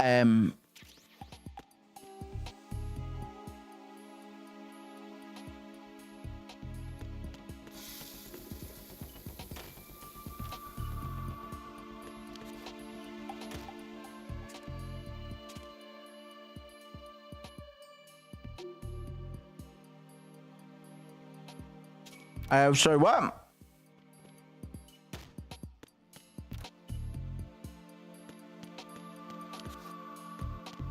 Scandalous. Can't believe that's there. What do they keep it? I've never been in this one before. Ah, just kidding. So if Vamp's Eros is kind of overwhelming his death drive because he's a fucking immortal boy, and he just enjoys being a little rascal vampire man, then I guess Fortune's we're getting ahead of ourselves there. Fortune's seeking of death represents her death drive overwhelming her life drive, as it were. She's in these positions where she's in active pursuit of dangerous situations. She's pissed off that she can't die. She gets pleasure from being around death in some regard. And the reunion, she seeks reunion with the dead as a primary motivation. Her apparent look is a bit of a conversion symptom, man. It's psychological conflict manifested as a physical phenomenon. So this leads to like magical thinking. Her her belief in being quote-unquote cursed with immortality exemplifies magical thinking. It's the attribution of My name is Peter. causal relationships between unrelated events based on psychological needs. Also a consultant for the NYPD bomb squad. A poor old man who got dragged along for this picnic. I thought you'd retired. I did. Can't keep up with everybody, as you can see. A famous church got wiped off the map thanks to me. Oh, nice one. That was you? Big fan. Big fan. So you the bomb disposal guy. Really, God's work, man. God's demo guy. Kid, this is the bomb disposal guy. Open any Apparently not. disposal textbook and you'll see his name. Just ancient history now. Why did they bring you out of retirement then? Because Whoa, sassy pants. Why you be out of retirement, you? Emperor of Explosives, Fat Man. He built an atomic bomb when he was only 10. He built an atomic bomb when he was only 10, is it? And that's why you're here. Christ. Rusty. I was supposed to supervise the bomb disposal. Looks like it was taken care of before I had my turn. I wouldn't Christ. say that. There are at least 2 people here who can claim to be experts at bomb disposal. Are you two with SEAL Team 10? I didn't see you at the mission briefing. Oh, we're with another squad. My name is Pliskin, Lieutenant Junior Grade. Honored to meet you, sir. Mr. Pliskin, do you have any experience with explosives disposal? Don't worry about me. And he looks... So Snake Plissken was the name of Kurt Russell's character in Escape from New York and Escape from LA, which is widely believed to have been the inspiration for Solid Snake in the first place, and probably the inspiration for Big Boss's eye patch, as Snake Plissken has an eye patch. Where is he? I haven't seen him since that skirmish. Was he killed? I don't think so. I didn't find his body. I see. They told me he was a security systems architect for the big shell. Why would they take a civilian along? Everything in this structure is computer controlled. He was supposed to get us past all the security measures. I never heard anything about that. He had official orders with him. We'll leave that for later. Right now, we need to figure out how to deal with all the bombs. But there's no one left from the SEAL's EOD squad. Yup, so we have to do it ourselves. But I've never defused a bomb before. Hold on a sec. Off to confer with the CO again? Glad to hear Stillman is safe. Assist him in any way possible to clear the C4 from the structure. Colonel, you know I've never been trained in bomb disposal. It's all right. The man you're working with is the best in the field. All you have to do is follow his directions. You will, of course, keep your identity and mission objectives to yourself. Best in the field. Came in with Stillman. I wasn't informed of that. It's probably something the SEALs decided on their own.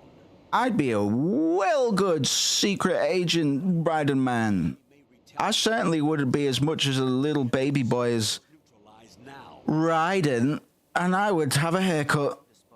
And I would have a haircut before I went to the mission. Trust me. You haven't had bomb disposal training per se in VR, but you're more than VR. C4. VR. A little different from using C4. You're up for this. You know that. How about it, kid? Are the results in yet? There's no need to think about this so much. You won't actually be dismantling the bomb. That's not for amateurs. What we'll try here instead is a temporary freezing measure. Here, look at this. These are stink bombs. So what we're gonna do is we're gonna spray it with deodorant. Get your Axe body spray out. I know you got some. Just look at you. Just look at you. You fucking stink of this stuff, kid. It's live.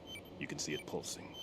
Now you spray this on the sucker and there we go. Simple, huh? The spray freezes the detonator instantly. Very cool. There's no way the thing can detonate in this condition. Even if you leave it alone, it'll stay out of commission for at least 24 hours. That's enough time. If we had the manpower, I'd recommend complete disposal. But this will have to do. The spray can be used from several yards away. Now check the floor, ceiling, walls, under a table, everywhere. Try to imagine the locations the bomber would choose. That won't be easy. We don't know a thing about facts. KFC. Is there Damn it. anything that'll help us locate the bombs? Here. Sorry, I'm just hungry for KFC. Tell you the truth. An ion mobility spectrometer. It can recognize ionized gas emitted by C4s. IMS. What? In other words, that little gadget sniffs out C4's scent. Told you, stink bombs. I've established a link up with your radar network. So Raiden's really needs to get with it, man. This is why I'd be better in this situation. Simulation or no, I'd be better in this situation. This simulated situation. Okay? Pull him out. Pull him out, man. I'm going in. Aesthetics he is. Signatures? Yes. On every bomb he builds, he always leaves a trace of the cologne he uses. Oh. The sensor also picks up that particular scent. Wait, he wears cologne? Is that something he learned from you? No, it was his own quirk. He wouldn't work by any rules except his own, and he followed them like a religion. And common sense wasn't one of his strong points. Bombs are my religion. From everything I knew. I have no children of my own, and I thought I found a son in him. He had the right stuff, you know. There's something very unusual about an ability like that. Even at Indian Head, he got special treatment. I remember some people called him one of the fat cats. Maybe that's what started all this. I didn't teach him the most important thing I had to tell him. There are some love. things you have to pass on. Sperm. To know which one. Right. All I taught him was skills. And now I have to stop him from using it to destroy us all. I gotta stop him from spaffing. Let's see how well that sensor works. All right. I'm activating them. Watch. You see the green stuff on the radar? That's a visual representation of the C4 scent detected. Of the visual representation of the green fart smog. The green fart smell that permeates the essence around the bomb. Okay? All right. Don't forget that you need the radar to use this system. Log into the node at every strut and turn the radar on. We have to keep out of the enemy's sight, too. Because the radar gets knocked offline when we're spotted? That man would have allotted some C4s here in Strut C as well. Here? I know the structure of this facility. And It's big and yellow. And you better watch out. Because yellow means look out. Of course. I taught him the techniques he uses.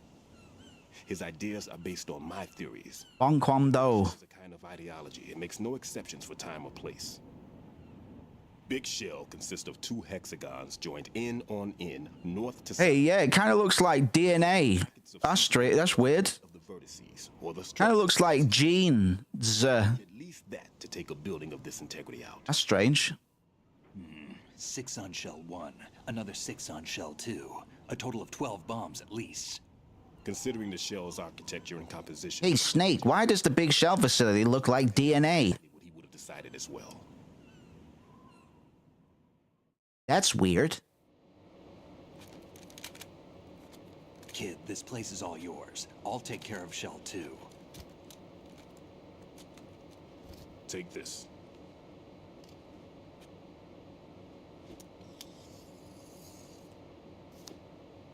What's this? Security card issued to Shell personnel. The Big Shell security layout includes varying levels of clearance. Yeah, I know. I played a video game before, okay? Printed on these doors. Writing, your card key can open doors with security. I'm definitely not playing one right now, but I played one before. I've completed over 300 levels in VR chat. Did you not hear me? How did you get this? That engineer I told you about gave it to me. He was supposed to program a set of all-access cards once we were on site. Unfortunately, this card won't get you into every area of this structure. We'll have to deal with the remaining security lockouts as they come up. Let's get going. You stay here. No, I'm going. The 2 of us can handle it, don't worry. But... You'll just slow us down with that leg of yours. There's a war going on here. I don't have time to babysit anymore. Why don't you just let us handle the grunt work? You can tell us what to do over the radio, like in the original mission plan. All right. I'll give you instructions from here. Oh, it's squeaky metal stock sound number 5. Good luck to both of you. This is a dangerous one. Who dares, wins. If anything comes up, let me know. My frequency is 140.25. Good luck, kid. I'll see you later. This is Semper Fi. Semper Fidelis. That man's no SEAL. More of a walrus, right? What? Semper Fi, Marines. Marine Corps talk. See? Normally team leaders Put me in, coach. Raiden doesn't know anything. And as far as I know, SEALs keep their officers away from I know it. I know everything. And who dares wins is a model of the British Special Air Service.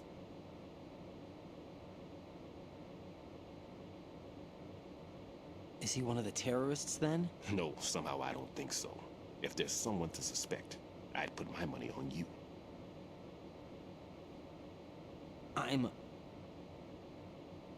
Just take care of those bombs for now. What about you? They could be back in this area soon.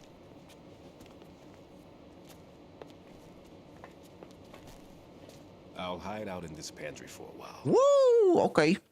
If I lock the door, it should be all right. It's got plenty of snacks inside. Don't need to worry about me. Yep. I'll give you instructions by codec from here. I wasn't worried about you. I'm more worried about me, man. Raiden hasn't had a fucking sippy cup since he got here. Bomb disposal is a face-off with your own mortality. Don't let the fear get to you. When you give in to the fear, the darkness comes.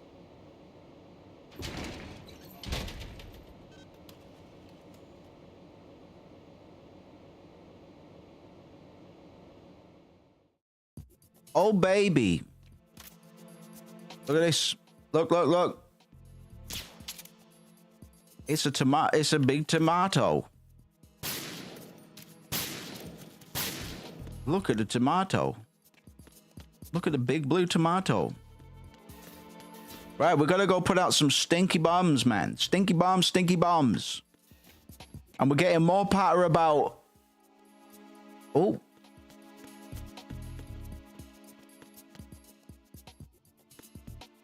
Yep. Yep. The sensor you... Yep.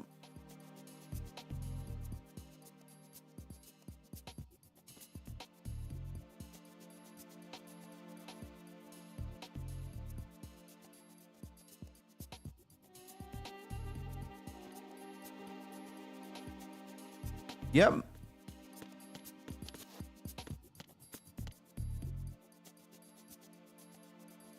Yep. There's more chat than that about sneaky simulations and VR missions.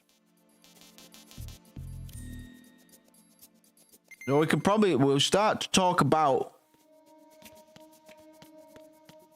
Baudrillard's orders of simulation, man. Because this game kind of finds a perfect expression of these ideas. Metal Gear Solid 2 has a perfect representation of this concept of orders of simulation. My guy proposed that postmodern culture. Oh, let me get out the stinky spray. Postmodern culture progresses through fire. Fire. Why you no fire?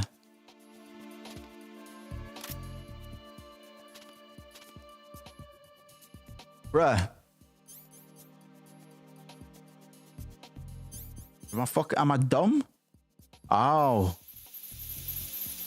No, I remember making that mistake when I was a wee lad playing this game. Raiden here. I took care of so the force right, yeah. bathroom was set to blow.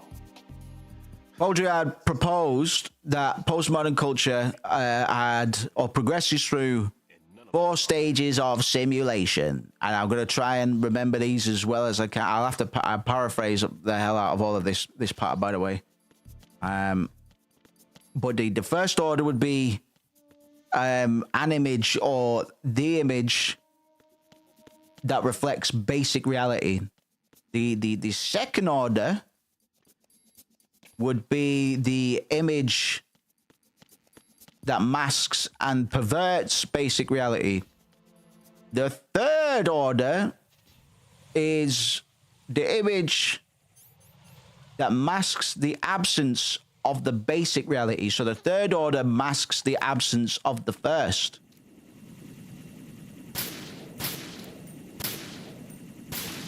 Get to fuck with you. And get your kids out. Get your foot with you. Get your foot with a lot of you. And the fourth order, bada bing, bada boom. The fourth order is the image bears no relation to fucking any reality whatsoever.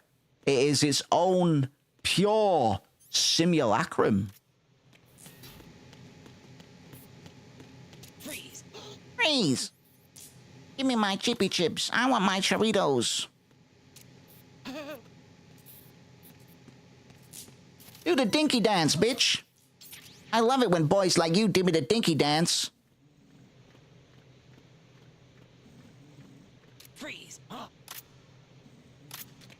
So what do these four orders of simulation have to do with Metal Gear Solid 2?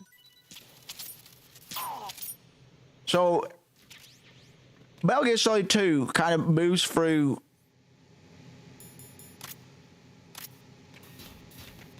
it moves the player through each stage of these orders of simulation, you could argue. And I'm going to argue into the ground, probably. I don't know how up Kojima is on simulation theory and all the rest. But here's how I would apply it if I was to do that, and I'm about to. Got to close this one, right? So the first order would be the tanker mission initially appears to reflect the quote-unquote reality of Metal Gear Solid 1, with Snake infiltrating a military facility or vessel. Really doesn't matter which. The point is he's doing it, and a lot of the parameters are the same as when he was dipping and diving into Shadow Moses. Alright? All done. You better not fucking turn around, eh? Oh shit, biscuits. Are you going to shoot me? Yeah, kinda. Oh.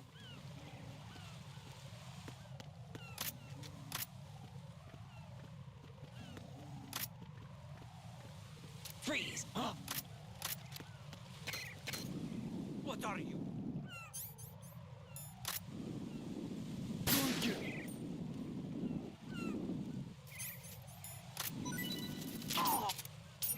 The way to do it. Once we're here, we'll get the other one. So the tanker mission appears to be reality, and it's something that we can rely on in terms of memory and all the rest of it. Like we have the design in mind in regards to. It's something we're very close to what we've experienced. Our expectation is there. We can perceive it as something that is happening or could happen, is going to happen. We are a part of the thing that is happening. The second order, the second layer. Fuck yeah, I'm gonna shoot you, bro. Are you going to shoot me? Are you going to shoot me? Oh, I didn't mean to do that. Yeah, he's dead. I need to kill myself. The second layer would be the Big Shell mission, which perverts the first order, the first layer, the first reality, by recasting it and doing it again with Raiden as the protagonist in a suspiciously similar scenario.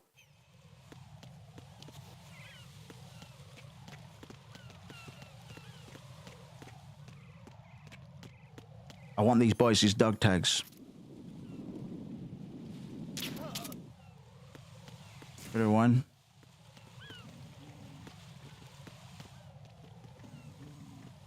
Freeze!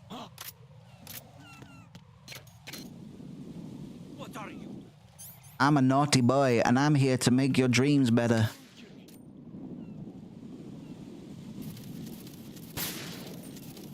Oh, I've already got your tags. Oh, I'm sorry, baby boy. Go back to sleep. The third order would then be, and it's not happened yet in our playthrough, but it would probably be when we get the revelation that the Big Shell incident, the Big Shell mission, is in and of itself an artificial mission. It's an S3 plan simulation that masks the absence of any authentic successor to Shadow Moses. Does that make sense? Does that make sense, motherfucker? Oh, shit. Oh, God. I didn't mean to. I got too into the role. We're trying to do a peaceful, kill-free route. Kill-free run. So I do apologize. I got too into that. Sometimes the simulations can trick you. So yeah, the third layer in this 4-stage simulation theory, the third layer. Nobody. It's just me, Quiden. It's just me, baby Raiden. Oh, fuck my nipples off, man. I swear to gosh, I'm backwards, upside down, day and night. Yeet yourself, man. Yeet. Right. Are you all right? The third layer, Big Shell mission. Turns out it's a fucking artificial simulation, man, which masks the absence of any authentic successor to Shadow Moses. And the fourth order would be the final cherry on top, the icing on the cherry on the icing on the cake. Remember, cakes have layers too. So does life. So does the simulation. Life is a lot like a cake, man. And the cherry on the top of this cake, the fourth order, the fourth layer, the fourth addition, it would be the final revelation that even the S3 plan itself is a deception, which creates a pure simulacrum.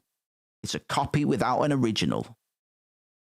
And it's confusing as fuck. So I'll try and go into greater detail on what I mean when I try to apply this theory to this fucking horseshit video game. I'll just shoot my boy in the head. Try to. He's gonna go Betty Buys. Have you seen Inception? When you go Betty Buys? When you go Betty Buys, it's like that, but it's smarter. And it makes more sense. And Inception was a bad movie, so. Are you going to shoot me?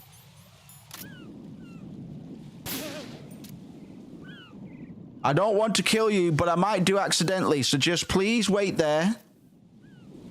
Daiichi Baba. Sorry, sir. Right, we got him in the end. That's fucking brave. Thanks for your tags. So the whole Big Shell itself kind of exemplifies this concept of this idea of ding ding ling. Freeze. I've already got your donuts, haven't I? You got your donuts, son. Wiggle and waggle for me, boy. That's okay. You go to sleep. You done well, soldier. Look, I'm on my tippy toes. How about that? I'm taller than you now. Right on the buns. So a hyperreality in this context, or in fucking any context, I guess, would be a simulation that becomes more real than what it simulates. Like the fourth order, the fourth layer, as it were. It will eventually become that, but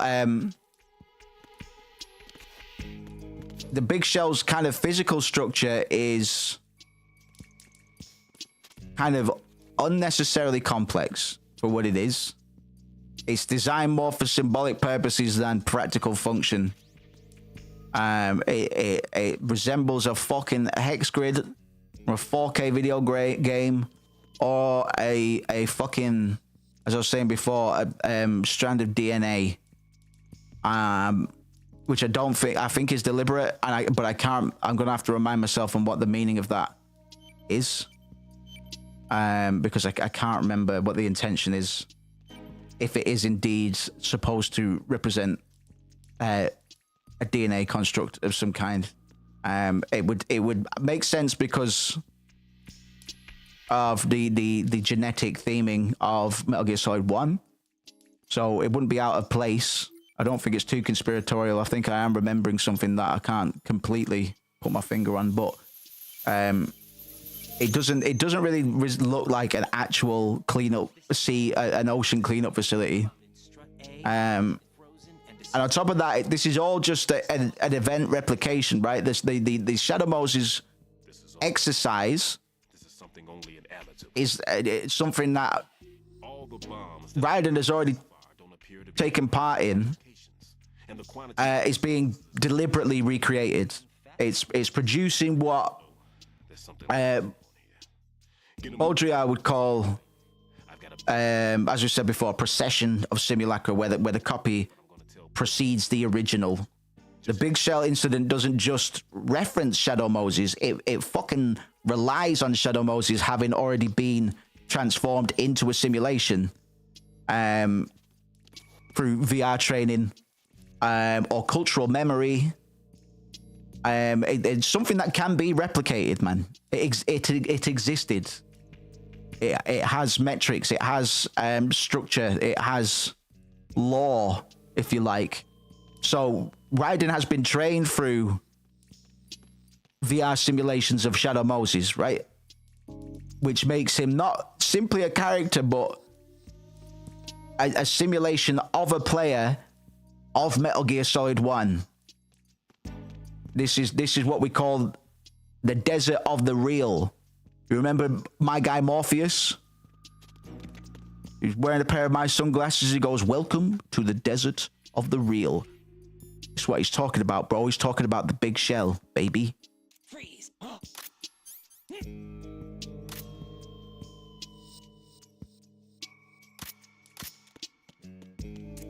Don't kill me.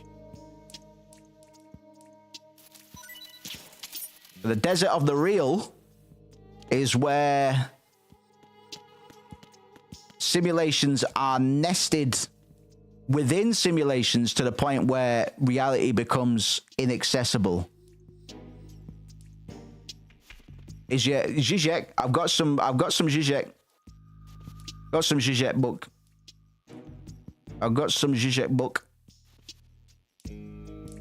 I was gonna start sharing the PDFs, my horde of PDFs to the Discord, man, but I don't want anybody to get fucking antsy about it. So if anybody's kind of fucking flimsy about piracy, then they'll come after me. But I don't really care. It's the sharing ideas, but you know, I'm sure I'll get them into the deep dive forum somehow. Sort of the fourth layer, the fourth order in. I probably have, Bib. I probably have. I've got some notes on Zizek for this video game, I think. Yeah, the fourth layer is, or the fourth order.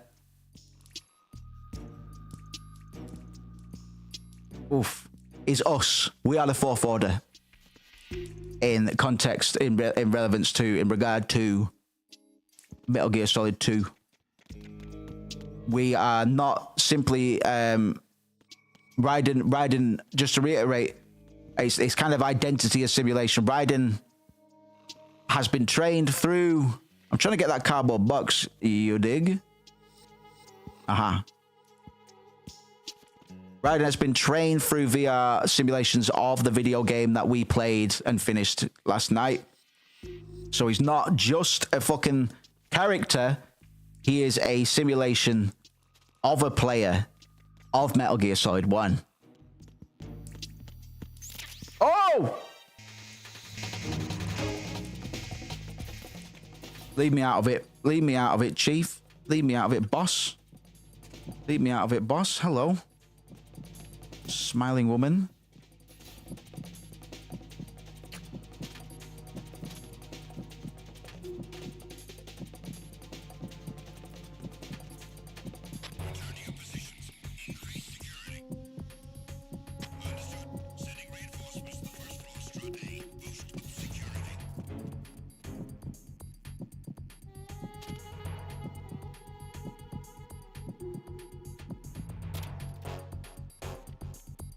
See you later, pancakes.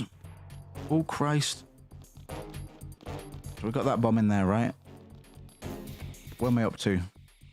Oh, there's one back in the, where I started, right? I remember.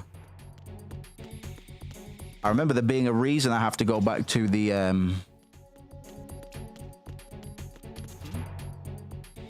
harbor of the dock of the bay. Nobody. It's John.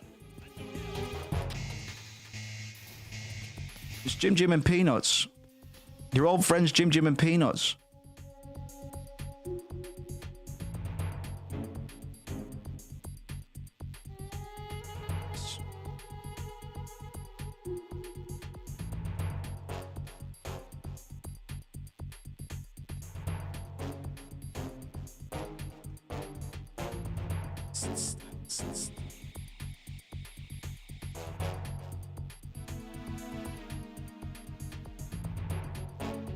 Was it GJ you mentioned last time, or was it Baudrillard?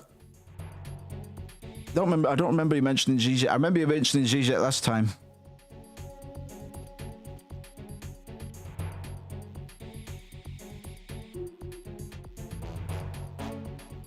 But I've got a whole stash of things that I absorb a bit of every day.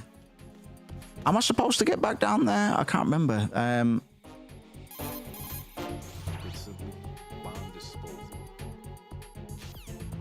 Oh, where's the last bomb? I've got a map for this.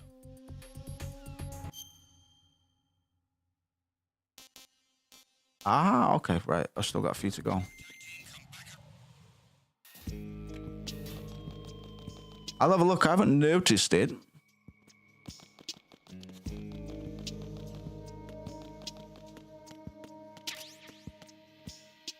I haven't noticed it if I do. On to the next.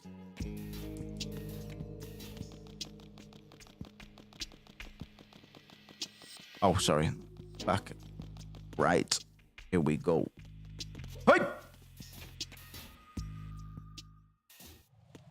What time are we on? Oh, God. Right. I'm just going for a quick little bathroom break. Time has kind of zipped by tonight, man. I'll be right back. Don't touch that dial, or I'll fucking touch you.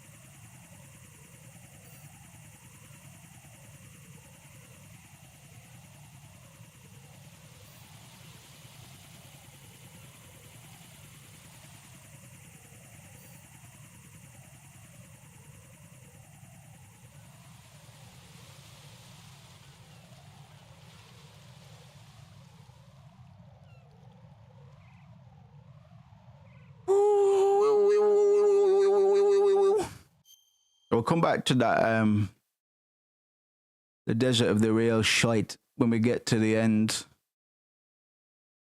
It's one of my, well, it's evocative, man, which is why I like it. In terms of Baudrillard and all of his fucking fluffy simulation, cosmic horror or techno horror. It's definitely one of the more powerful ideas he's conjured up.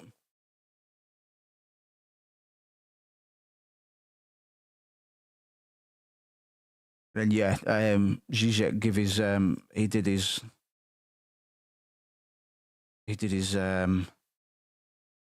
Marxist Lacanian.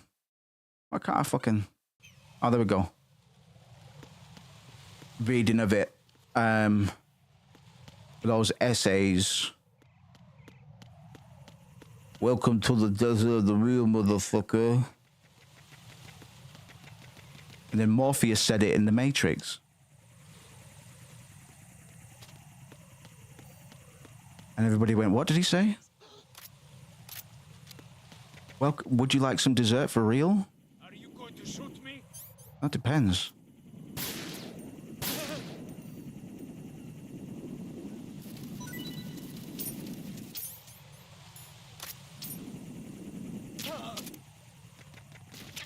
Well, that really depends, don't it?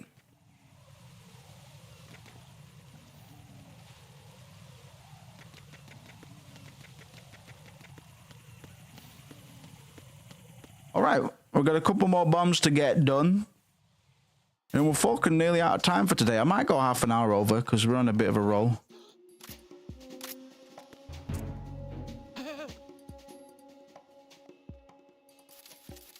I've already got yours, Jangle Puss. Go to bed then. You go to bed, silly. You go to bed, silly. Whoa. Freeze. Don't kill me. Okay, I won't. Just give me your jingleberries. At D. Huffman.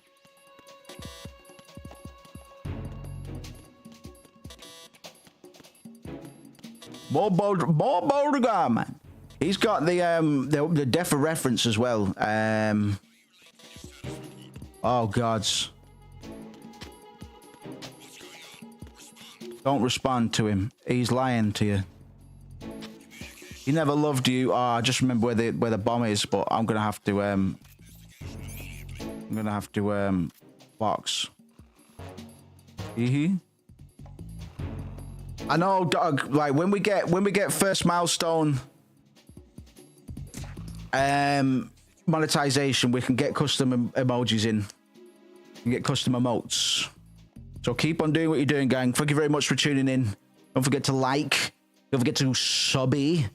And yes, if you do enjoy watching the VODs, I appreciate you. I always try and pace these and present in a way as if you could just listen to them whenever you want.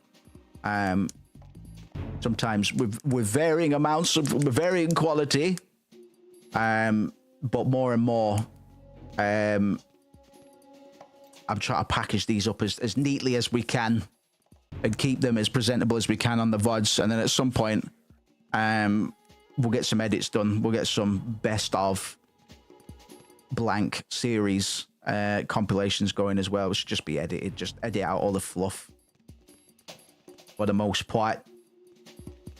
And I'll be doing some shorts as well, as I say, now that the tools on YouTube are getting better for that jazz. Rats, we are the rats. So I am deaf reference is represented or finds. Oh fucking hell! No, it's not. No one's gonna believe you. It was a draft. It was the draft.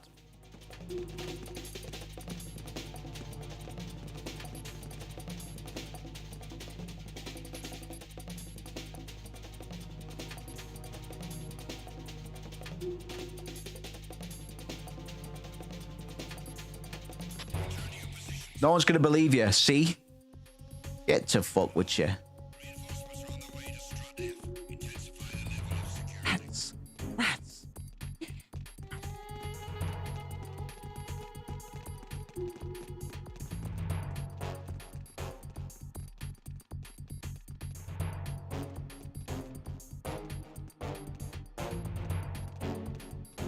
I need to unlock the map for this fucking area.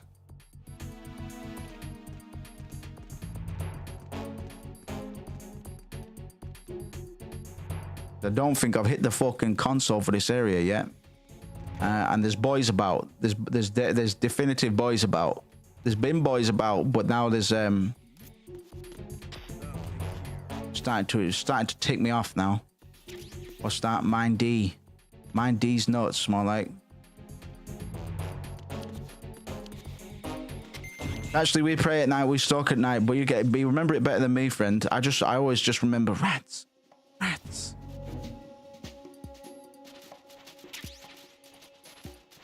We're the rats.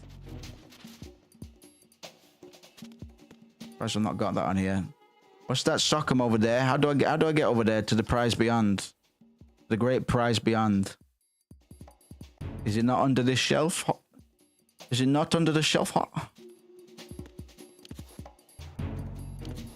No, no, no. No, no, no.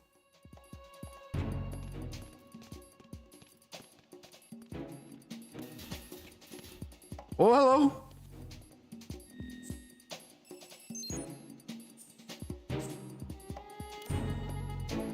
Well, you could have had me fool. That's fucking second order simulacra going on right there, man. No, that's third order. See, it's all about, it all comes back to Rats and David Lynch at the end of the day, and JoJo. Rats, David Lynch, JoJo's Bizarre Adventure. I am playing and talking video games at night. Oh, shit. You know, some people fucking do this for a living. Fucking weirdos, man. They are smarter than me, though. I'll give them that. Hey, I'll give them that. I know where this... Alright, I need to put all these boys to sleep, man. Because I remember where the bomb is now. I still need to fucking finish JoJo, man. I was going to start reading it. But I started reading 20th Century Boys. By Naoki Urasawa of Monster fame. Binge ahoy. Freeze. Oh, God. Get to fuck with you. Go, go, go.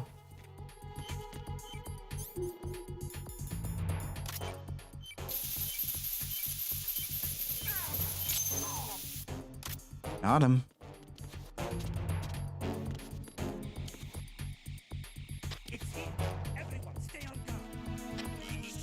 Welcome to the Panopticon, motherfucker. There's boys about. There's fucking nobody nowhere, man. It's all an illusion. Have you not been fucking listening? What are you, stupid? Are you too stupid to keep up with the fucking video game stream? Silly little man. Silly little man.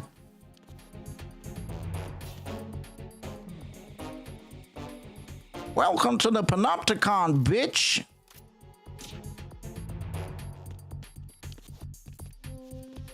I haven't watched the anime in a bit. To be honest, I don't really watch it. I just watch fucking... I even watch wise guys like me. Well, not even... I don't even watch wise guys like me, man. I watch fucking... I watch clowns. I watch a couple boys that stream and nobody else. And then I watch video essays, but only from certain people.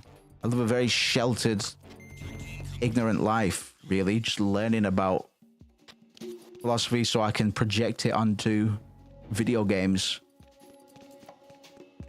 when nobody asked me to. Because that's real love right there.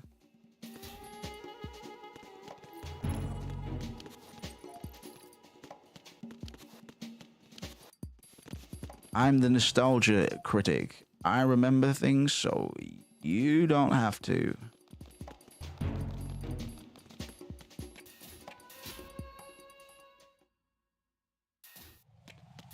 He's gonna take you back to the past. Uh-oh.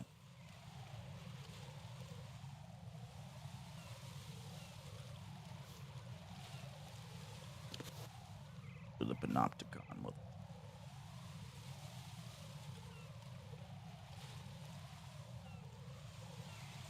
In Metal Gear Solid 2, we programmed the guards so sometimes their shoelaces come untied and they have to tie their bootlaces. We decided that what's more realistic than a guy tying his boots? Be careful. There are Claymore mines around there. Who is this? Stealth equipped Claymore mines, invisible to the naked eye.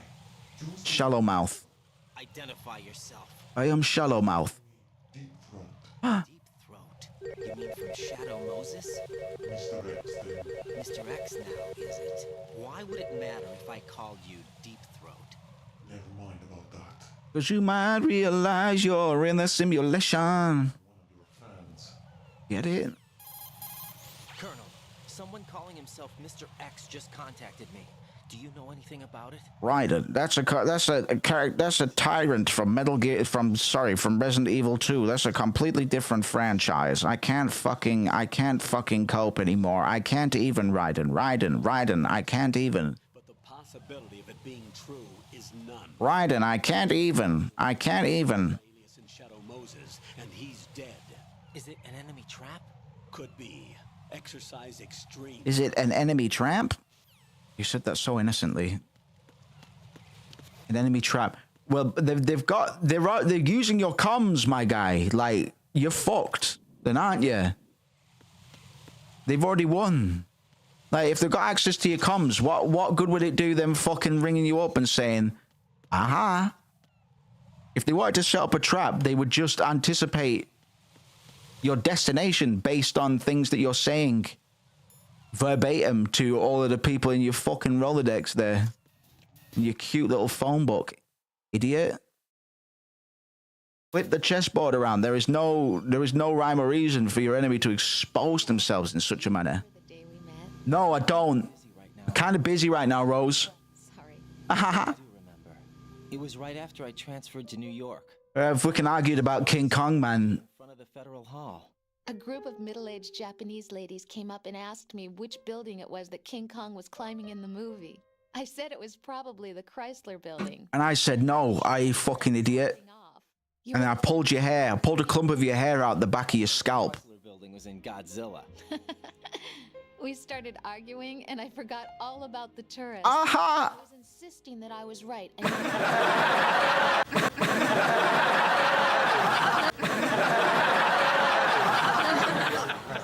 The better recall. We argued all the way to Battery Park. And for nothing. Since the museum was closed. We went our separate ways from the museum. And then I found you again by coincidence out in the base corridor. An amazing coincidence that we were actually working at the same place. That night we went up to the top of the Empire State. It was so beautiful. I could look down on the Chrysler building from 120 stories above ground. I felt overwhelmed. I didn't care anymore who was watching. And that was our first date. We watched King Kong go over the bridge towards that night. Didn't stay till morning. By coincidence, we were together. I know. I'm sorry, Jack. I'm taking up your time again. I completely tuned out, sorry. Alright.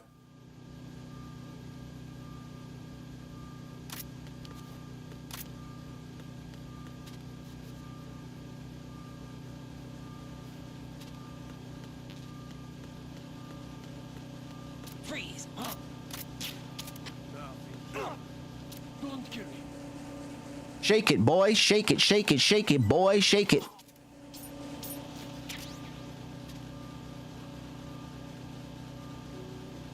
What can do crouch then, boy? Hey, crawl on your belly like a snake. Not that one. Oh. Oh. There's somebody there. There's always somebody somewhere, friend. Freeze! That's what it is to have friends. Unfortunately, I'm not one of those. It depends. Are you a friend? Friends, dance for me. That's right. You're good at that. You're good at that, Robert. I think I'll visit your wife.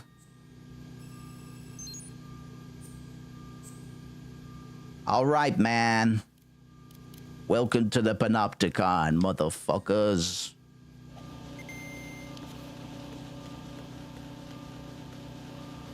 Tipple tipple, here we go. Here I go sneaking again. Hey, hey, hey. Right, we've got a bomb to defuse in this area. Local bombs in your area.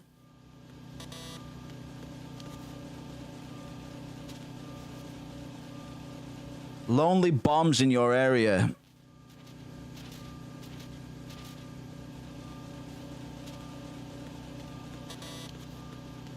Local dentists hate him. Click to see why. Bombs are the worst thing that's happened to the dentistry industry since about 4 days ago. Where's this little beep beep bomb then? Oh, I haven't got a big smoky fucking thingy on my screen because I need to get my... There we go. Now I should be able to see the smog of the bomb. Bomb smog. Welcome to bombsmog.com. Oh. Oh.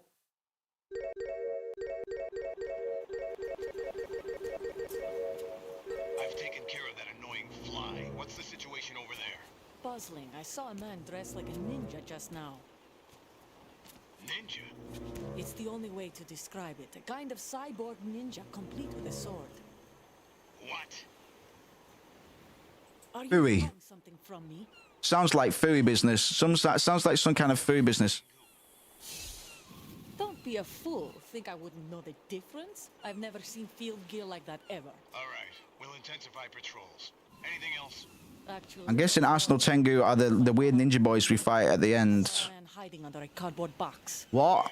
On the Don't be ridiculous, man. me this time. I've seen someone use that box trick before. We'll lay a trap on the Shell 2 connecting bridge. Over and out then. Silly little box. Freeze! Freeze, I'll shoot you in the box.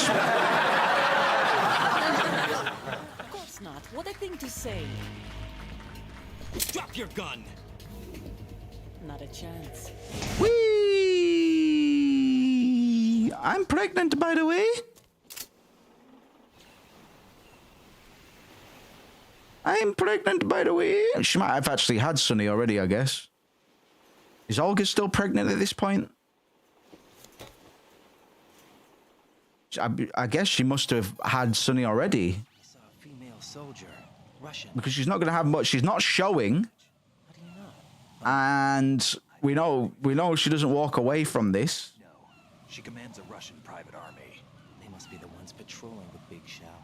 That's right. So she's led the group. it must have been 8 to 9 months in between, at least in between the Big Shell and the tanker incident, or the tanker incident and the Big Shell, I should say. That is very funny. Freeze! Move! No! No! Smile. Okay. Do the jiggle for me then. Damn. Damn. Damn. Damn. Catherine? Wait a minute.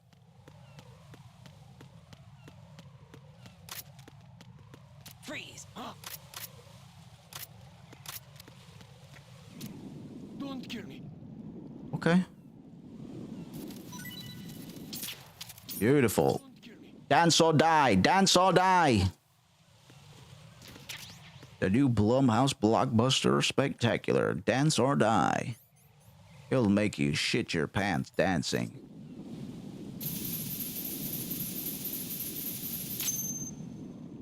All right. Raiden here.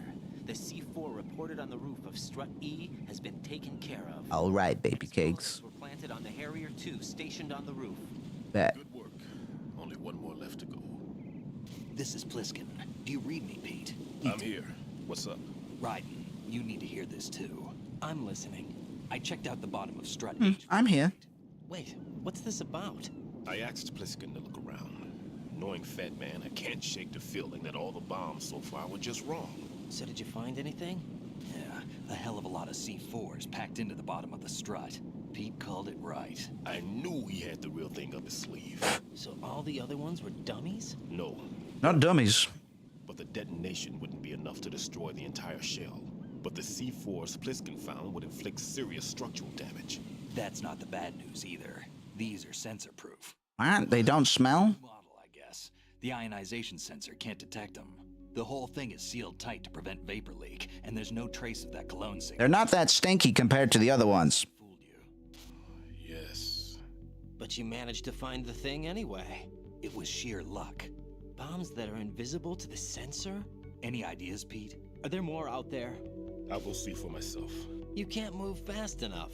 He's right. I can try the spray from a distance. Hold on. There's something not right about this one. I can feel it. Well, Pete, should I come back and get you? No, there's no need. Raiden, you have one left to go, correct? Right, except for those scentless ones. How about you, Pliskin? I have 2 left, not counting this one. Okay. It'll have to be me.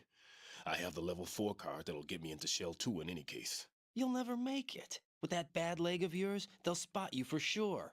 That won't happen. I can walk just fine. I can even run.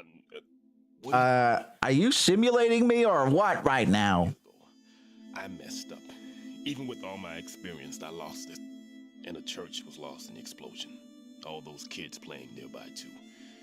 These past 5 years, I've lived a lie. Lied? Yes. Are you simulating the fuck out of me right now? I can't believe you're simulating me. All because of my mistake. All I could think about was hiding from the crime, shielding myself from the public outcry. You simulated us all, man. That's damn dirty. That's damn dirty you do that to us, man. I can't believe you'd pull the simulation over our eyes. Just when I thought the simulation didn't get any deeper than this, just when I thought the Big Mac didn't have another Big Mac hidden inside, you went and shoved that fucking big Mac up my asshole. Made us all look like chuppa chumps. God damn it. God damn it. God damn it, I'm pissed off. I don't even want to eat McDonald's anymore. Take it away. Get the McDonald's to some orphans. I don't want to eat it anymore. I used to enjoy eating McDonald's in front of the orphanage, but not no more. Not no more, you hear me? Now take that orphanage and send it back to the McDonald's. I'm sick of it, you hear, Pete? That's the last time anybody pulls a simulation on me like this, you heard? I'm sick of these simulations. They didn't prepare us for that in VR chat. And they ain't gonna prepare you for the fucking fist that I'ma pump your ass with. You hear me? Now get your ass back to the orphanage. I got the receipts, and I don't want the McDonald's. I'm going Burger King, and I'm gonna eat Burger King in front of the orphanage, and you can't fucking stop me.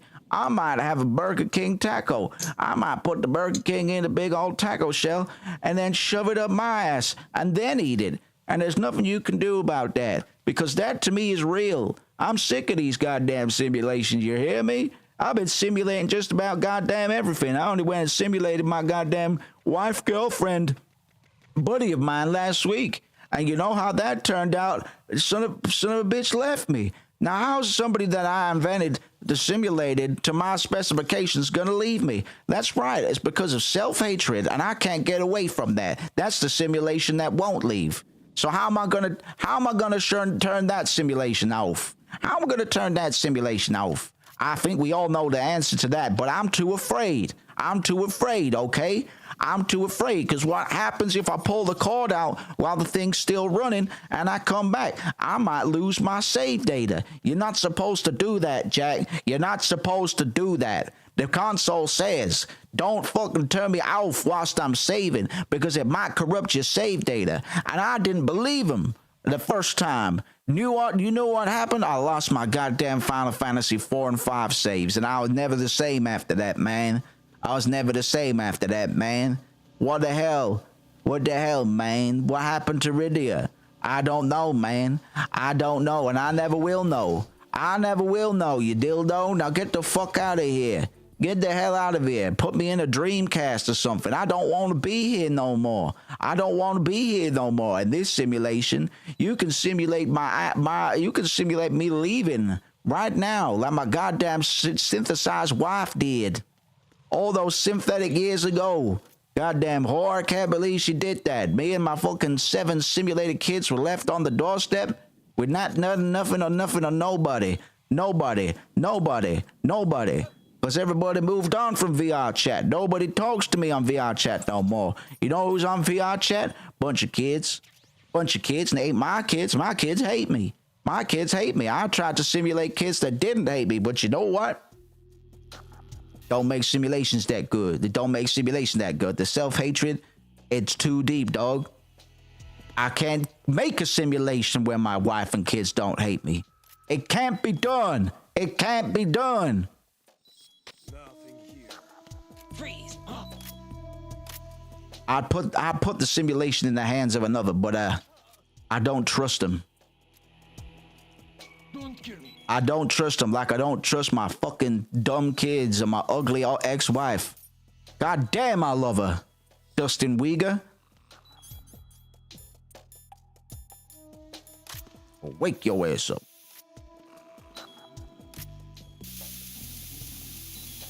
You can't have my simulated wife. I played me side on stream. Everybody thought it was a joke, but I was in love. And you can't simulate that, man. You can't take that away from me. Pull out the cord and just make me go on with my life. I collect these dog tags not because I want to, because I'm lonely. Because I finished the mission and I'm just there staring at the back of my penis, wondering where it all went wrong, man. Where did it all go wrong? Why couldn't Kojima keep on making Metal Gear games without getting death threats, man? I love him, man. I just want him back. Why am I getting a phone call now? Please don't. I'm on my tippy toes. How about that? I just miss him, man. I listen, man. I liked him till he put Margot Qualley in his video game. But then he killed Margot Qualley in his video game. And I said, okay, I can live with this. Just don't make a second one, please. Because I can't play a video game without Margot Qualley in it, man. You can't do that to me. You can't just give me that. You can't just give me that and take it away. Everything gets taken away. And I said it's not fair. Kojima gets to hang out with white lady models all day long. And it's not fair. Cause I got plenty nice conversation. I can talk to, he can't even talk to the models, man. They don't speak the same language, but he can still make them take their clothes off. He still makes them take their clothes off, and everybody calls him a feminist. But when I ask people to do it in my own damn language, I get arrested. It's not fair, goddammit. Hey! Do the worm. Do the wiggly worm. Okay. Do the wiggly worm. See you later, boys. Fucking meow. Ouch. Ouch, they shot me in the pouch. They don't teach you that trick in the fucking Navy SEALs. I found it. Eureka.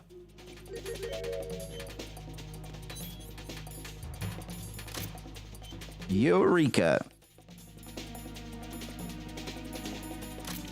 Where's my deodorant?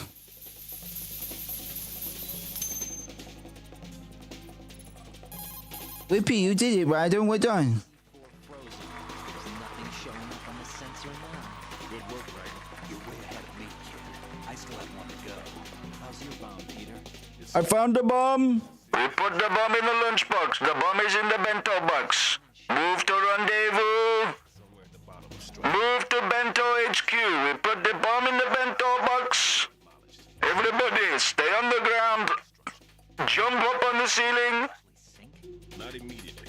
There'll still be 5 struts left. But if Shell 1... 5 struts left. Make them the best struts of your life, man. The big shell structural... 5-point palm exploding heart technique. Both shells lose a strut each. Uma Thurman's gonna do that, and then you only get 5 struts. What do we do? I have a sensor that can locate... Strut. You better fucking strut, boy. A neutron scintillator and a hydrogen bomb detector. You brought that stuff with you? Of course. I made the calibration. Uma Thurman's gonna do that, and then you gonna walk that catwalk one last time, and your heart gonna explode. And I'm gonna catch it. It'd be like a bouquet. It'll be like catching a bouquet, but it'll be fucking fragments of your blown up and just exploded little heart there. You can go back and get it. It's all yours, Rod. I'm going to study it some more. Sorry, boys, what were you saying? Don't touch the other one until I say so. All right.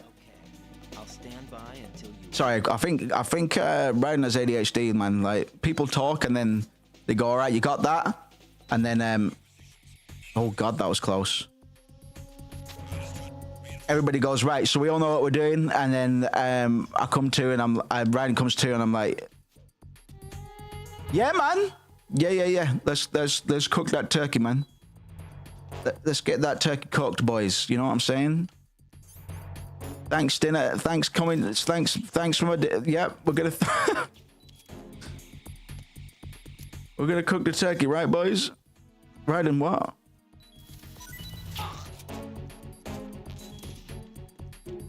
I was thinking about turkey sandwich, man. Yeah, well, Ryden, we've given you the most important task, so you know what you're doing, right? Yep. No, yep, I know what I'm doing. You sure you're listening? Yep. It's just the thing with the thing, right? Thing of the other. Then we go down and we do the thing. Sorry, what? Can you remind me what I'm doing? What did I say? What did I say I was gonna do?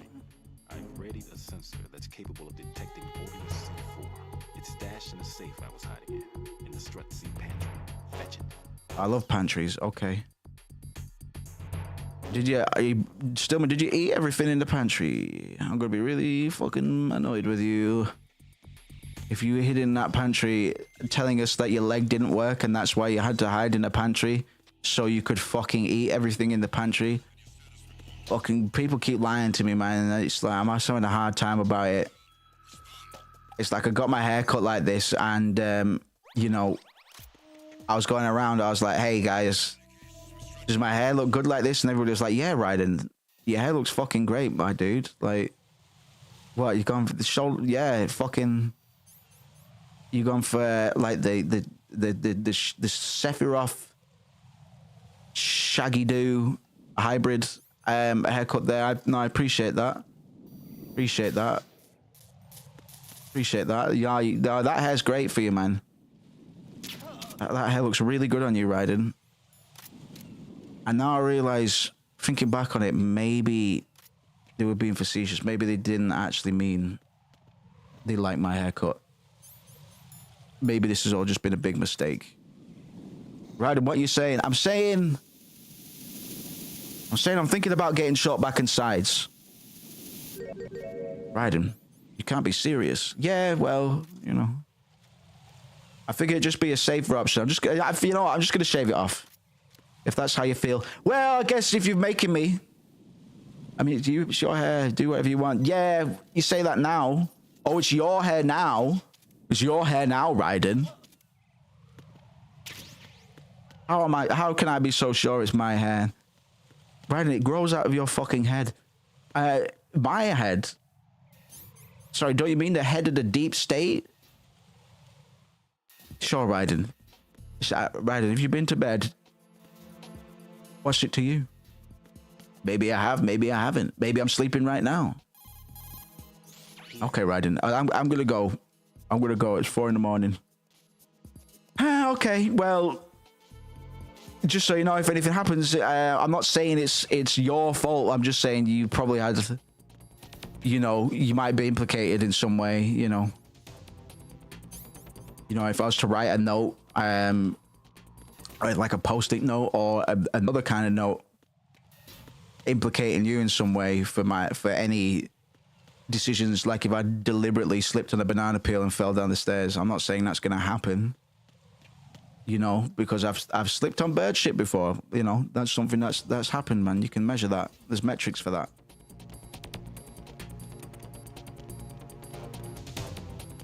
Oh, I might. Oh, fucking hell! Christmas dinners.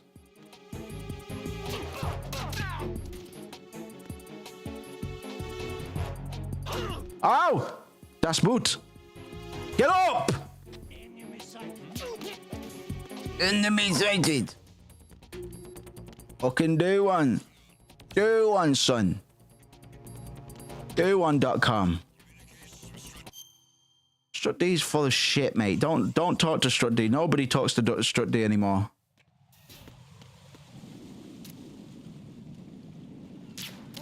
Strut D's full of fucking outside jobbers and Holocaust deniers, man.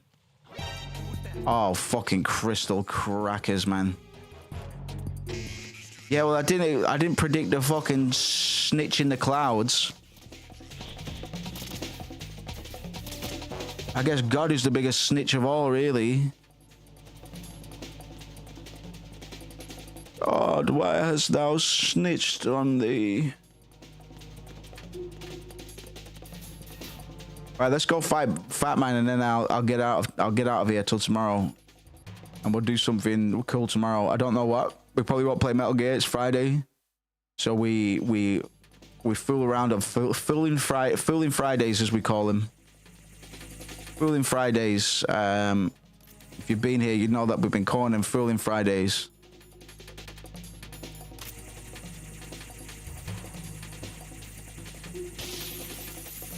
And yeah, that's what was. Oh, okay.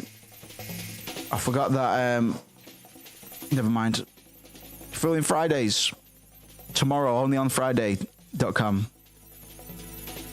Read them and weep. What? You can't ever prove that I was here. You can't prove that I was here, man. My spoot leaves no spoot steps. I play a flute and my footsteps disappear. You can't fucking prove that I was here. When I toot the flute, my footsteps disappear. Hey, I just want to go kill a fat man.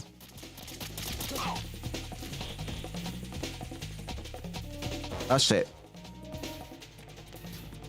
Oh, Christmas. Oh, Christmas. Oh, Christmas. Okay. Oh, I remember. I gotta go upstairs, and then I gotta go back to where I started. Gotta go back to where I swam into.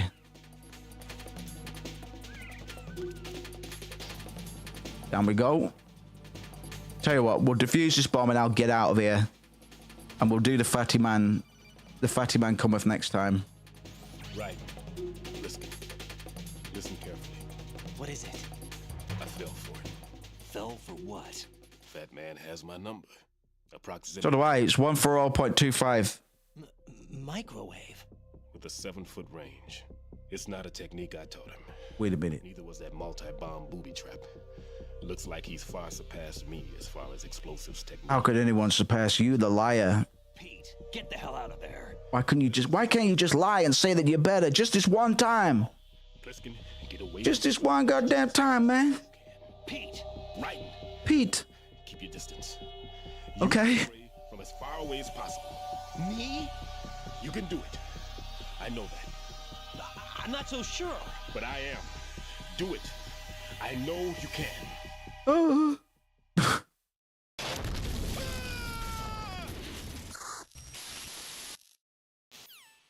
Pete! Peter!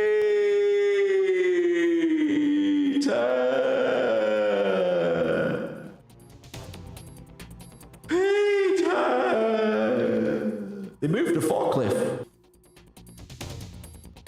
Where's the forklift gone? Oh, there it is. Wait a minute. Wait a minute. Why did they move the forklift? Why did they move the forklift, though? Wait a minute. Something fucking stinks, and I don't think it's my asshole, but that does be stinky as well, man. Something fucking smells like my shit, and I don't think it's my fucking pooping asshole.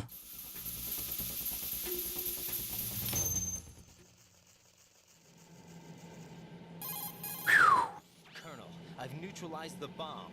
Kernel is in nugget, is in tiny kernel of shit. Sorry, I'm fucking losing my mind, I think. Colonel, any damage report on the explosion? I think philosophy time is over for tonight. Seawater was destroyed, and the central section of Shell 2 is flooding. The explosions ignited the oil slick on the surface. That's what she said. The chemicals stayed in containment. There's no immediate danger. Is the big shell stable? Shell 1 was unaffected, That's what she said. but the threat of the bomb is over for now. That's what she said. Objective: rescue the president. Get back to the upper level. That's what she said. She did talk a lot. It's one of the things I miss about her most.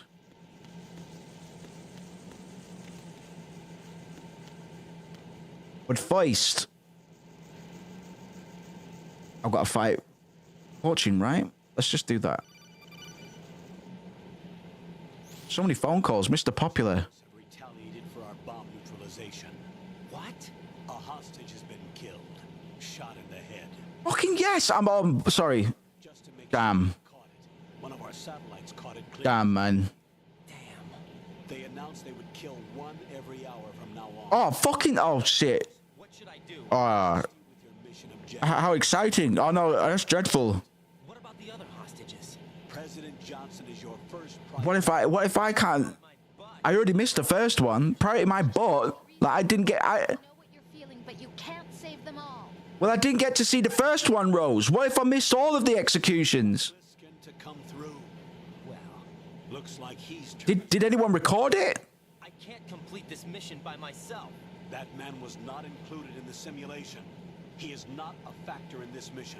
What do you mean by that, Colonel? Your mission must remain a solo effort. What about the SEALs? No second attempt? They haven't even gotten to planning that. All we can do is wait. In the meantime, Wasn't included in the simulation. I understand. All right. Go and rescue the president. You can start off by getting to the upper level of... So stressful, man. All this simulation business is just stressing me out.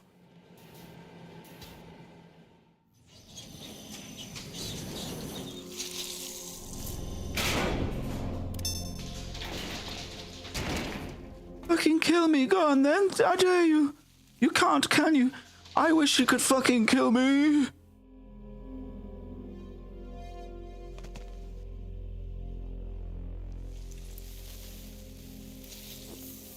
Come on, pussy. Put one right here. Put one right here, my broken heart. Alive after all. I knew this moment would come. Come. Show yourself and finish me. Finish me. Like you finished off my father. Christ. Otherwise, you'll be the one to die. Oh, crap.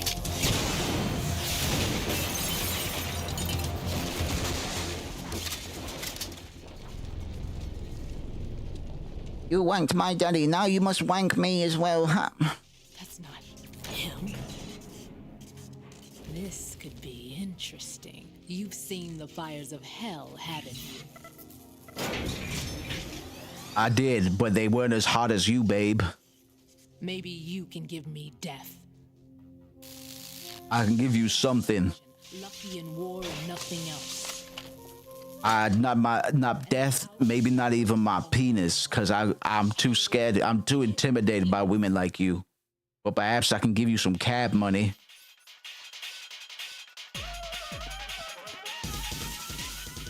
Wow, wow, wow, wow, wow, wow, wow, wow, wow, wow, brown cow, Wow, wow. I don't know, just a worthless cog in the patriarchal machine, babe. I'm worthless in service of you, hun.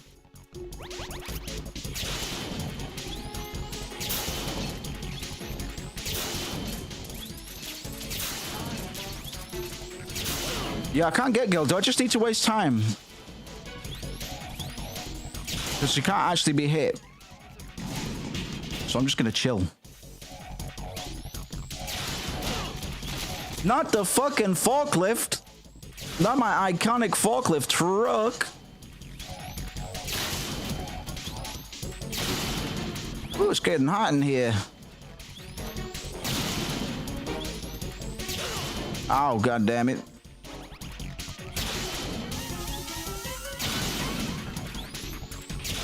Oh, god damn it.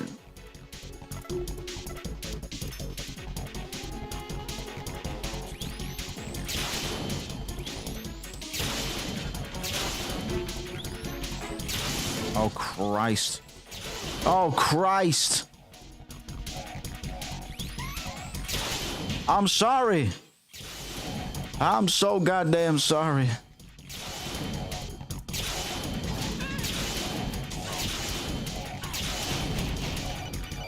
What? Kind of busy.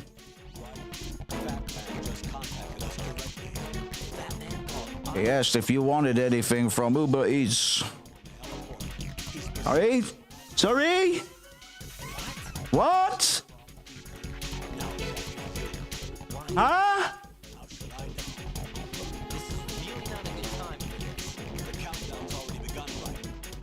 Count what? Okay, yeah, text me. Text me. Text me. I can't hear you.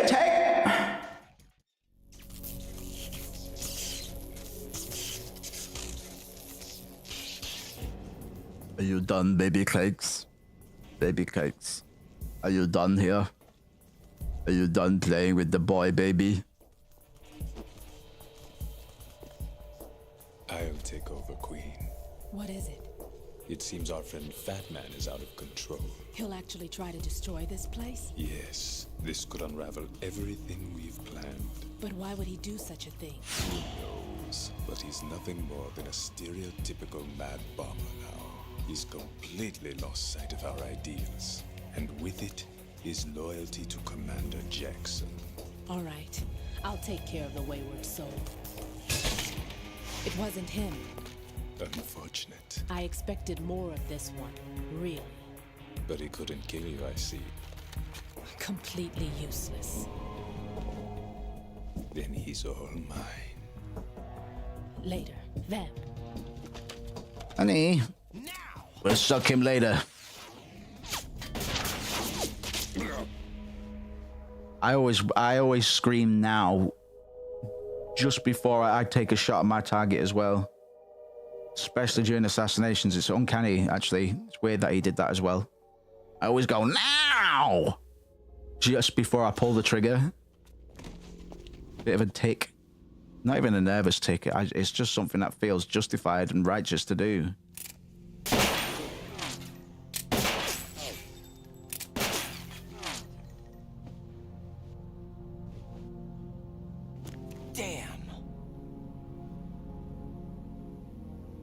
My bisexual vampire boy. Are you gone? No, Queen. I am always ready to cha-cha. No, that death was meant for me. Why am I the only one that can't die? I mean, feel a little bit. Alone again? Feel a little bit. Yeah, I mean, feel bad for somebody else as well. Like, it's pretty bad. Like, if you thought you just lost your life partner, you should feel bad for them as well. It's healthy. But no, yeah, when my friends and loved ones die, I always start screaming, why didn't I die? Why wasn't it me? I thought you could give me peace. Yeah, that's relatable. But you couldn't kill me either. Fortune. Kind of a fucking idiot. Kind of a fucking idiot.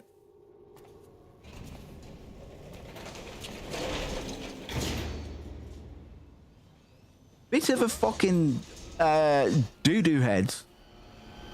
Bit of a wacko. You know? In terms of the Metal Gear Solid Penis Theory tier list, she's probably like a D tier. You know? Vamp's up there. Vamp's like A or S. Vamp's like A or S. But Fortune... There's no need for sorrow, Queen. Jazz hands! I died once already. I died once already. I can't die twice. I can't die twice. Queen. Vamp hands!